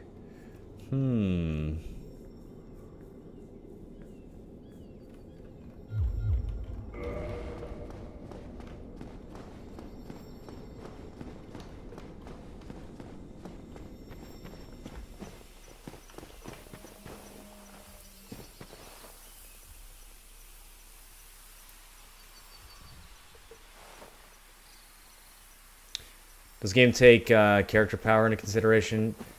Yes. In the original Dark Souls, it was based on your level.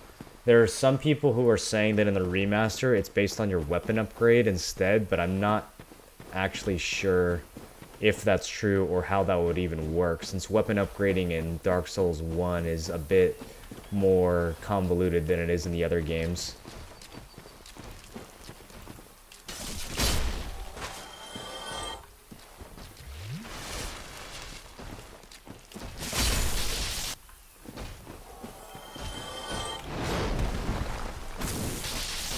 Oh, tanky. Hello.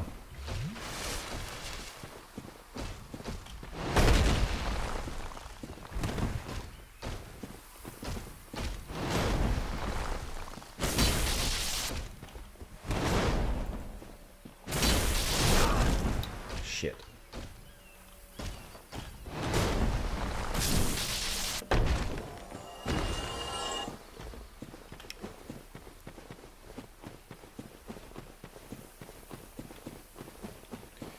And I mean, at this point, it's just uncanny, right? Like, how similar this looks to the Darker Garden.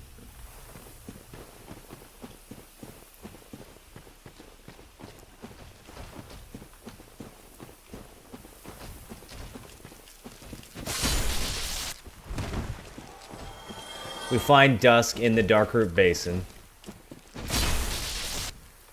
These trees look the same, these ledges look the same, these golems are the same.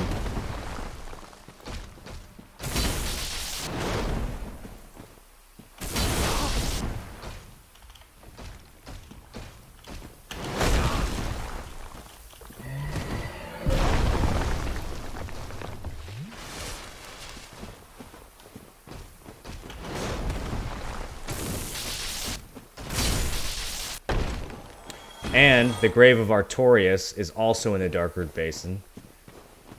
And here in Ulasil, we're supposed to learn more about the legend of Artorias. These bridges look the same.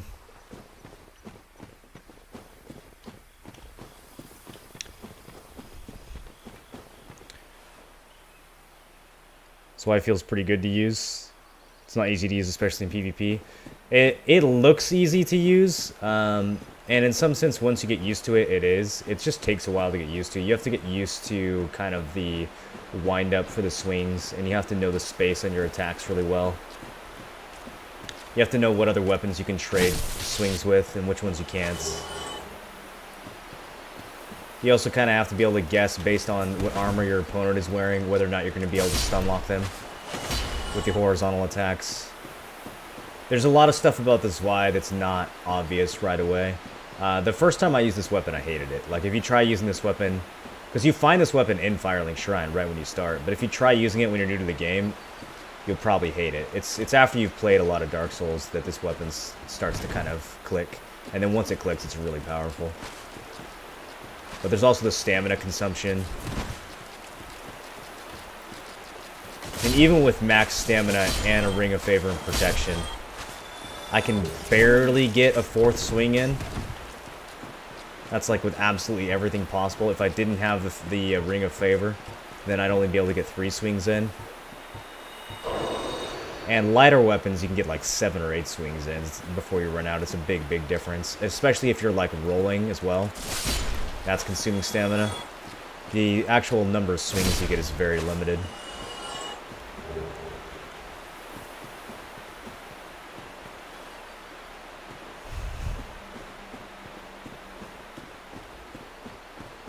Feels bad in DS3.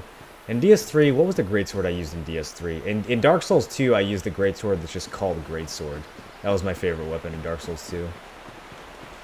I don't remember. I used one of the greatswords in Dark Souls 3. I don't remember what it was fucking called. I would have to go back and check. I keep seeing all these glowing plants and thinking that it's loot. Alright, I want to make sure I don't miss anything.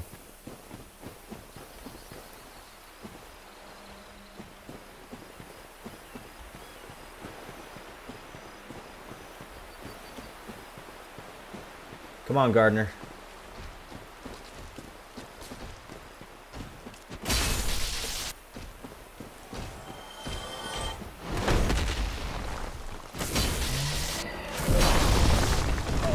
should have known that was going to happen.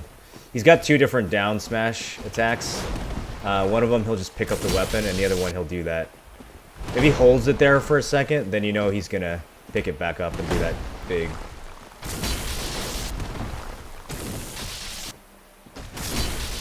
You can actually use that attack in PvP as well. These guys will drop the stone axe, and you can do that same thing. You can do the strong attack, and then do it again to pick your weapon up off the ground. Surprises the hell out of people in PvP.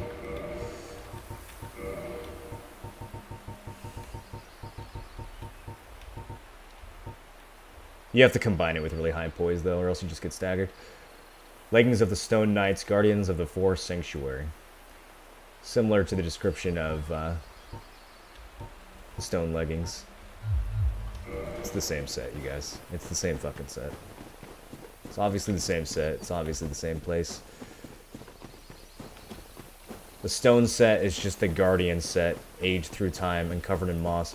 What's not clear to me is how the Stone Guardians go from using... Oh, hi!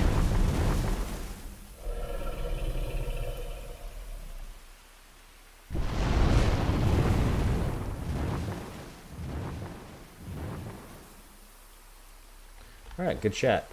What's not clear is why the Stone Guardians go from using axes during the time of Ulasil to using sword and shield with the Tranquil Walk of Peace miracle in the presence. It's an interesting transformation, and I'm not sure what accounts for that. Maybe they just didn't want to make it blatantly obvious that it's the same mob.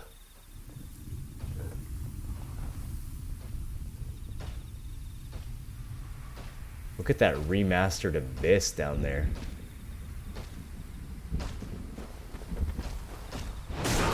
Oh shit! Where'd you come from? Dude, I'm trying to check out the Abyss. I don't remember all this. This is spooky.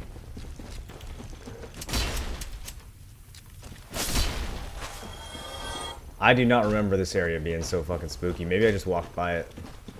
But, shit, I'm out of Estus. Let's heal. I really need to upgrade my Estus Flask. Okay, he's gonna pick it up.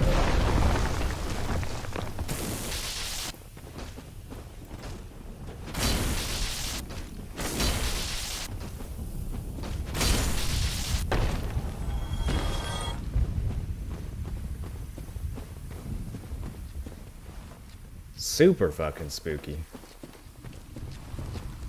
Do you guys remember that from the first Dark Souls?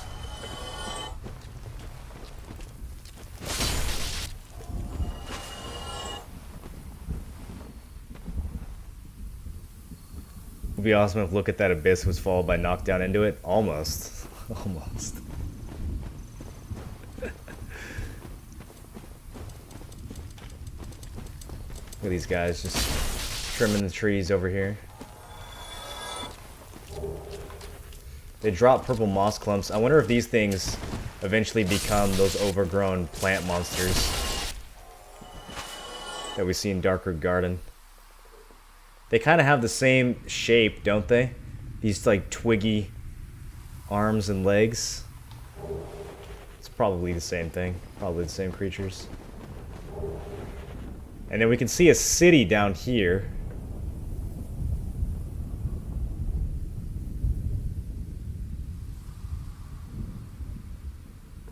It leads down from that Colosseum that we found earlier. Some gigantic city.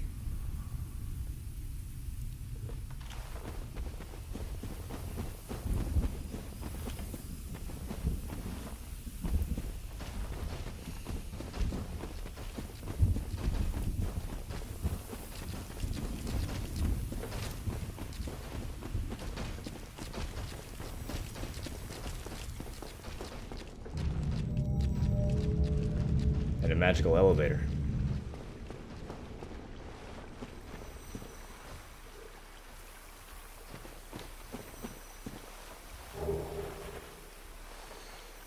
Got a couple paths from here. There's a stairway that goes down through this canyon. There's a white fog gate that leads into the Colosseum. A White Fog Gate leading into a Coliseum. We know that's probably a boss fight.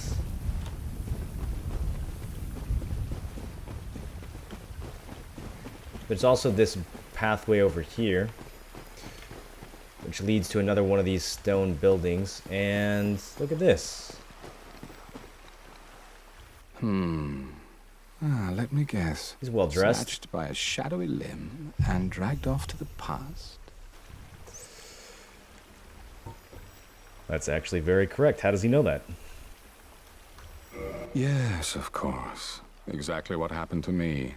We are both strangers in this strange land. But at least now there are two of us. So he's also from our time.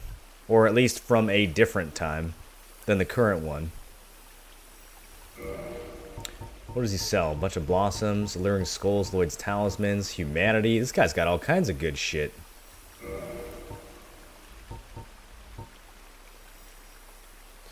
Does he sell infinite humanity? Or does he just have 9? Is that how much? Okay, I think we bought... No, actually, it looks like he can still sell more. Huh. I wonder how many he sells. Usually humanity is limited when you can buy it from vendors. Did you happen across Knight Artorias? The legendary abyss walker from the old tales? Well, if you haven't, it's just as well. He's a colorless sort, if you ask me. The hell is that supposed to mean? So, what did that giant mushroom make you do? Not that I care. It's none of my business. That's a good question. I've little to talk about, really. Bloodborne character? Oh, you know me. What do I know? Yeah, he was actually snatched from so far into the future that the Age of Fire had ended and the Bloodborne timeline had began. That's where he got snatched from.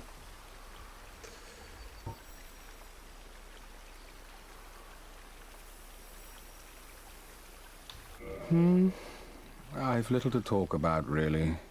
Oh, you know me. What do I know?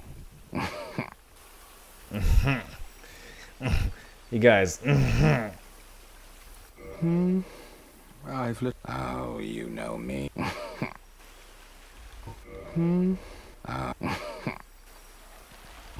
So long.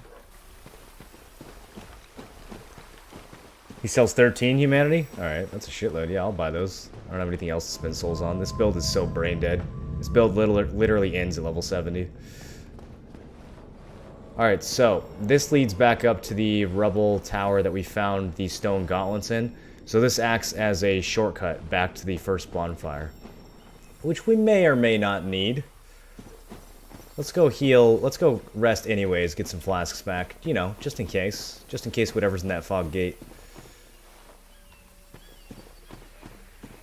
puts up a fight. I mean, I'm not scared. I'm dressed for battle, so...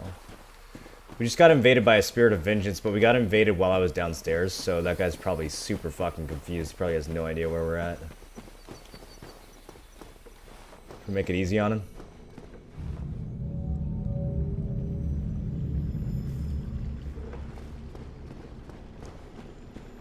There he is.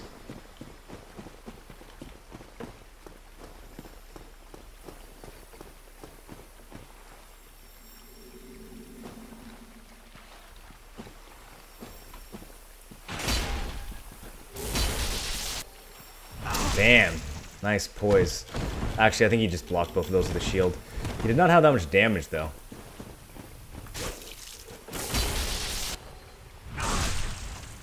That is so fucking annoying.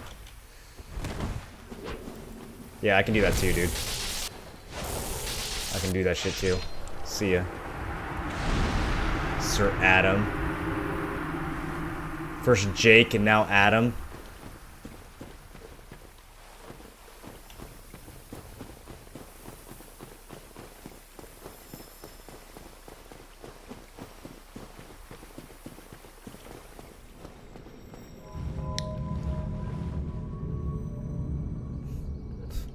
Fisher. You see that a lot. A lot of people just shield fishing for backstabs in the remaster. I don't know why that seems to be like the #1 strategy that we run into.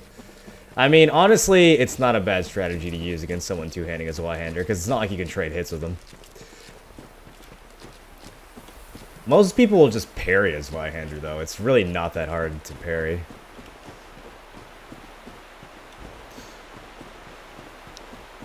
But, you know, backstab fishers, they're always going to be there. Was invaders players or NPCs? That was a player.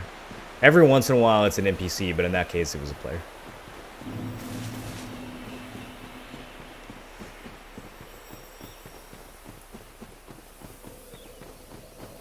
We need to the fire, upgrade the flask. We can't do it at the fire. I can kindle this fire, but I can't upgrade my flask from here. I need to talk to a firekeeper. And I mean, I guess we can go do that real quick. Let's head over to Firelink real quick and upgrade this flask.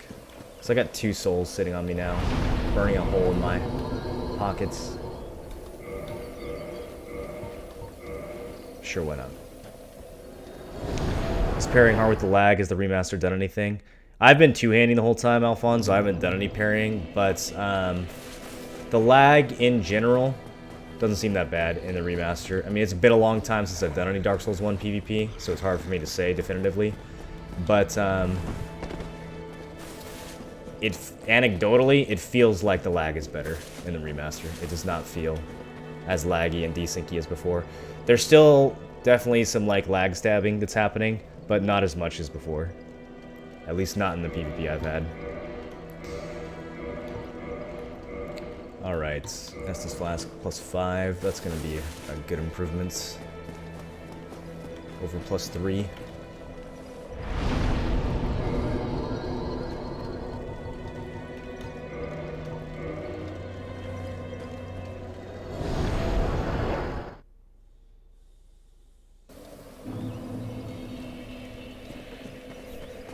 That was you, Haku? You're Sir Adam?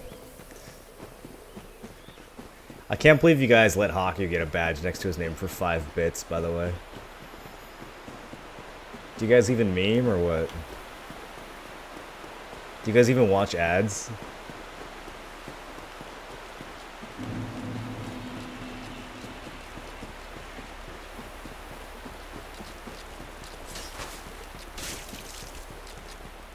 There we go. Good job, Beekeeper. It was a dime well spent. Supporting a good cause. I won't spend it all in one place.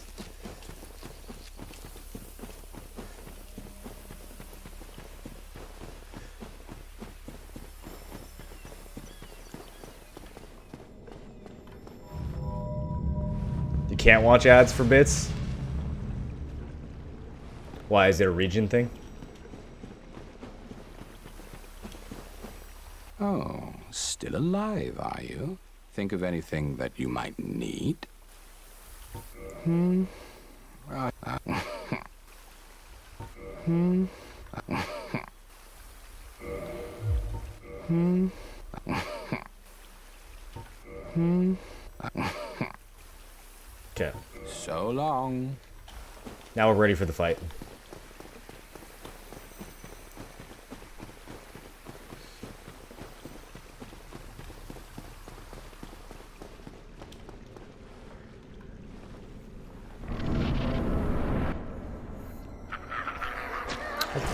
Oh!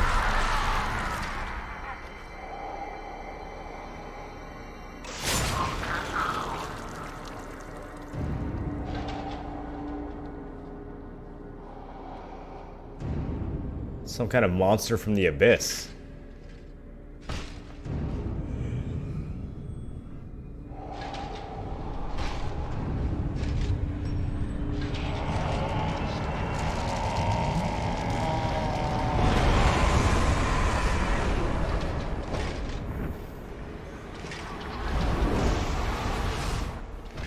Knight Artorias.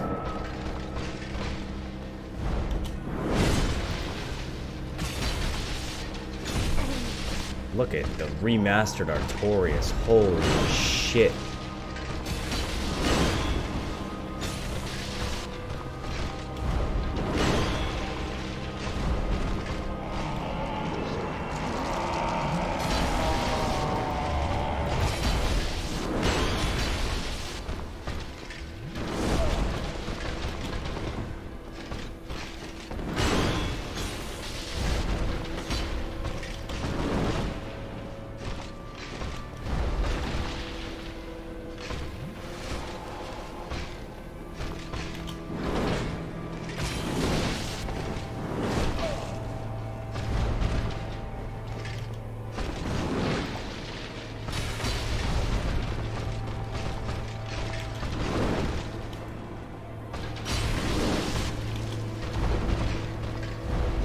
Oh, shit.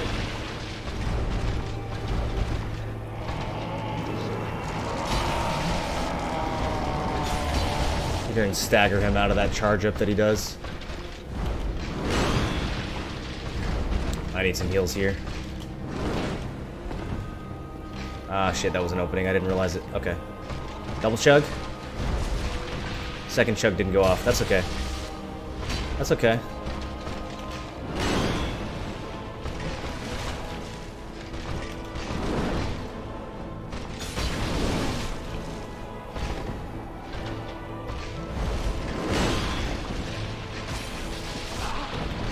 He just threw his abyss at me. So, so much from learning from Knight Artorias. We find him almost immediately upon coming to Ulasil. And he's fucking completely overrun by the Abyss. And he just immediately tries to kill us. No chance of having a conversation. Soul of Knight Artorias, victim of the Abyss. Soul of Lord Gwyn's Knight Artorias, who was consumed by the Abyss. The legend that Artorias repelled the Abyss only told half of that story. It seems that he was defeated, and his honor preserved, by some unsung hero, who is the true victor of the Abyss. So the story of Artorias is... well, it's not completely true. He wasn't actually a... he wasn't actually...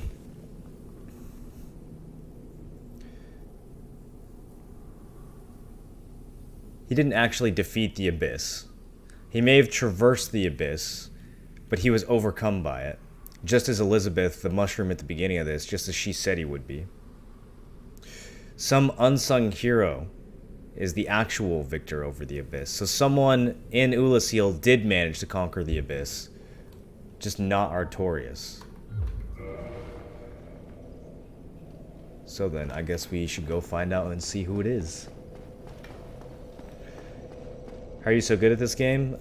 Just have a really upgraded weapon and a lot of poise and a lot of health.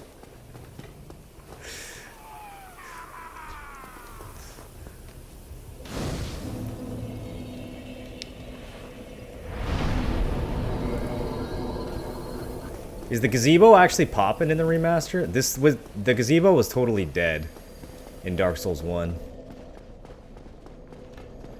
Did they fix it? Is it good now? Let's try this out. Purple Coward's Crystal. Battle of Stoicism. Should we do team or... there's duel, team, and deathmatch? Let's do a duel. Duel ruins, duel... let's do this one. One-on-one, complete for the most kills with a time limit. Use of Estus is forbidden. No password. Let's do this. Please wait until combatants have joined. Oh, that was pretty quick. Did we get someone already? No, we didn't. On console, it had a lot of activity. All combatants present. Here we go. We got a fight.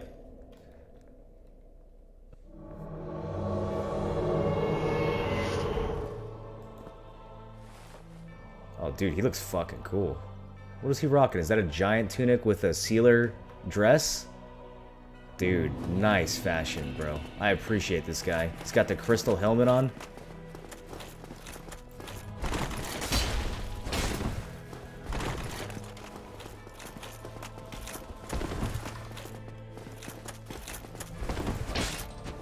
Oh, what? What's that tracking? That should have been a clean shot to his ass cheek.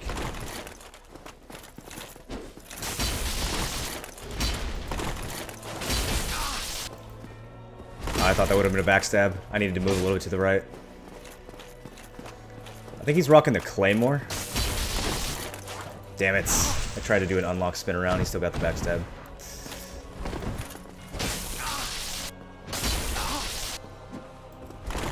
That kick, though. This guy has a sliver of health left. Oh, that was a nice roll, BS. I thought I was gonna clip him there.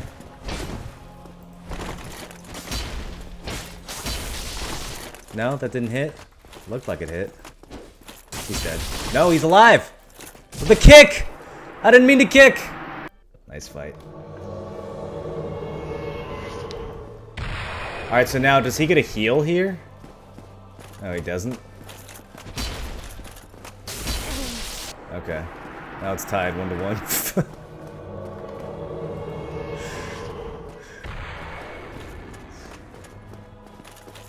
Alright, time's almost up. Let's get aggressive. Good fight.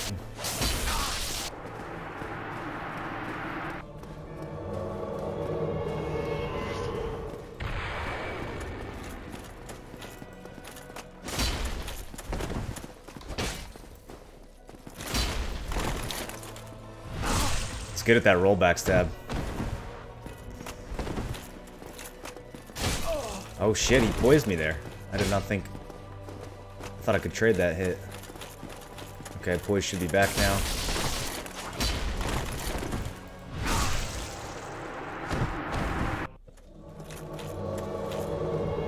That one I'm not so sure about.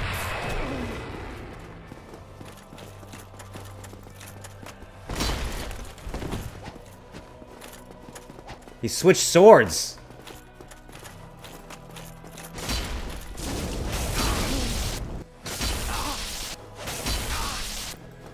Come on, where's my backstab?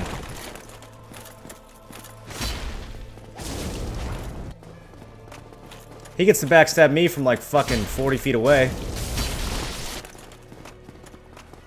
I'm gonna backstep into him this time.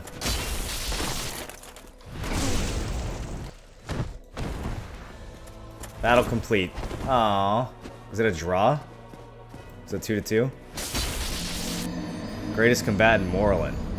Draw. Does not break win streak. Well, which is it?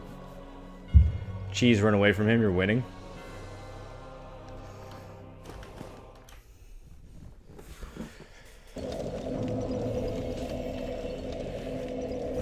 Those backstabs are actual BS. The last one was kind of BS. The other ones were solid. The other ones were solid roll backstabs. The last one kind of came out of nowhere. I'm not so sure about that. It was more of a lag stab.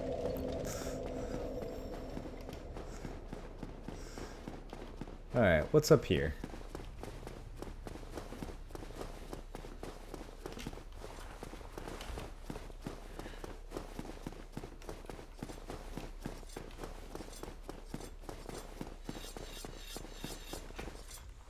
It's locked.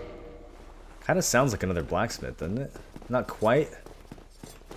Doesn't have quite that same, like, tink to it, but it's someone working on something.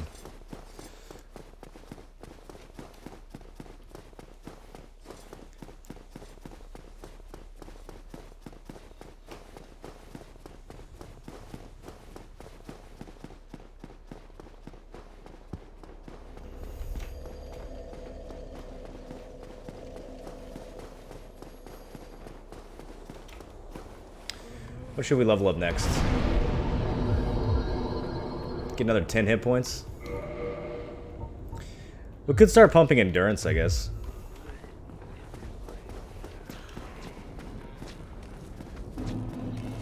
Lulaseal Township.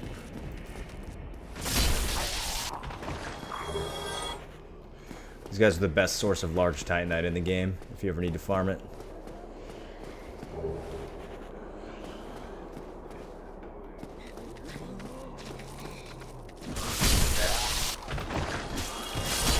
So these must have been the people of Lulaseal.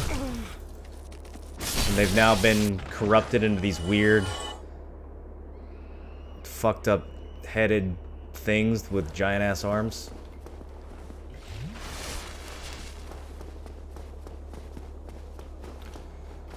Recognize this elevator contraption from earlier, so that's going to be a shortcut at some point.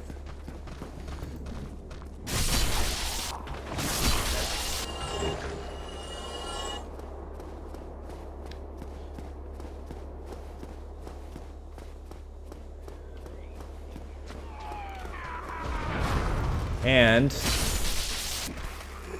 some of them can cast what look to be a dark sorcery. Dark Spirit, why you buy this, has invaded. Uh-oh. He sounds edgy.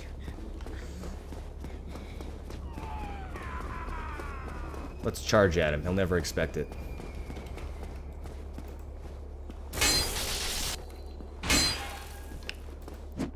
See, this guy has the right idea.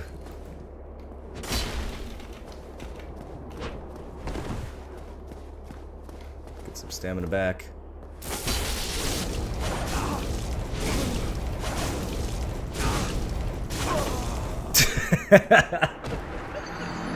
I was not expecting him to be able to swing that many times. I thought I was gonna get the counter at the end. Katana shielding coming. What was that weapon that he was using? I actually didn't even recognize that weapon.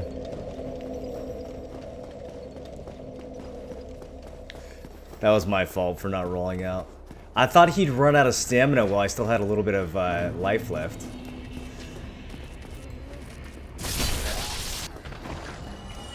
Maybe I should just put Giant's armor on and be unkillable.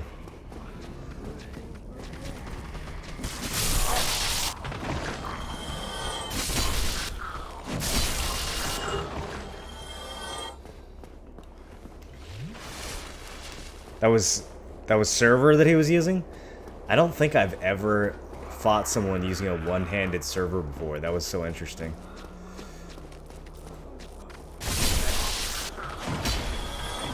I guess the stamina consumption must not be that bad. He got like 6 swings in a row.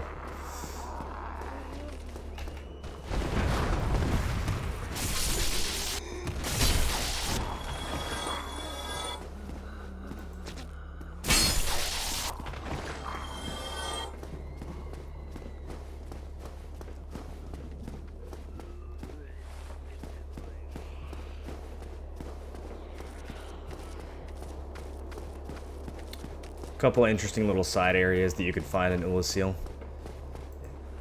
If you roam around the sides of buildings and shit.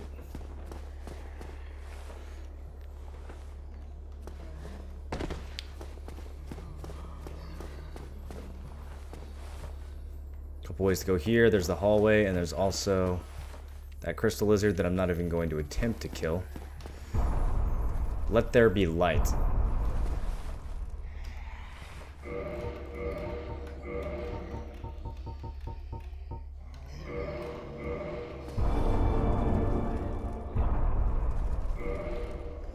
Sweet. Let's keep it on for a minute. It could be dark in here.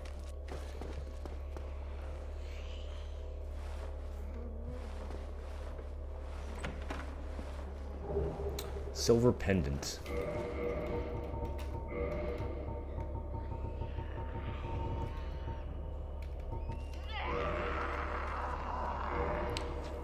Deflects dark.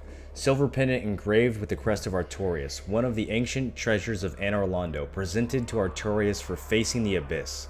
Effectively deflects the dark of the abyss, especially in its magic forms. So after facing the abyss, Artorias made it back in order to get rewarded with this silver pendant. But he still ended up succumbing to the abyss, so I'm not sure how that timeline works. Maybe he had multiple journeys to the abyss, and then he finally was overcome.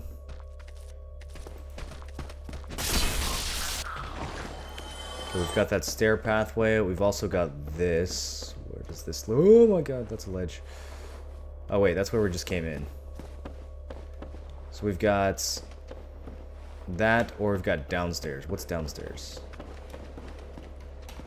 Oh, dark sorcery. That's what downstairs. 2 dark sorcerers. Time to try out our new pendant. Hey, it does! It works! Look, it reflects the sorceries. Almost as good as the wall reflects my weapon. Got some empty chests down here. Oh, this one's not empty. Dark orb.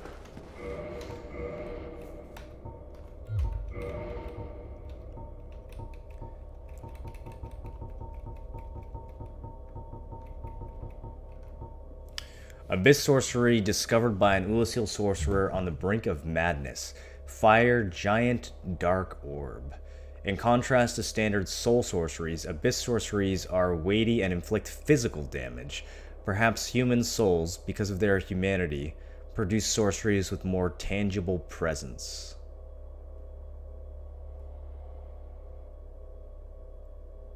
So these are like sorceries infused with humanity to give them more of a physical bend.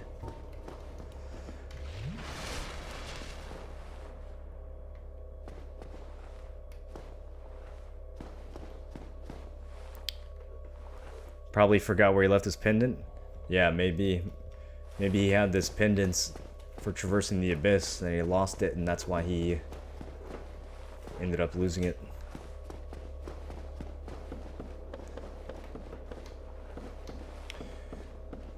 Someone actually tells us early in the game that the story of Abyss is a fabrication. The cat in the forest, Alvina, she tells us, have you come here seeking the grave of Sir Artorias? It's all a lie. You should turn back.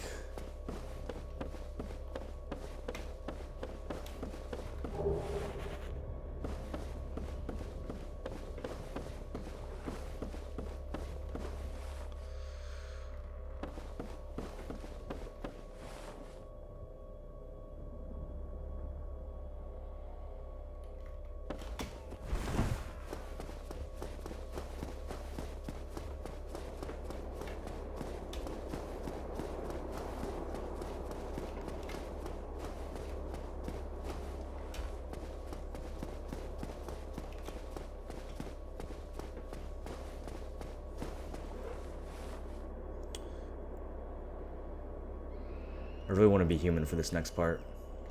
I'm gonna go back to the bonfire real quick.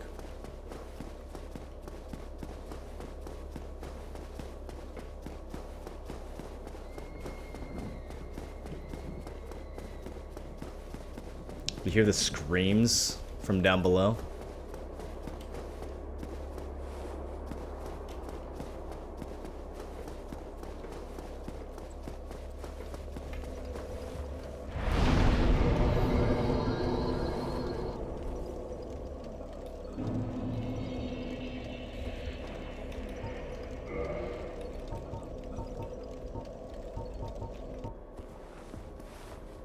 Damn, dude, invaded almost instantly. Holy shit. Ulasil's gonna be popping. A lot of people use the Ulasil township for duels. Oh, that's a Spirit of Vengeance. That's gonna be a blue phantom. I have the wrong helmet on. I have the wrong helmet on, boys. Quick. Alright, now we're ready to fight. Oh no! He did Chameleon! Where is he?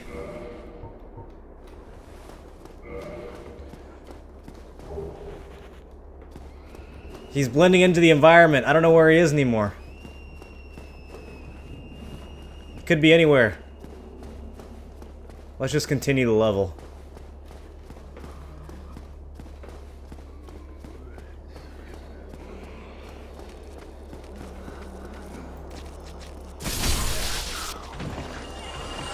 Do you guys see any suspicious looking objects?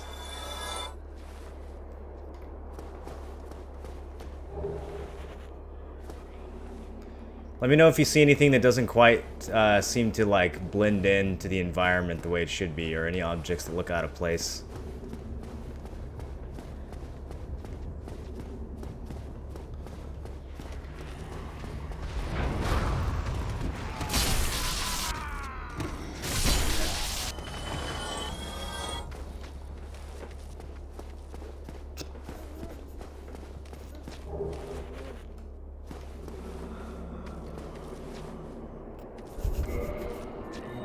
Oh shit!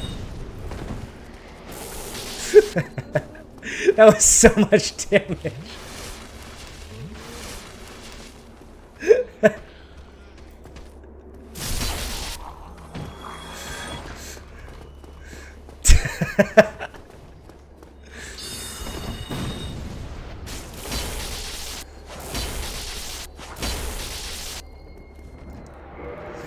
Good fight. Good fight. Mage Naria. Orca, was that you? Everything seems fine. Did you move your desk? I did, all the way to a different building. And Dark Souls 3, I used the Profane Greatswords. Don't know if you ever tried it. Oh man, I don't remember. I really don't remember what weapons I used in Dark Souls 3. I don't know why I can't remember. I did a full playthrough, and then I did a second playthrough that was like most of the game. I don't remember which weapon I used either time, though. I think I probably just bounced around a bunch. Like when I was playing the game blind, I probably bounced around a bunch to different weapons. That's what I was looking for. Dark Spirit, Marvelous Chest. Oh shit, he's right behind me.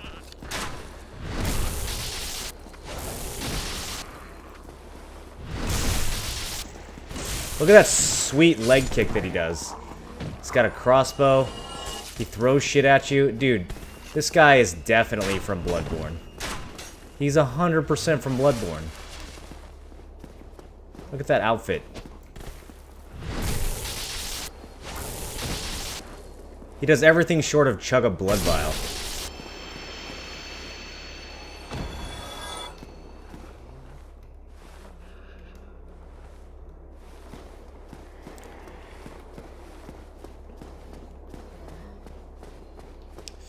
So why does Marvelous Chester attempt to invade you as you go through the Oolacile Township? Maybe he just thinks you're an easy target? The chain on this one's hidden. Aha!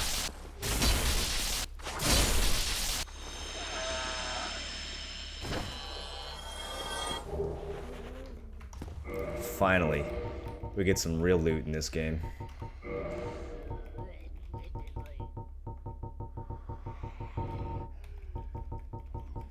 This is the first item we've picked up in this entire playthrough that I actually care about.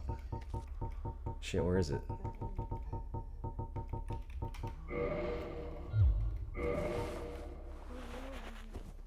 Very good. Okay. I'm happy.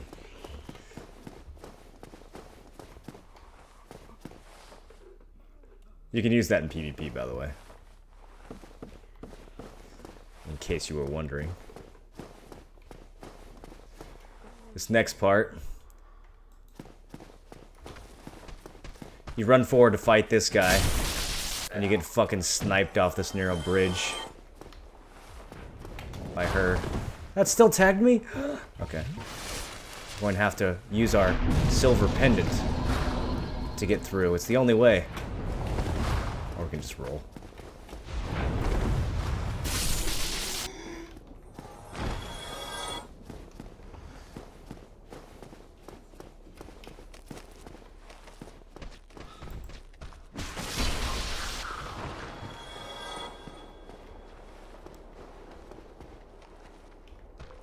I see you. Sneaky fuckers. There is a lot of sneaky shit happening in Oolacile. You do not want to go through this place too quickly.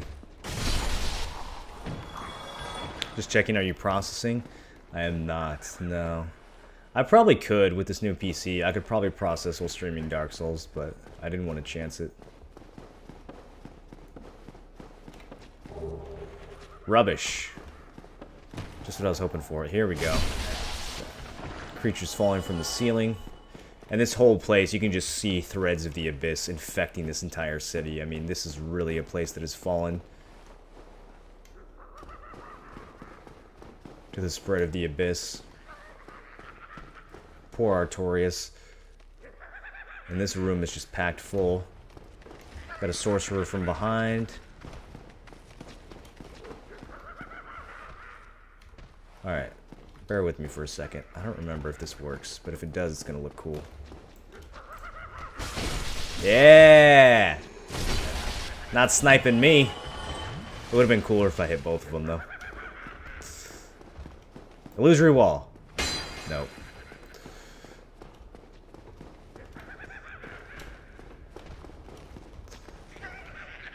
Alright, come here, fellas.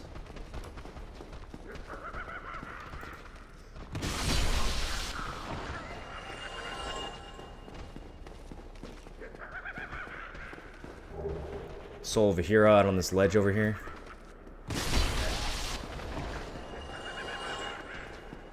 Little secret side hallway that perhaps will help us deal with this next encounter of several melees plus a sniper.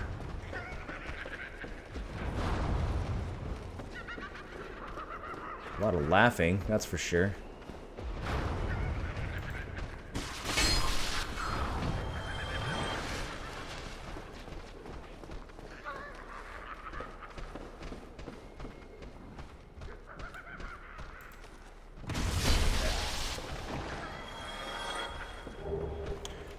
So this overlooks the room that we were just in. And circles back to the beginning of that room. We can see a chest over there that we can't reach, but we can see a walkway across. Ocularis, thanks for the hosts. Hope you're streaming well today. Dark Spirit, Captain Clout. Alright, we gotta do this next part before I get Captain Clouted to death. This item right here.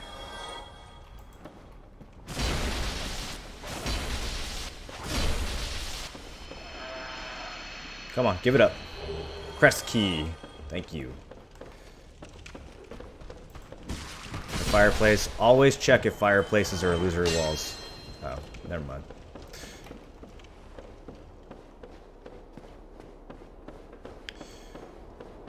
Okay.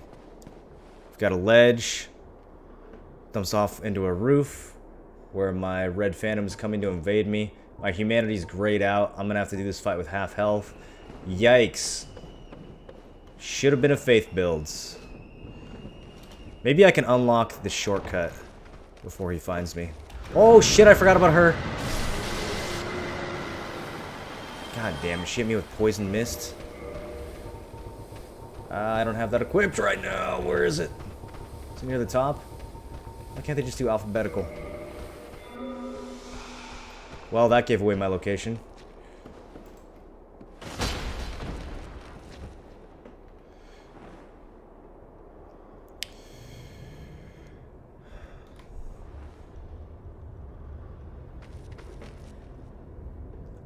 I wonder if that phantom actually knows how to get to here, though.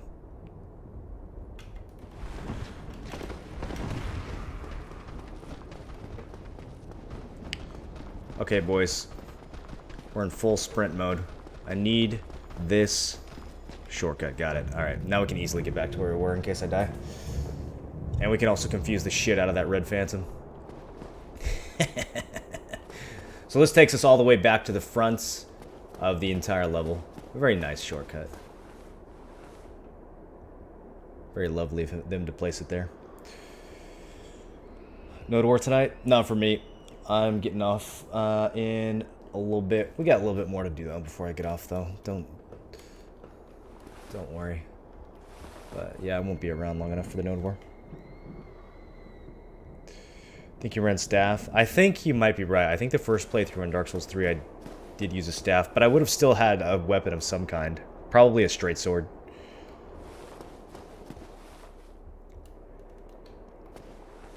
Gonna stream next playthrough with a different build? Yes, next playthrough is going to be an enchanted Balder Side Sword Dark Wraith using sorceries. Alright, this poor guy. Here, let's make it easier on him. He has no fucking idea where I am. Invading an Ulusil is actually a lot of fun. Because of this. Because of all the different places you can find somebody. He just goes right for it, doesn't he?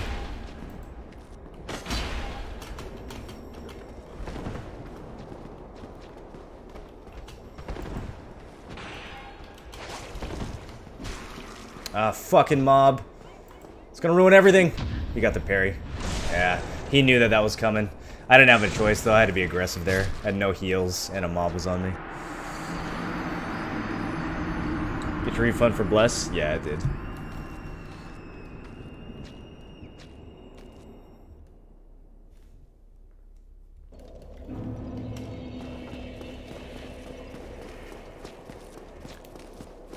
I should have tried to hit him with a rolling attack or something instead.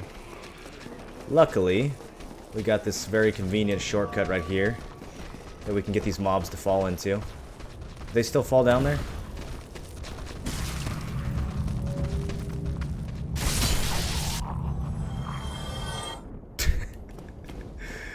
And Stain recovered.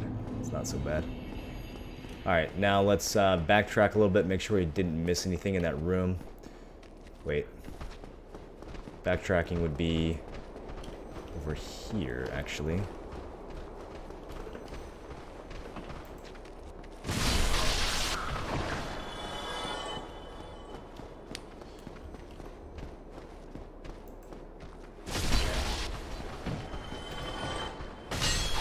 We cut that item down, but I never got the chance to see what it was.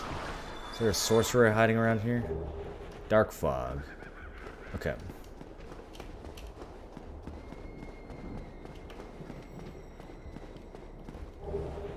So, there's a couple items we picked up we haven't looked at yet. There's Dark Fog, there's also the Crest Key. Let's look at the key first. The grooves of the crest are enchanted, the door sealed with a powerful spell. Very useful description, okay.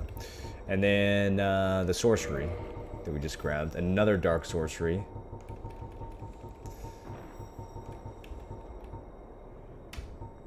Abyss sorcery discovered by an Ulasil sorcerer on the brink of madness. Create a cloud of dark fog. Although dark fog is, in theory, relatively close to humanity, it also happens to be a terrible poison for humans. Perhaps it reflects man's cruelty against his own. So the very essence of malevolence is infused in this sorcery, which poisons other people that you use it. Yikes. That's a good one.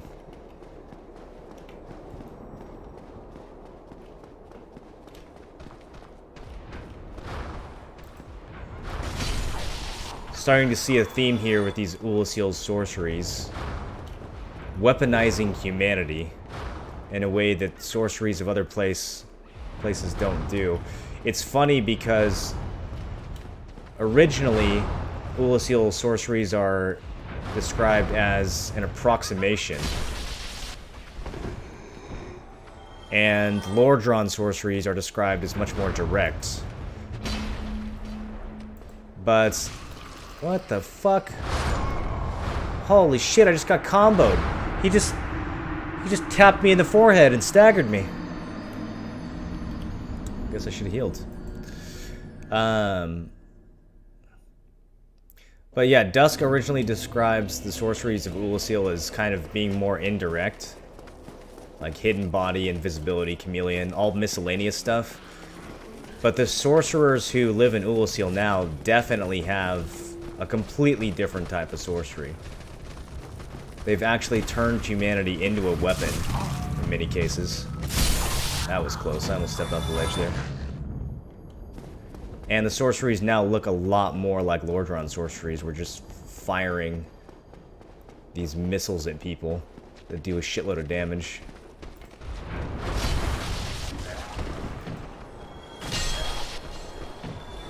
Come here. Alright, let's be a little bit more careful this time.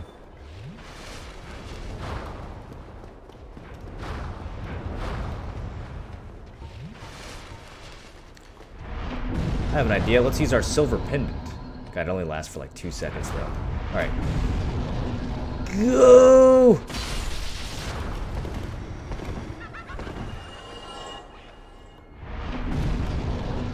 I don't even think it lasts long enough to get up these stairs. Juked.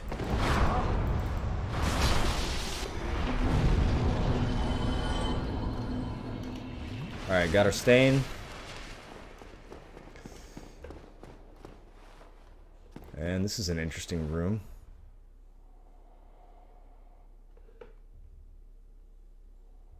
Moss-covered walls.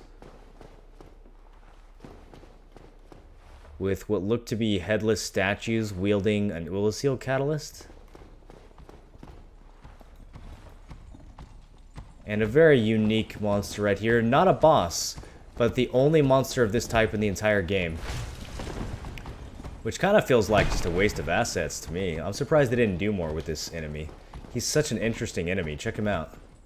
It's some chained, tortured being who swings his own chains, and the thing that he's chained to or impaled by, he uses these things as weapons against you. He's also got a nice arc on attack. Oh, I better get out of here.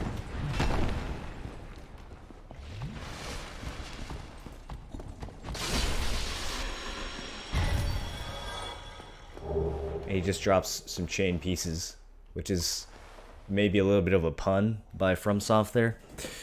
He drops chain armor. Get it?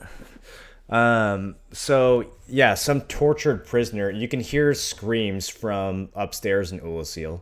So it seems like the people of Oolacile, whatever dark sorcerers are down here figuring out how to create these sorceries, they are torturing people in the process of creating these dark sorceries, figuring out how to use their humanity against them. And that must have been one of their tortured prisoners who managed to break free.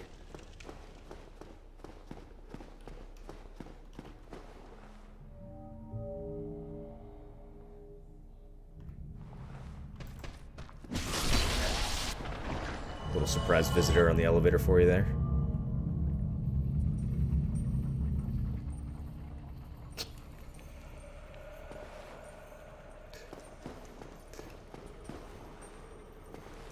And here is the actual prison. More evidence that they were indeed torturing people down here. But all these prison bars have been broken. So whoever they were torturing seems to have escaped for the most part.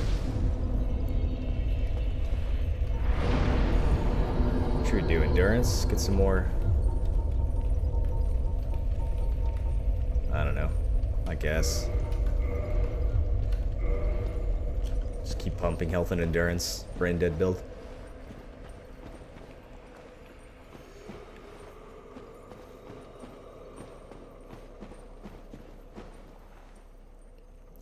So, we've pretty much figured out by now that Oolacile is indeed the Darkroot Garden / Basin in the past. There's overwhelming evidence that that is the case. And the abyss that is spreading through Oolacile also seems to have infected New Londo. And it makes sense, since New Londo is right next to the Darkroot Garden.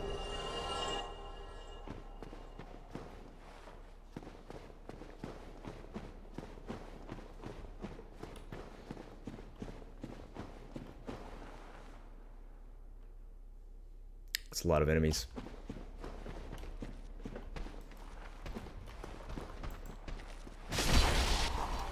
Their faces... Oh, shit. That one casts spells. Alright, we're gonna have to sprint past these little munchkins. Oh, okay, we can't. They're too fast. Let's get a heal. Oh, shit. I'm dead.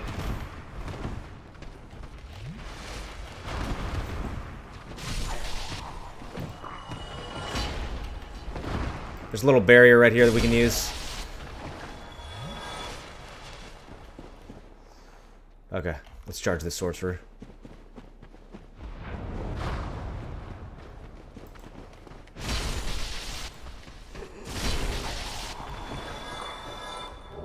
Dark Bead. One of the most powerful spells in the game.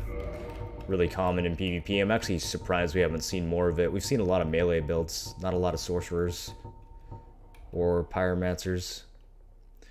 Or even faith builds, which is surprising since you can't humanity heal now. I would think that more people would be running faith builds for invasion so they could heal while attacking people. It's actually a big advantage to use. Maybe that'll be more common at the 120 meta. Alright, Dark Bead. Abyss sorcery discovered by an Oolacile sorcerer on the brink of madness. Fires successive dark orbs. In contrast to standard soul sorceries, abyss sorceries are weighty and inflict physical damage. Perhaps a human soul is closer to matter in its humanity. And it's a badass spell. It's like Dark Orb, but it shoots multiple in a line. So it's much easier to hit, much easier to catch people out of a roll, or wake people up if you know they're about to get off the ground after a backstab and roll away from you. A lot of times you can just dunk people with that spell. Nice damage too.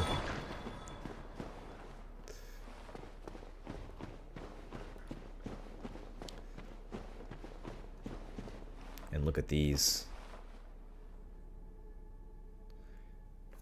Does it look familiar?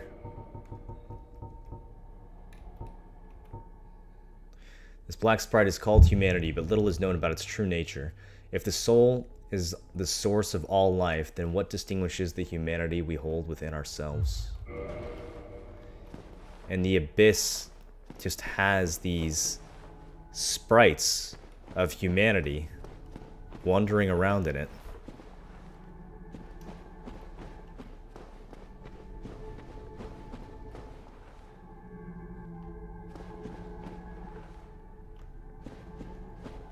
And when they see you, they do become aggressive.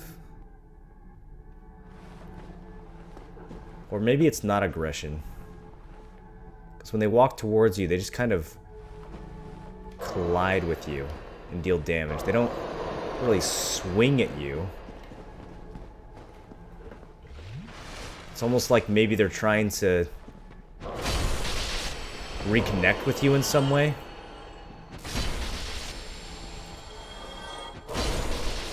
It's difficult to tell if this is actually a hostility. What do you guys think? They don't reel back, they don't wind anything up, they don't telegraph anything, they just step into you and you take damage. We know that the dark sorceries of Ulasil use humanity to cause damage. Maybe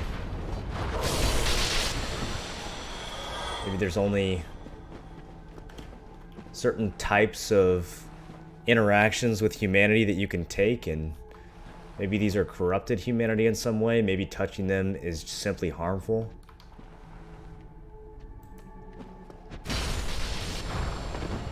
But maybe that's not their fault. Maybe they're just trying to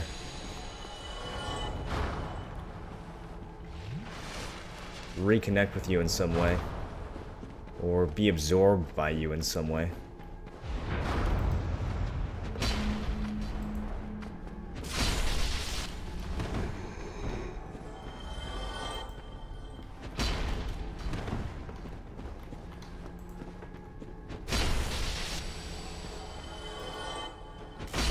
They don't dodge. They don't position to attack you. They just go in a straight line, the most direct path possible, right towards you.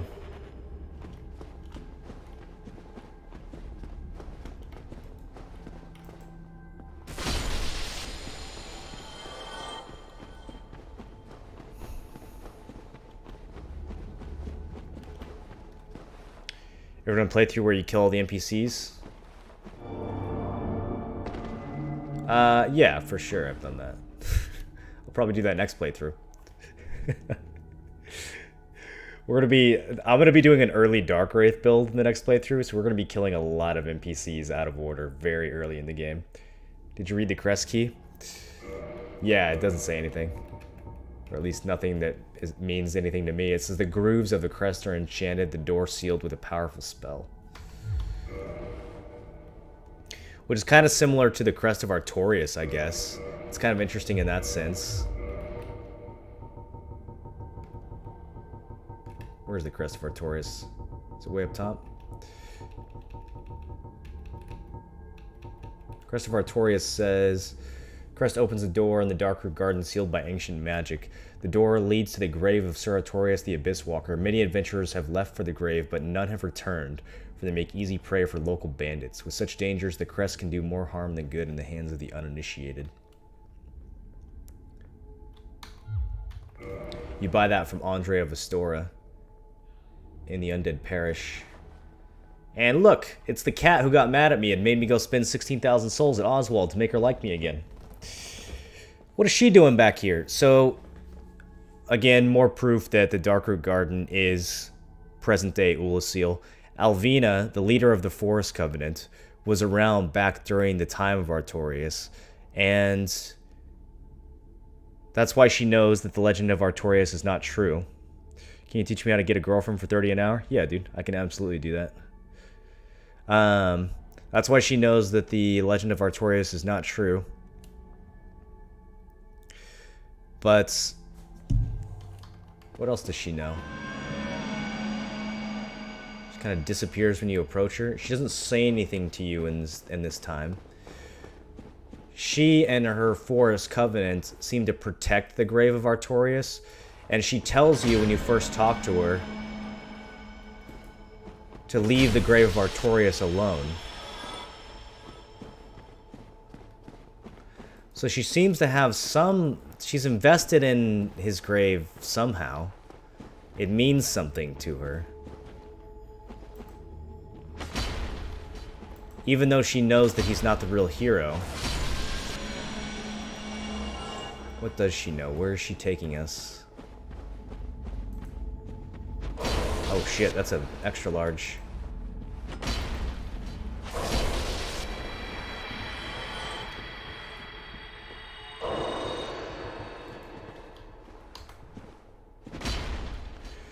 Can I ask you something? Why is it that Gwyn raised Gwyndolin as a daughter when Guinevere was a princess of sunlight?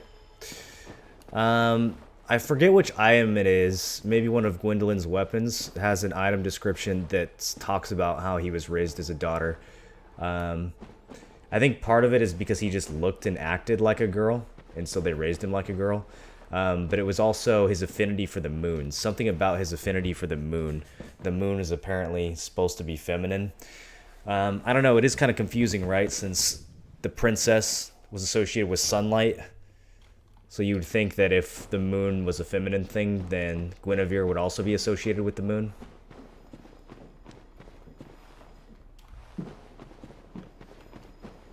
Okay, so Alvina disappears over here. And there's kind of a tunnel here with an elevator that goes really far up.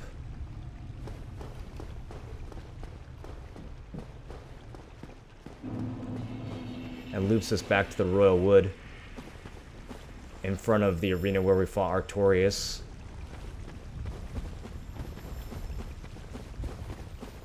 Let's see what Chester has to say about invading us. You take more or less damage in human form? Mostly it doesn't matter. Oh, you. You have quite some nerve. Or are you just thick? What? Fine then. What is it that you need? How come he's saying we have nerve after he's the one who invaded me? Did you really slay Knight Artorias? Yeah, bitch. I'd heard the Abyss found him first, but even still, that's absolutely treacherous. Yes, magnificently so. Interested in magic rather than miracles? Yeah, maybe. Darkmoon Blade is a miracle? It is a miracle. Although it does look like he's using sorceries. And there's a Darkmoon catalyst that uses faith instead of intelligence to cast sorceries that you can get, I think, by using the Soul of Gwyndolin. Believe it or not, Ulasil has brought the Abyss upon itself, fooled by that toothy serpent. What? They upturned the grave of primeval man and incited his ornery wrath. What could they have been thinking? But to you and I, it's all ancient history. You have to ask yourself, does it really matter? So first of all, that's an interesting question. Does it really matter? This is ancient history. Why do we care? It's all long over with, right? But second of all, toothy serpent, they were fooled by a toothy serpent? Well, That's all he'll say? I've had quite enough of you? I'll be seeing you if you survive your travel. I'm not sure I like this guy's attitude. Let me get that dialogue again real quick. That wording was interesting.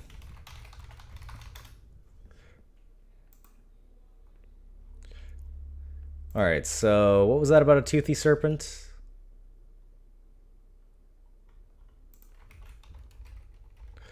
Fooled by that toothy serpent, they upturned the grave of primeval man and incited his ornery wrath. What could they have been thinking? They upturned the grave of primeval man.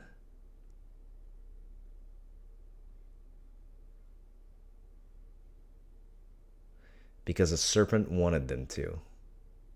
And that's what started the spread of Abyss, and that's what brought the spread of Abyss to Oolacile. Because they were fooled by a serpent. Alright. Very good. Chester, I've had enough of your shit. Thanks for the lore, though. What now? You think this is all my fault? How very petty of you. Oh, why didn't he finish the... Whoa, the blood loss! Oh, shit, dude. I couldn't switch the humanity in time. Oh. Alright, let's try that again.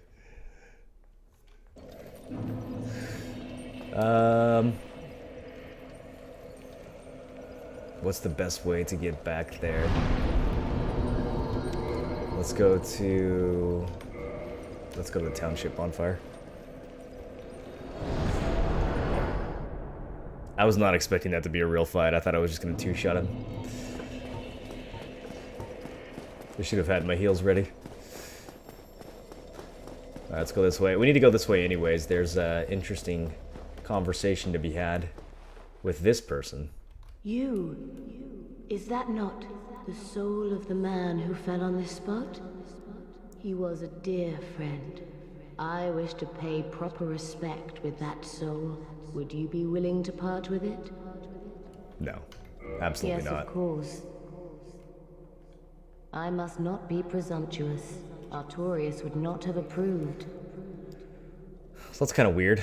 Why does she want his soul? What kind of pay respect? What does that even mean? Here we find the grave of Artorius, and perhaps this is the spot that Alvina is guarding in the present. What is it? Have you changed your... Then you have no business with me.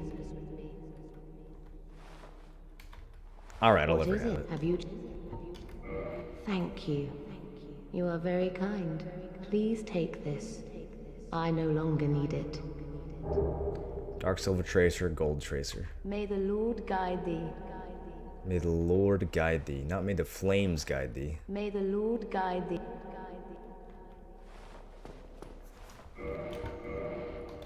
Who are you?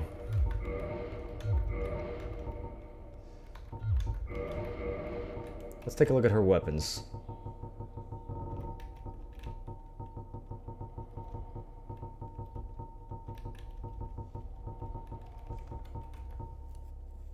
Curved sword used by the Lord's Blade Kieran, or Sieran? I'm not sure how it's pronounced. One of Lord Gwyn's 4 knights. Kieran brandishes her sword in a mesmerizing dance, etching the darkness with dire streaks of gold. It's a fun weapon to use. So, we've identified 3 out of the 4 knights now. We know Ornstein, we know Artorius, and we know Kieran, number 3. There's just one more.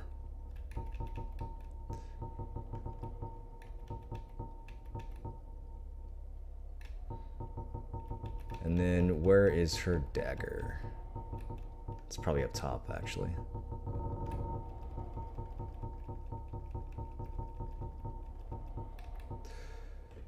A dark silver dagger used by Lord Blade Kieran, one of Gwyn's 4 knights. The victim is first distracted by the dazzling streaks of the gold tracer, then stung by the vicious poison of this dagger.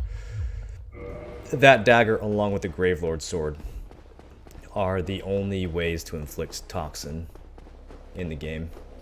Alright, so that's the Oolacile Township. This will take us back out to where Chester is so we can get our revenge.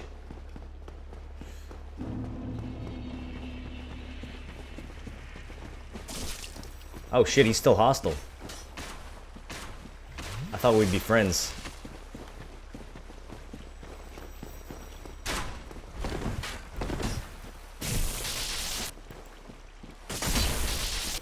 feel like he's stronger in person than he is with his phantom. He talks shit when he lands a kick on you. He just keeps spamming the kick. I'll win that trade. Please. Oh, please. Have mercy. Alright. And now we can finally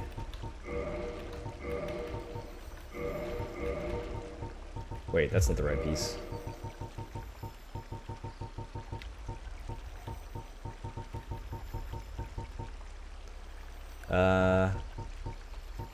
Yeah, Chester's gloves.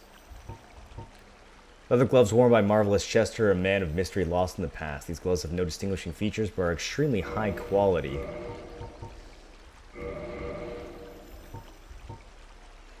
These exquisitely sewn trousers are decorated with silver trinkets of varying sizes and have straps on the inner legs for carrying crossbow bolts.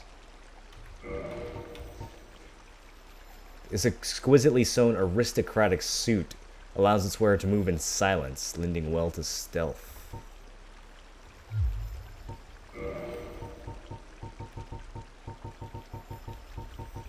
Snickering top hat. The wearer of this top hat cracks a dubious, permanent grin, the curse of Chester. Now the real question is, do I have enough equipped load to wear this set with the boar helmet?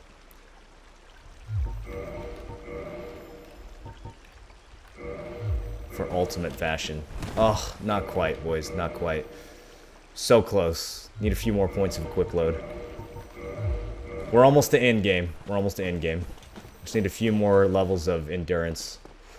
Alright, so, before we got distracted by Chester... whoops, this is the wrong elevator.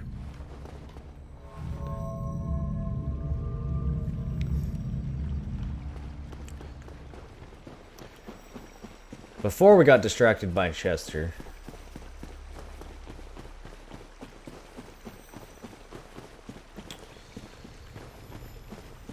I think it's this one. Yes, off to the side here, kind of hidden. We were chasing after Alvina, who kept kind of disappearing.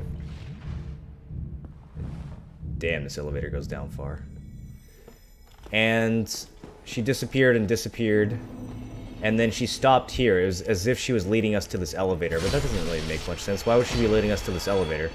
This elevator just goes back up to where Artorias is, unless she was trying to lead us to Artorias. These things will just walk right through you.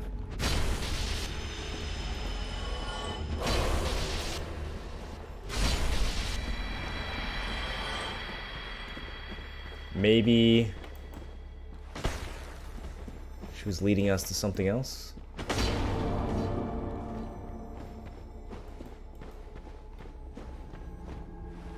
Who is that? There's a gold protective ring surrounding...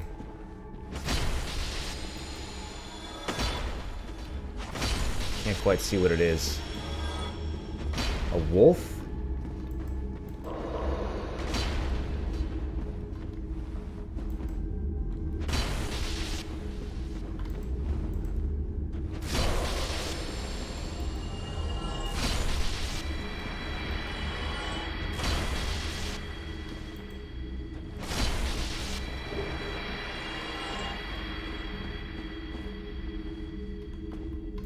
A wolf with a sword in its mouth.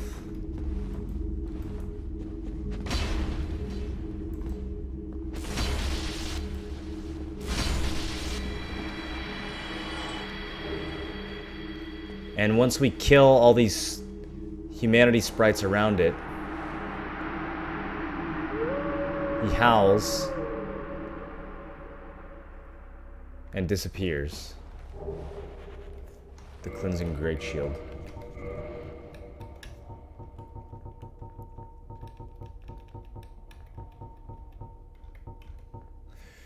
The steel great shield used by Knight Artorias, who succumbed to the Abyss. Artorias, deeply scarred by the Abyss, used this to form a barrier to protect his compatriot Sif. Although this drained the shield, its magic defense remains high. This is why Knight Artorias in the arena does not have a shield. He only has a sword that he fights. The shield he left behind to protect his dog Sif from the spread of the abyss.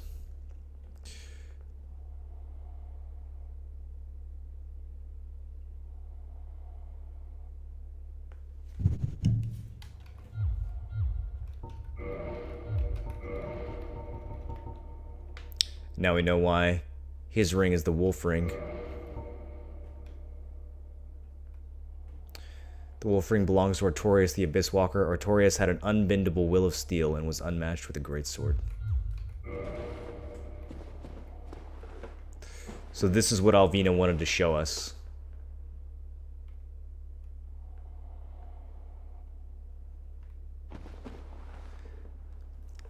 Sif, trapped in the abyss, guarded by a great sword, or a great shield, from his compatriots, who's no longer here. But now, thanks to some unsung hero, he was able to be freed. Now, as to what's at the bottom of this pit, the grave of the primeval man, we will have to figure that out next time. Got a question where the sword that the wolf has come from. Does Artorias run a double sword sometimes? There are actually multiple swords that Artorias that you can get. There's the, I forget the name. There's the Abyss Greatsword. There's a couple of them, yeah. I don't know if he had two swords or how that works, but there are a couple different like versions of his sword that you can get through boss souls or through just like looting it. I don't remember though exactly the details. I'd have to check. But yeah, boys, I am out of here. Thanks for watching today. I'll be back tomorrow, but we'll probably be playing the new PoE League. So Dark Souls will have to continue probably over the weekend. All right. Hope you guys had fun today. Oh, the story of Sif. That'll continue next time as well. Man. It's going to be a good one next time. I'll see you guys soon. Take care of yourselves. Enjoy the rest of your Thursday. Peace.